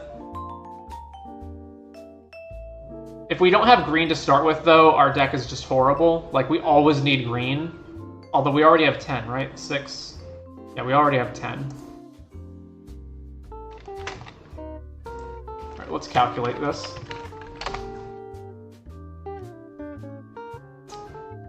So we have a 40-card deck, and we have 10 green sources in the deck. We're going to draw an opening hand of 7 cards. What are the odds that we hit at least 1 forest? Well, it's 1 in 4, right? So, yeah. So 89%, so really, really high. So only 1 out of 10 games we won't have a green source. So then if we take this down, it should be like 81% if we're talking about white sources. Yeah, 80, 81, 82 if you round up. So 82%. So 1 out of 5 games we won't have white. But it gets more complicated when you talk about doubles, right? So we have a 40-card deck, and let's assume we want to cast Bright Glass on curve, and we don't draw Veloheart. So let's say we have 8 plains, and we're going to see our opening hand, and we're going to get another 3 draws to 4 draws. So let's say 11 cards, and we need to hit 2. Then we're only 72% to hit. Whereas double green, we are 84% to hit. So this should be 80 roughly, right? Yeah, 79%. Okay, so it probably should just be another plains.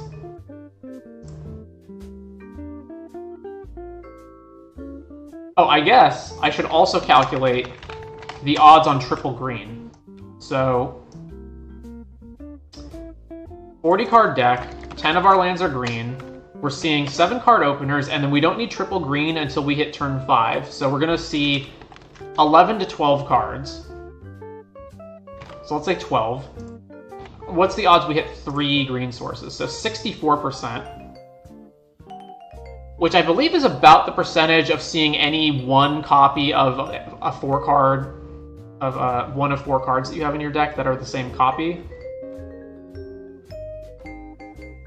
We also don't necessarily always have to have it exactly on turn 5 or 6 for March and Tarion, because we won't always have those.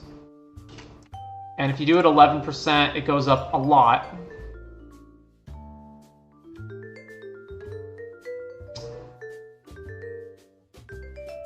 Alright, I think we're good. Let's save this. The only question is, do we want all these wild roads instead of just more basic forests? And I think the answer is yes. Just turning our lands later in the game into like pilots that matter, although we don't have that much. We've got 2 Jaguars, and a Broadcast Rambler, and a Brightfield Mustang, but everything else is kind of inconsequential. This is a lot of tap lands, and these don't come in untapped unless we have... it has to be a mount or a vehicle, right? So Veloheart Bike is the cheapest card that we can play to where these come in untapped. every other time they're going to come in tapped, right? And in combination with the 5 duels that we already have, that's a lot of coming in tapped.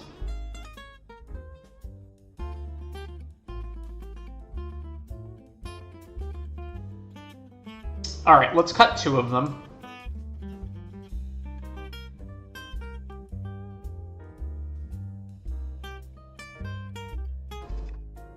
So that means we have 6 tap lands, which I think is more acceptable. Alright.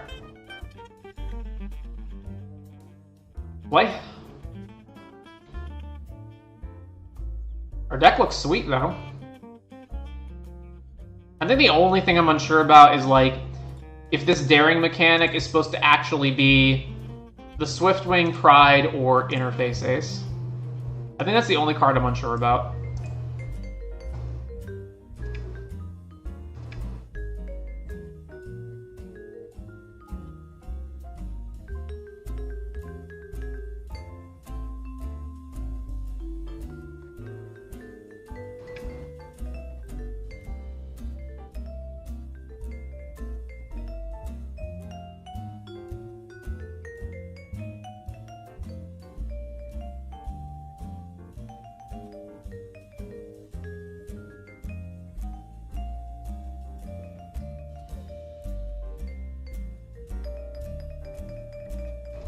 Alright, on the draw for match 1.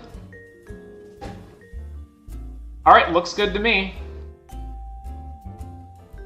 Obviously we need to draw lands, but beyond that, we're good. Jungle Hollow. Alright, Blossoming Sands, go.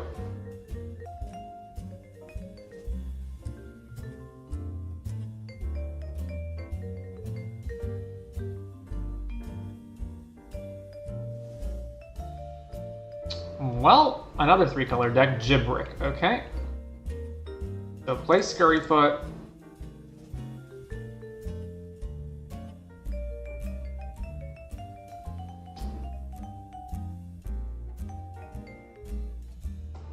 Another Sands, back to them. And then next turn we get to go Veloheart into another 1-drop. Another dual land, okay. Plays their own Scurryfoot. And attack with Gibrick, sure. I think I'm fine trading here.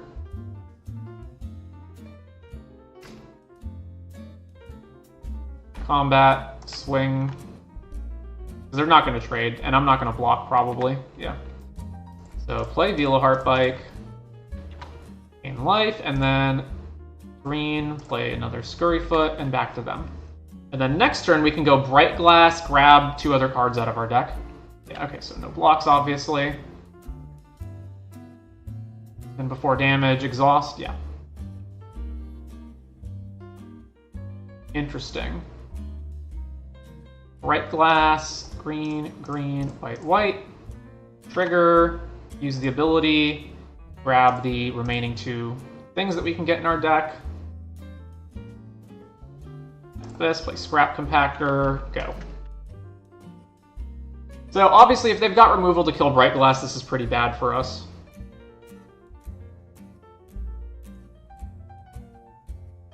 Lagak. Doesn't look like it though. Alright, gain some life. I could play Market Back for 2, that's not very good. I could just play Tarion. This guy's going to get saddled next turn, which is fine. Yeah, we just should get Tarion in play.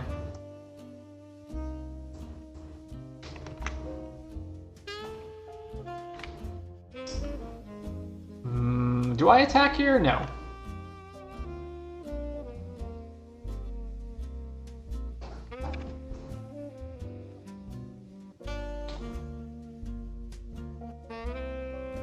Their own March of the Whirldoos. Wow, so we're kind of just playing the same deck then, eh? So they're attacking with the 1 creature that can trade with Tarion? Yeah.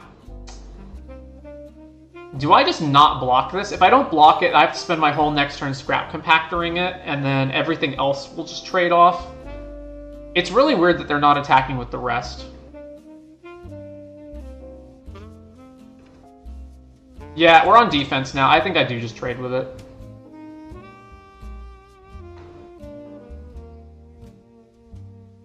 Alright, so... this represents a bunch of blockers that I have to block. So Venom Sac Lagak is obviously the worst one. We could just blow it up, and then we don't really have any good blocks after that, right? We blow it up, and then they have 12 damage, and we have to triple block to kill one thing. Or we can go mark it back for 3. And then that plus Bright Glass can trade with one of their guys. Plus another Scrap Compactor, and then we pass. So let's say they just attack with everything. We go Bright Glass plus mark it back, block. They probably just kill Bright Glass. Then we untap, and we have to start blowing their guys up one at a time. Which is okay, that's fine. So sure, mark it back. X is 3. I could also crew Veloheart. And block as well. I could threaten to crew Veloheart. I don't think I'm going to do that, though. I think I'm just going to be mana efficient. Play this. Fast turn.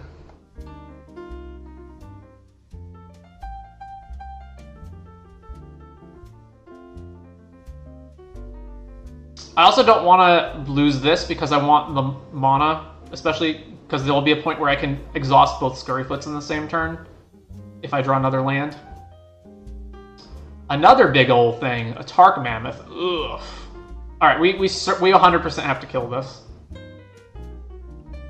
So then they saddle Lagak swing, and then I have no good blocks on that specifically. So we are going to take damage here, unfortunately. Oh, they're just going to swing out? Okay, well, block the token.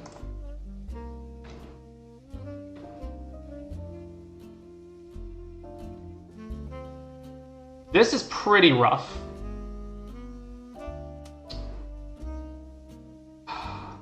Alright, this is untapped.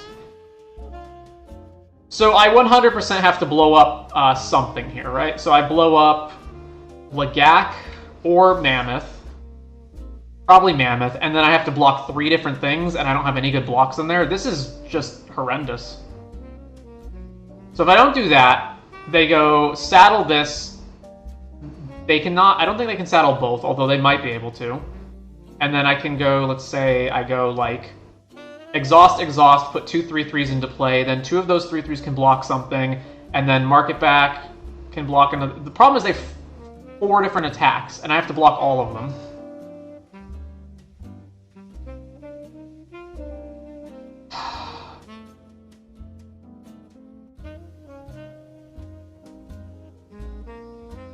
Alright, I don't think I can afford to use Scrap Compactor. I think we just pass and then have all the mana up. Then I'll use, like... I'll exhaust True Veloheart and use that as one of the blockers, and then before damage I'll use Veloheart to make another elephant. I think that's what we have to do. Alright, back to them.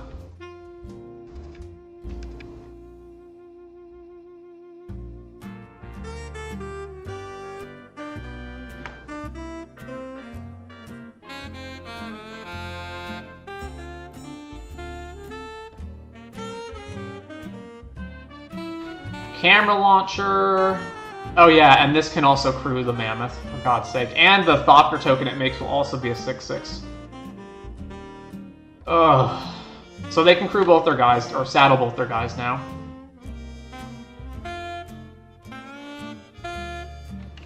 Beginning of combat. Alright. So they're not saddling Lagak. So if I blow this up now, they swing with the other 3, and then I have no good blocks on them. Actually, no, that's not true. So I go... They go swing, make a Mammoth, or make an Elephant token. I go... I blow it up. They swing with the rest.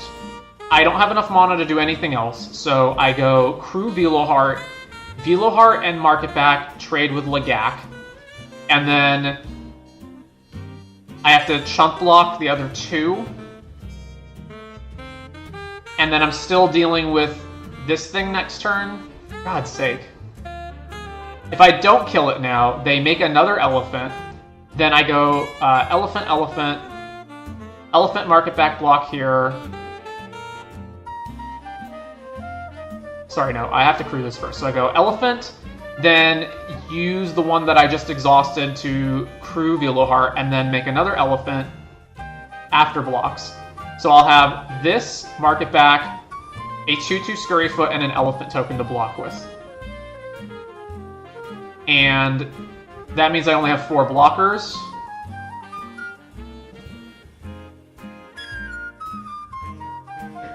And I have to block all of them. 1, 2, 3, 4. Yeah, I'll have 4 blockers, and I have to block all of them. So every one of my creatures will die, and none of theirs will. But if I just kill it now, they swing, I have to chump block everything.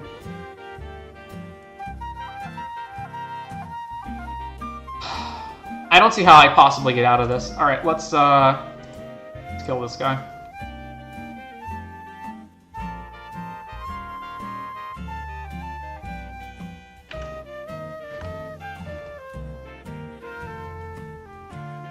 Yeah.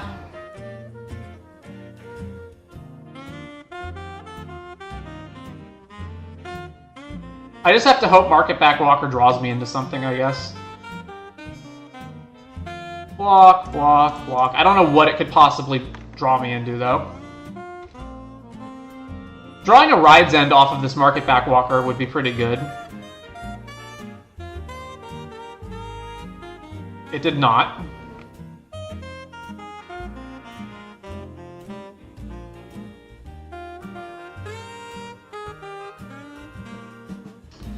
For God's sake.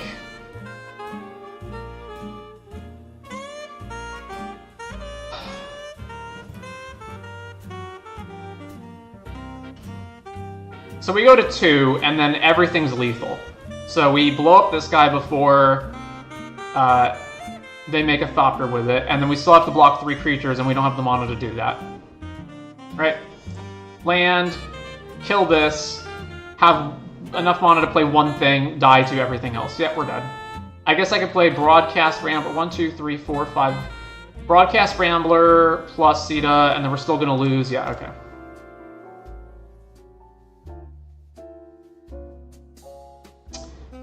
Well, I have nothing that can actually kill a March of the World Ooze. And defense is just horrendous in this matchup. I actually need to aggro them. So, because if they get March of the World Ooze down first, then we just lose. So I need to play Swiftwing. I need to play probably Pride. Spot Cycle to try to scry into the right stuff. What are we cutting? Daring Mechanics, freaking useless. That's just going to get outclassed like instantly. One more cut.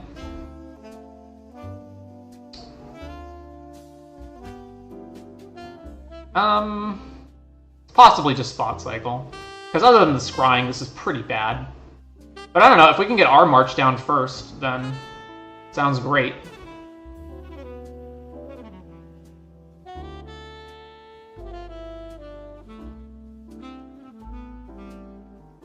I also need to very aggressively try to kill their creatures if possible, so that I can kill them before March comes down.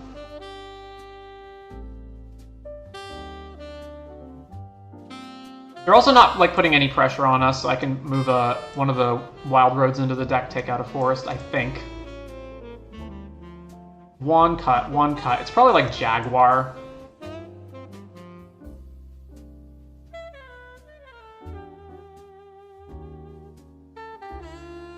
I don't know, that feels wrong though. Maybe it is Swiftwing. We're never going to aggro them with flyers fast enough, right? I don't know, maybe we could. Brightfield Mustang?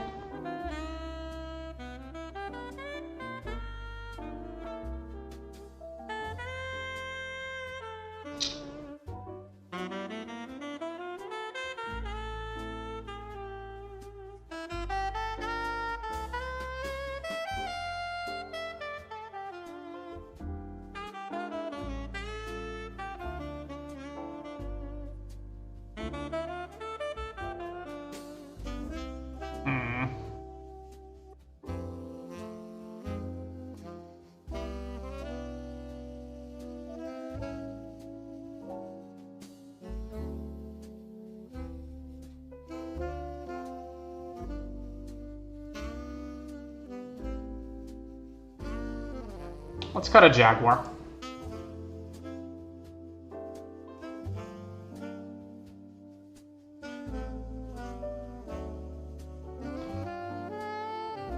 Sure.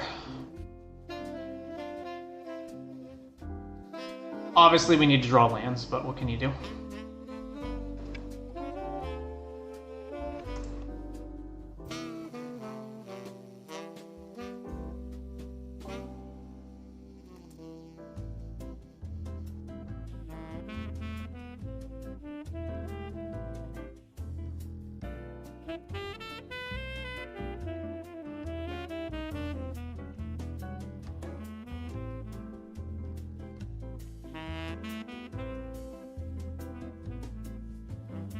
Alright, duel go.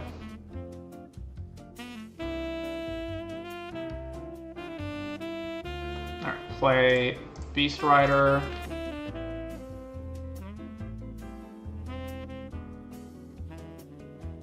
Their own Beast Rider, okay. Definitely attacking them, because we're... The only mana we have to use is Ride's End, sure. Alright. It is what it is. Play this. Am I playing Market Backwalker now? Probably not. It seems so bad to play it. Just a 1-1? Yeah, that's horrible. Lagak. Well, this coming in tapped here. Ooh, I guess it's not going to come in tapped because we're going to play Spot Cycle. So play Spot Cycle, Scry.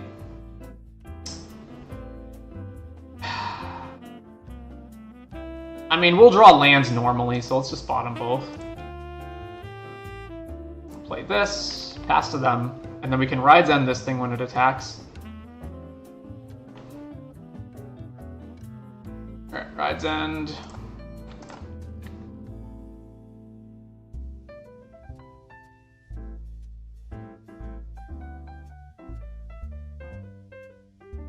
Cycles Ketrodon, plays Plains. Alright, I was gonna say Swiftwing, but you know, but the speed on it doesn't actually matter. Let's just be mana efficient. Play this.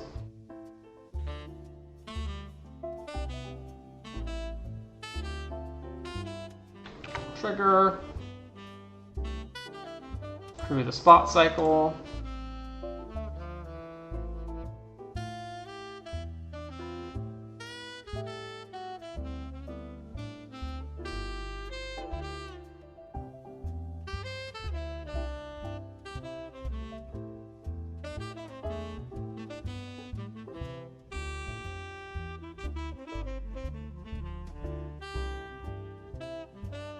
Swing!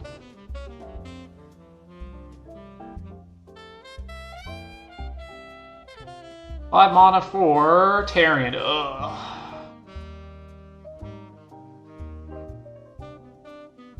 Ugh. Alright, so our attacks are now shit. So... Alright, play this. Play a flyer. We don't have any actually good crewing here, so let's just swing with the Thopter token. I don't think I'm blocking this, if they attack with it.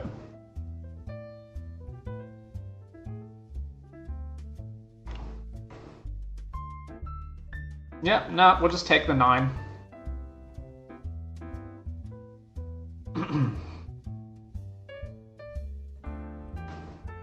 Alright, we're at 13.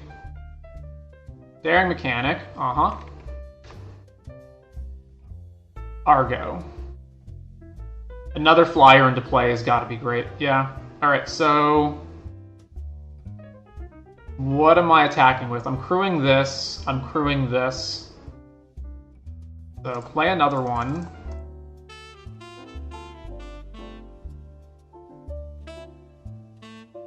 This is 12 damage. If they have a pump spell and I don't have a blocker, I'm dead, but... Whatever, let's risk it. I guess I can hold one thing back, right?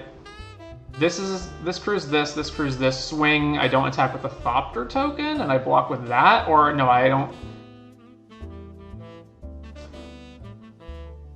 So, crew here. Because, like, we're in a race right now. If they just drop March of the Whirldews, then then this gets shrunk, so that doesn't kill us. Yeah, so they have to exactly have a pump spell for one of these cards. So we should just crew both of these and just swing everything. Combat. Swing.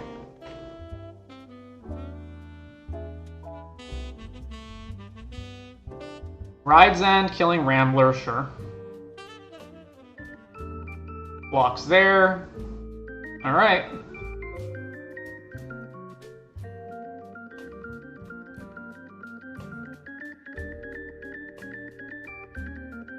Swings the Tarian, can't block it, go to 4.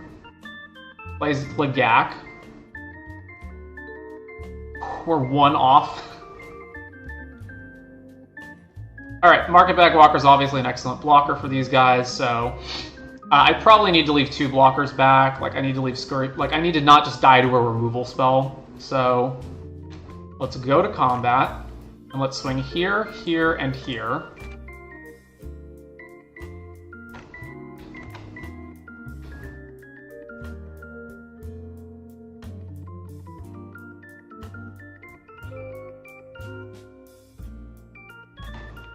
Alright, speed, unmark it back, X is 2, over to them. Alright, holy crap. Matt, so game 3, that seemed to be correct. Is there anything I want to change? I don't think so.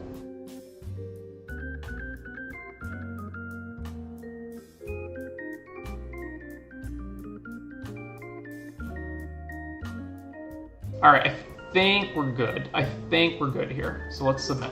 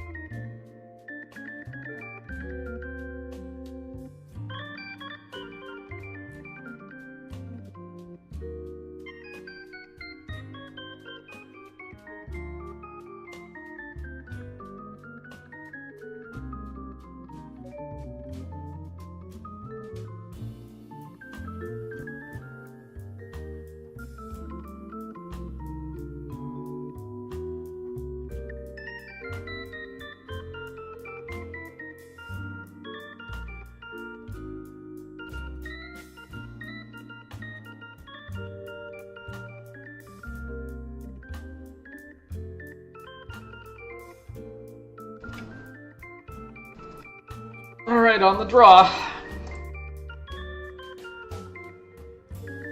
Well, obviously can't keep this.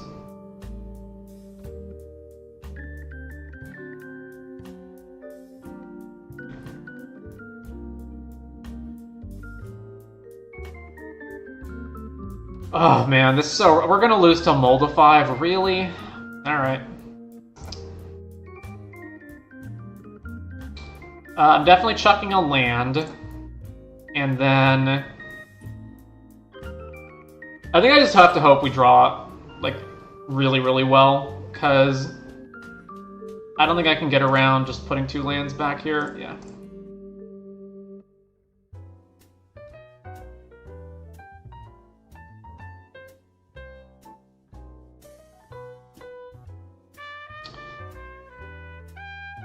Alright, play Scurryfoot.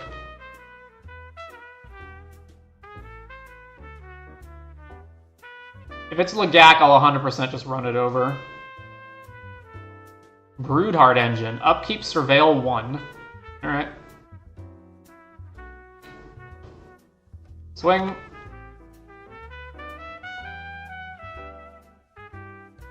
What does the last mode do? Sacrifice. They milled over Tarian. Cool. Alright. Sack this artifact, return the thing from the graveyard to the battlefield. Awesome. Oh, that's so rough. So next turn they get Tarian back.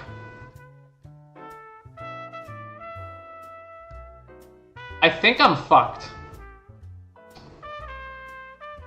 So I can go land Veloheart, and then if I don't draw another untapped land, I can't play Broadcast Rambler that turn. I also can't crew this? No, I can't. I can go... No. The tap land's going to mess me up here, so I go this Veloheart, and then next turn I would have to use it to exhaust, and then I don't have any mana left. If I play this now, then I go next turn land Veloheart, or I just go land Broadcast Rambler. No, I can't do that either. I go land Veloheart, and then I can't do anything else. They're 100% going to have a land on their next turn, which means they're getting Tarion back. I also can't block Camera Launcher, so I think I'm just fucked. I think I'm just 100% fucked. Alright, we'll play Veloheart.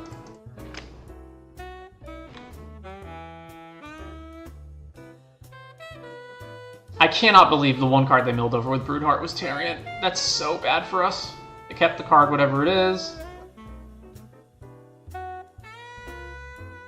Oh. Yeah, okay, sure, no blocks. Second main, get it back, right? Yeah. Mm-hmm.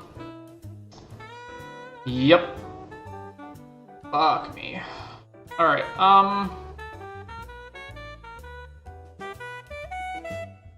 yeah, I guess all I'm doing is I'm just exhausting and blocking the Camera Launcher.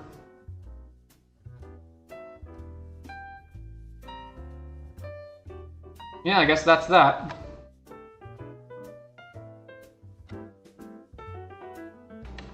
Mm-hmm. Alright, exhaust.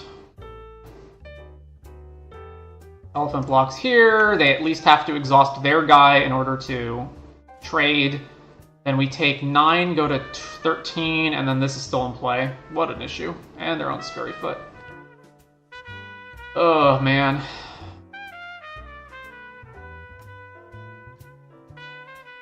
Well, I just can't deal with Tarion, so what am I doing? I'm going, like, Mustang, run over, kill this before you can exhaust it? I think that's all I've got. And then just smash another 9. If I take this plus the Thopter, then I go to 3, and I'm dead in 3 turns to this Thopter. I guess the Broadcast Rambler can block it.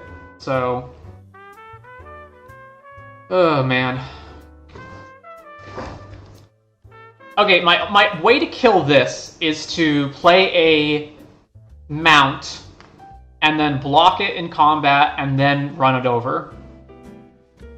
That's my out, right? So Mustang is actually not good enough.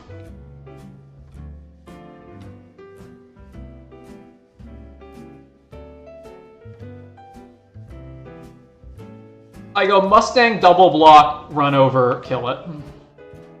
I gotta get rid of it this turn. And then if they have a trick, then we're just dead. Yep. Letting swing. Alright. Block here. Run over, this.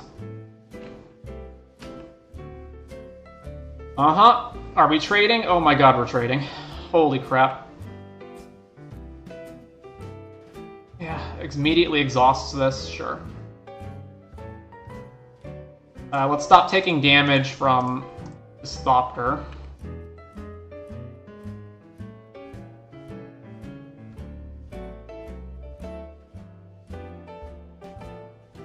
Oh, come on, don't have World... oh, man. Well, it's not World Ooze, but it's still pretty fucking bad. Alright, block.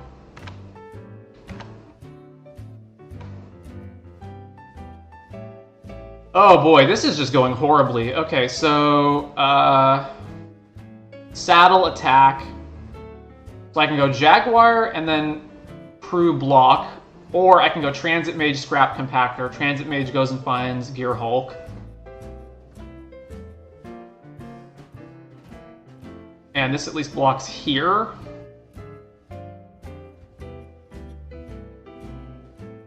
Alright, Transit Mage. Oh, I can also crew Veloheart with it, so that's... although I'm not going to, because, yeah, grab this, play this over to them, because I need the white/green for bright glass. Daring Mechanic. Come on! Come on already! Are you kidding me? Yeah, and now this can be a 6/6, so I have to double block it. Actually, no, that doesn't even work, because I needed to crew. So now it's not going to even die. God's sake. Yeah, so now I just don't have a block here, so no blocks. Uh-huh.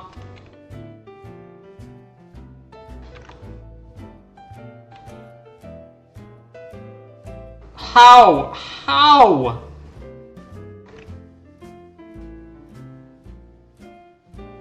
Alright, so we're dead, right? Like, we can't do shit. Any 3 creatures hit us, we lose the game, and we need to block 1, 2, 3, 4, 5, 6, 7, 8 creatures. Yeah, we're dead. This is the most ridiculous limited deck I've ever seen in my life.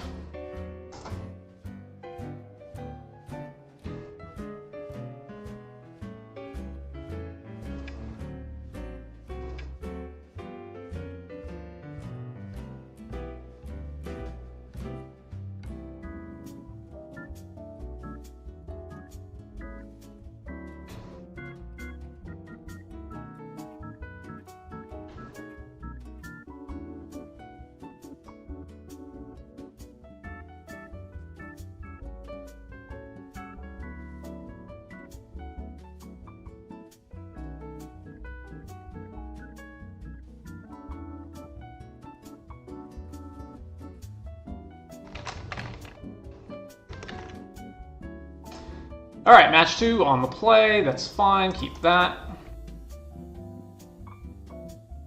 Scurryfoot, go. Swamp, Engine Rat. Alright, well, we're not attacking into that, so play Scrap Compactor, pass.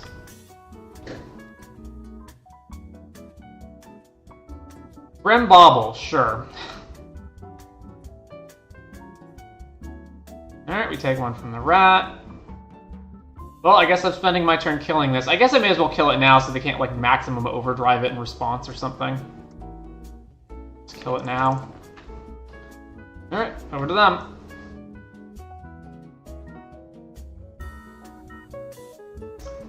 Nothing on their side. Let's play Brightfield. Siphon? Or just sacking this? Lightning Strike, sure.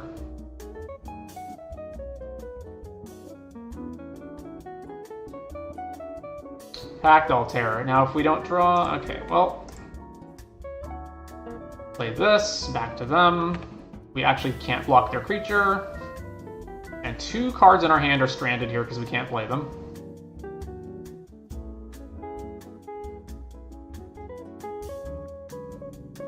Outpace Oblivion. Alright, we're dead here. Taking 3 from the Pact Altera.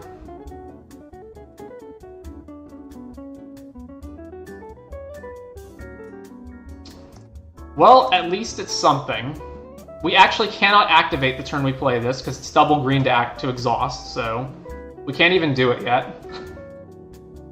Cycles, Ironclad, sure. No blocks.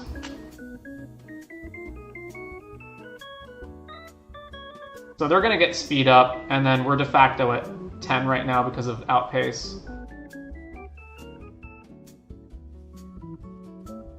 Oh, and a 5-drop, eh? Get back, Clamorous Ironclad with back on track, sure. Uh-huh. Do I just do it now to get out of range of, like, burn damage? I think I just do.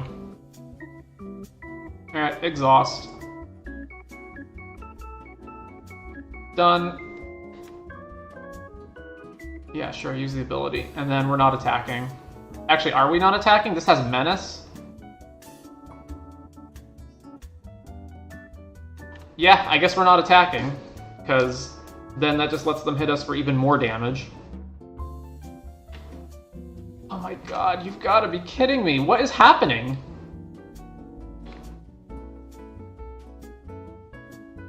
Our opponents just have the best limited decks I've ever seen. Uh-huh, yeah, can't block that because it has Menace. So now we're at 5, this puts us to 3, and then...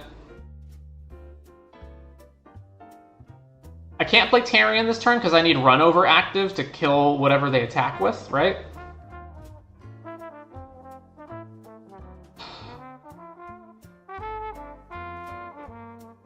Because if I play Tarion, then they just go... make this unblockable attack. We're at 4, this puts us to 2. Or they just go, like... No, they just go Crew Ironclad, right? Attack with it plus Packdoll. We have to block Ironclad. Yeah, so we just can't... I can't play Runover this turn. Or I can't play Tarion this turn. I have to pass with Runover at the ready.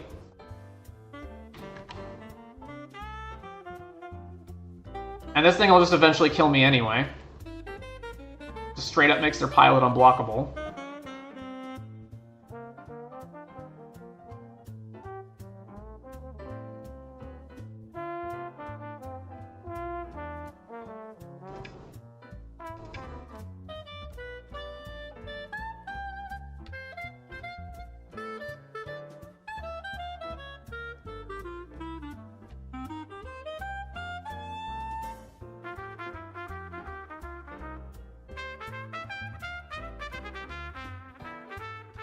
Uh-huh, crew.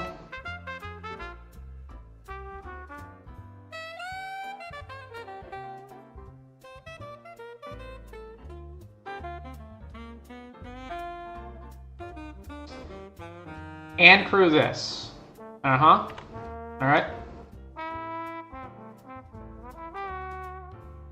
So block here. And then run over here.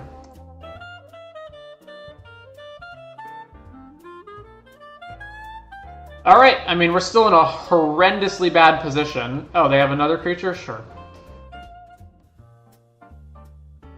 What can I Gear Hulk for?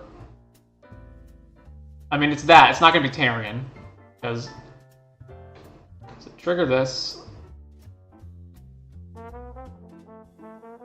Use ability. Alright, Scurryfoot and... Market Back. I just need to get more blockers into play. So play Market Back for 1.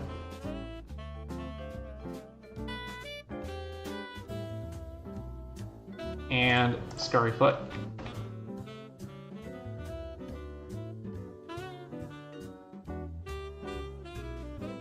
Yeah, pop that, we're at 3. So removal kills us, playing artifacts kill us. You've got to be fucking kidding me.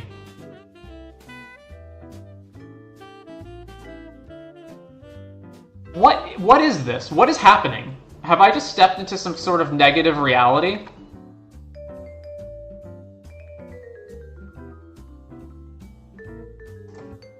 Uh-huh. Yeah, alright. Well, interface is shit.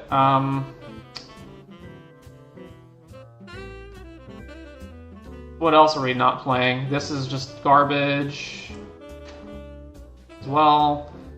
I guess we play, what, a Flyer? That's not even particularly good. Pride of the Road.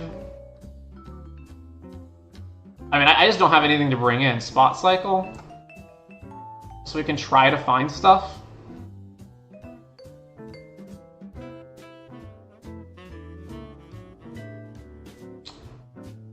Alright.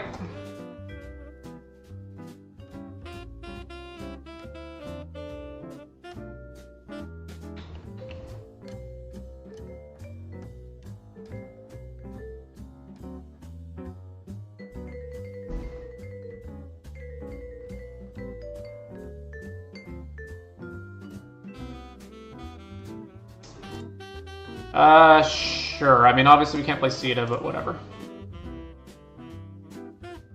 Over to them.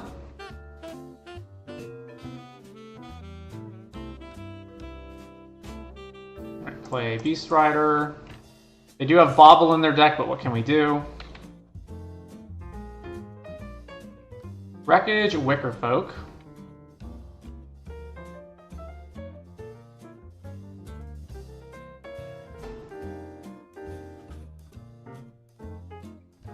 Bidding this, keeping the other card. Alright, let's just block check them. See if they block. I imagine they will. Yeah, okay, sure. Play this, play Scurryfoot, over to them. I mean, there's an argument not to in case they play like a haste creature, but I don't think we would block with Vanguard anyway. Surveyor. Speed goes up. Alright, let's get... Am I gonna have the time to activate this? I guess I have to block their guy. Play Assailant so that they can stop hitting us in the air. Back to them. Alright, the fact that I have World Ooze means that I'm much less likely to want to trade creatures off. Bobble, there goes one of these. Okay, Scurryfoot, sure. I'm just not going to have time is the thing. And another kill spell. Cool. Alright.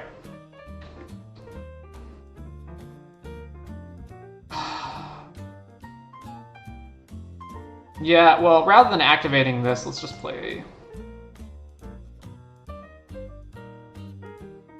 I mean, they're gonna get speed up regardless.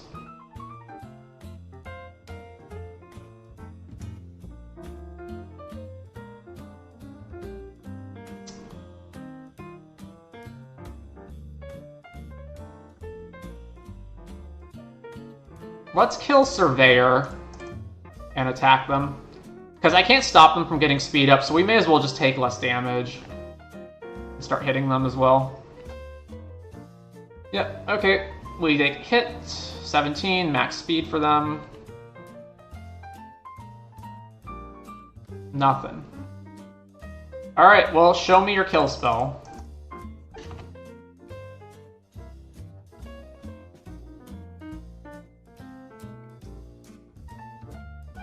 Attack.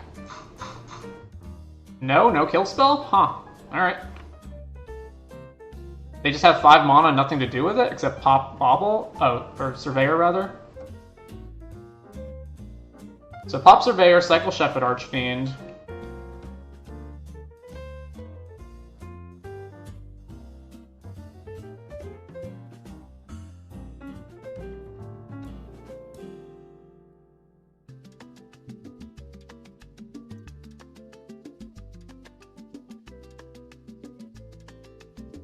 Play a land. No attacks, and not playing anything. Is it going to be max overdrive? I mean, I'm not going to not attack, so let's go to combat. Swing. Block. Alright, let's see it. Maximum overdrive. Alright, but they cast it on my turn, so I get an elephant. Let's activate this.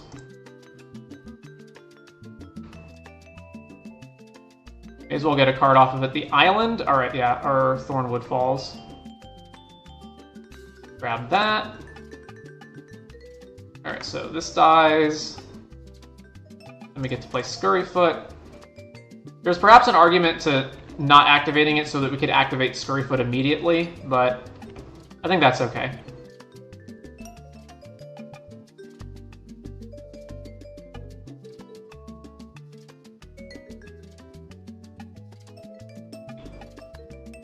Hellish Sideswipe eating the Scurryfoot, and they're attacking.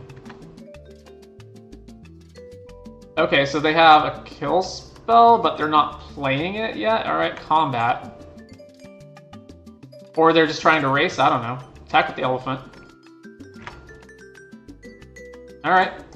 Well, let's play Broadcast Rambler. And Seed of Arma.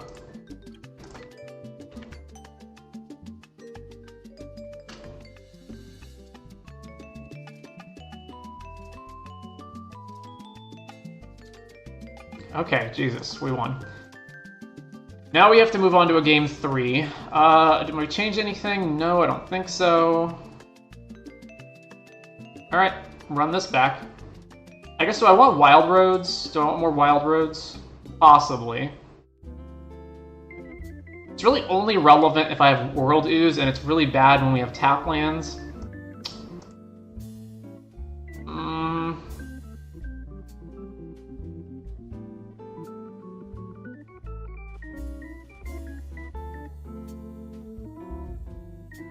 I don't know, do they actually kill us that quickly? It seemed really bad the first game, but maybe they don't actually kill us that quickly.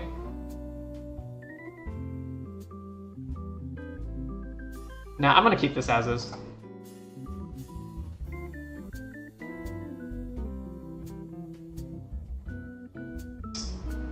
Sure, keep.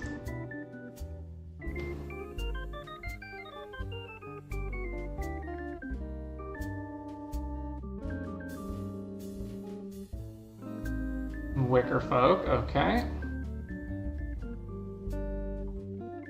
So I basically just want lands, just want forests for this. Alright, play, spot cycle. Keep these both on top. Okay, what am I playing next turn? I don't have a 3-drop, so I want the Blossoming Sands on top. So let's top this, and then if Moto will load, and then top this. So the next turn I can go tap land, Greenbelt, or Bride's End, whichever one.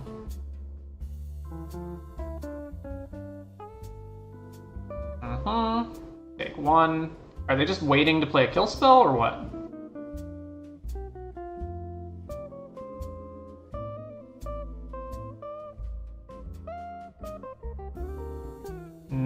Okay, well, if that's the case, I really don't want to have to play Greenbelt here, but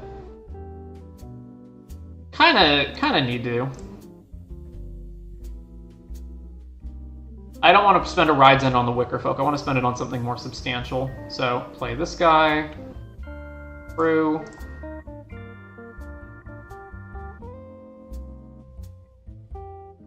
Combat. Swing. Alright, nothing from them. Play this.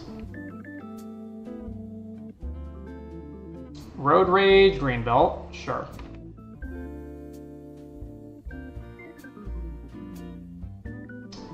End Rider, Spike Spitter. Okay. Play Mustang. Don't actually have a good block here, but what are you gonna do?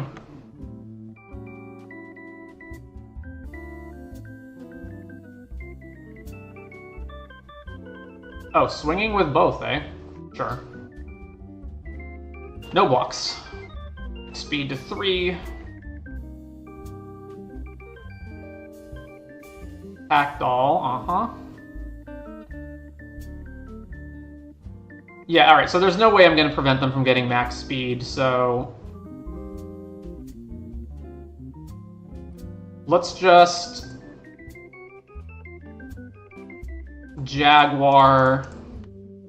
Saddle this. Man, they have the fucking Death Touch rat, too. God damn it.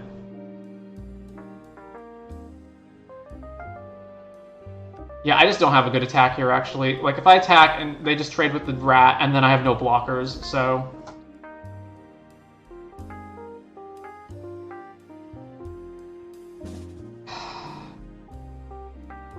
So they swing here, and then we untap, and I probably have to Ride's End their Impulse Draw card. Yeah, let's just pass.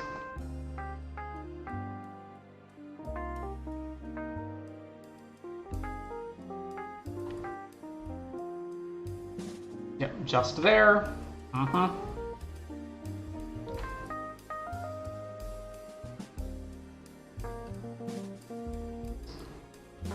Yeah, they only have 1 card left. Surveyor. Okay, yeah, we're 100% killing this, not playing World Ooze.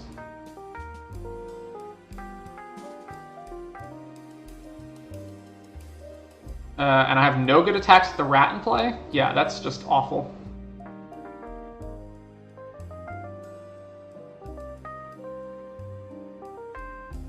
Alright, kill this guy.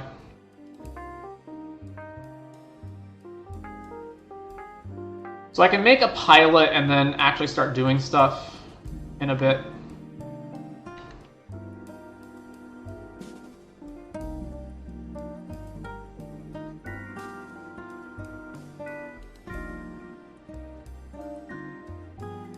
Spin out. Alright, crew this.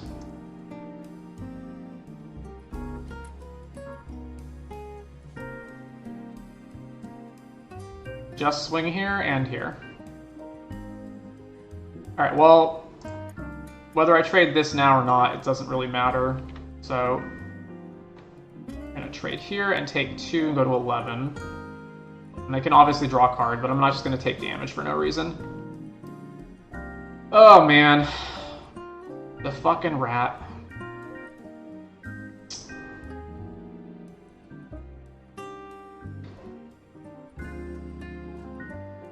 Alright, let's just play World Ooze. Play this, back to them.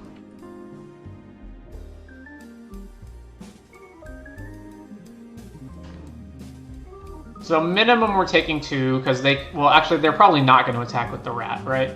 So we're taking 1 at least from Wreckage Wickerfolk.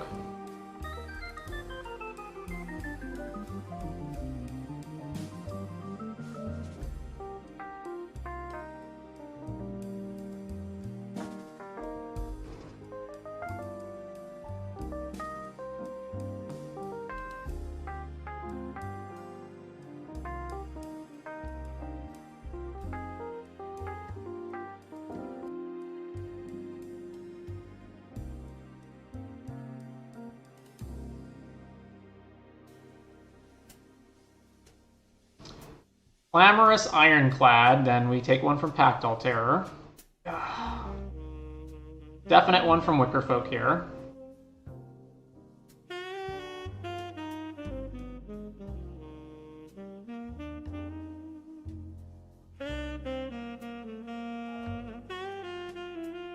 Swing, go to 10.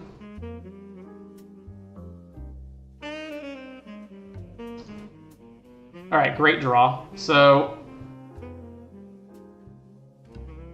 this is saddle for 1, play this.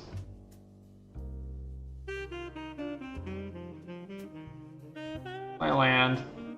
Saddle.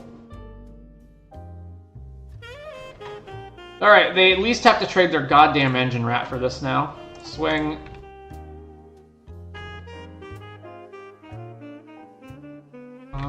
Trade off. And pop this. And then I still have enough to activate Scurryfoot. So now we have 3 6/6s.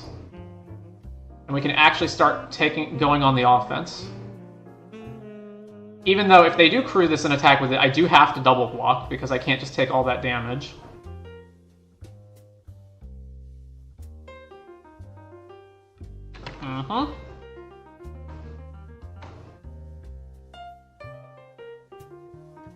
Alright, exhaust.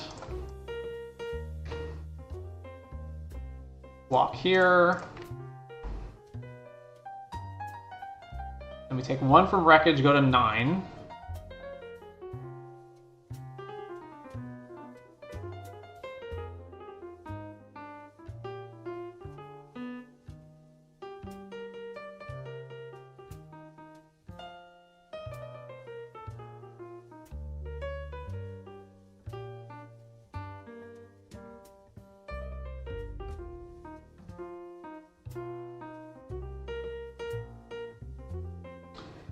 I probably just have to start racing them, because I can't just sit here and let this thing keep poking me every turn. Apocalypse Runner. Ugh. Okay, that's a huge, huge victory. So if I swing, this is 13. They're dead in 2 hits, basically.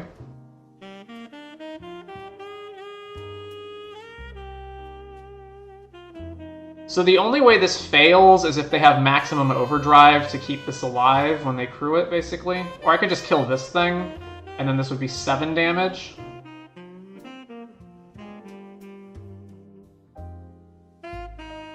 Maybe I'm just supposed to kill this immediately. They have 1 card in their hand. Alright, combat. Swing.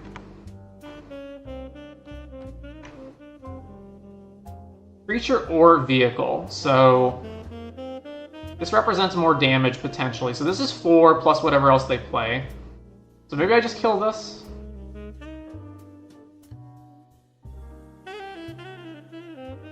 Alright, try to kill that.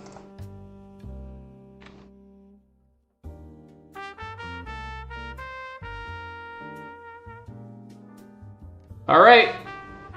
I mean, there are ways that I die here, so let's see. Surveyor. That's not one of them. Alright, we go to 4. And they have to block Scurryfoot. Oh my god. Alright, so I just went with just Scurryfoot, keep this back to block. So combat. Swing here. Block it.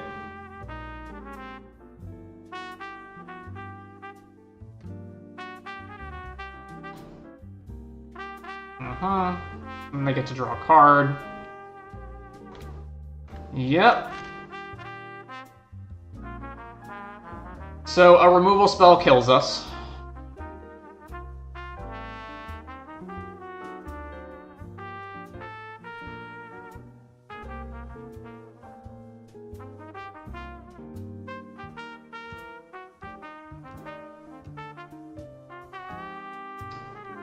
No removal spell? Oh my gosh. Alright. So taking 1 from this dude, going to 3. Oh, they just have a pump or what? Maximum overdrive. Okay, take 2, go to 2. You've got to be fucking kidding me. You've got to be fucking kidding me. The exact cards they needed to kill us.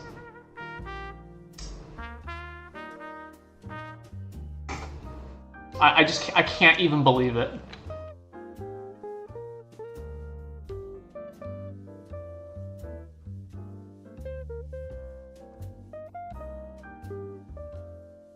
Am I cursed?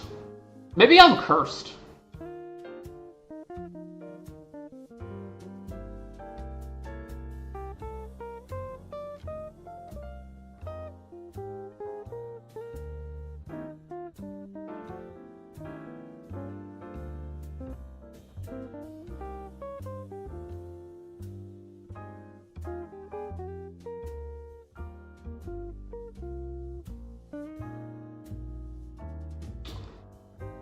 Well, that was the 3rd draft, so we're done.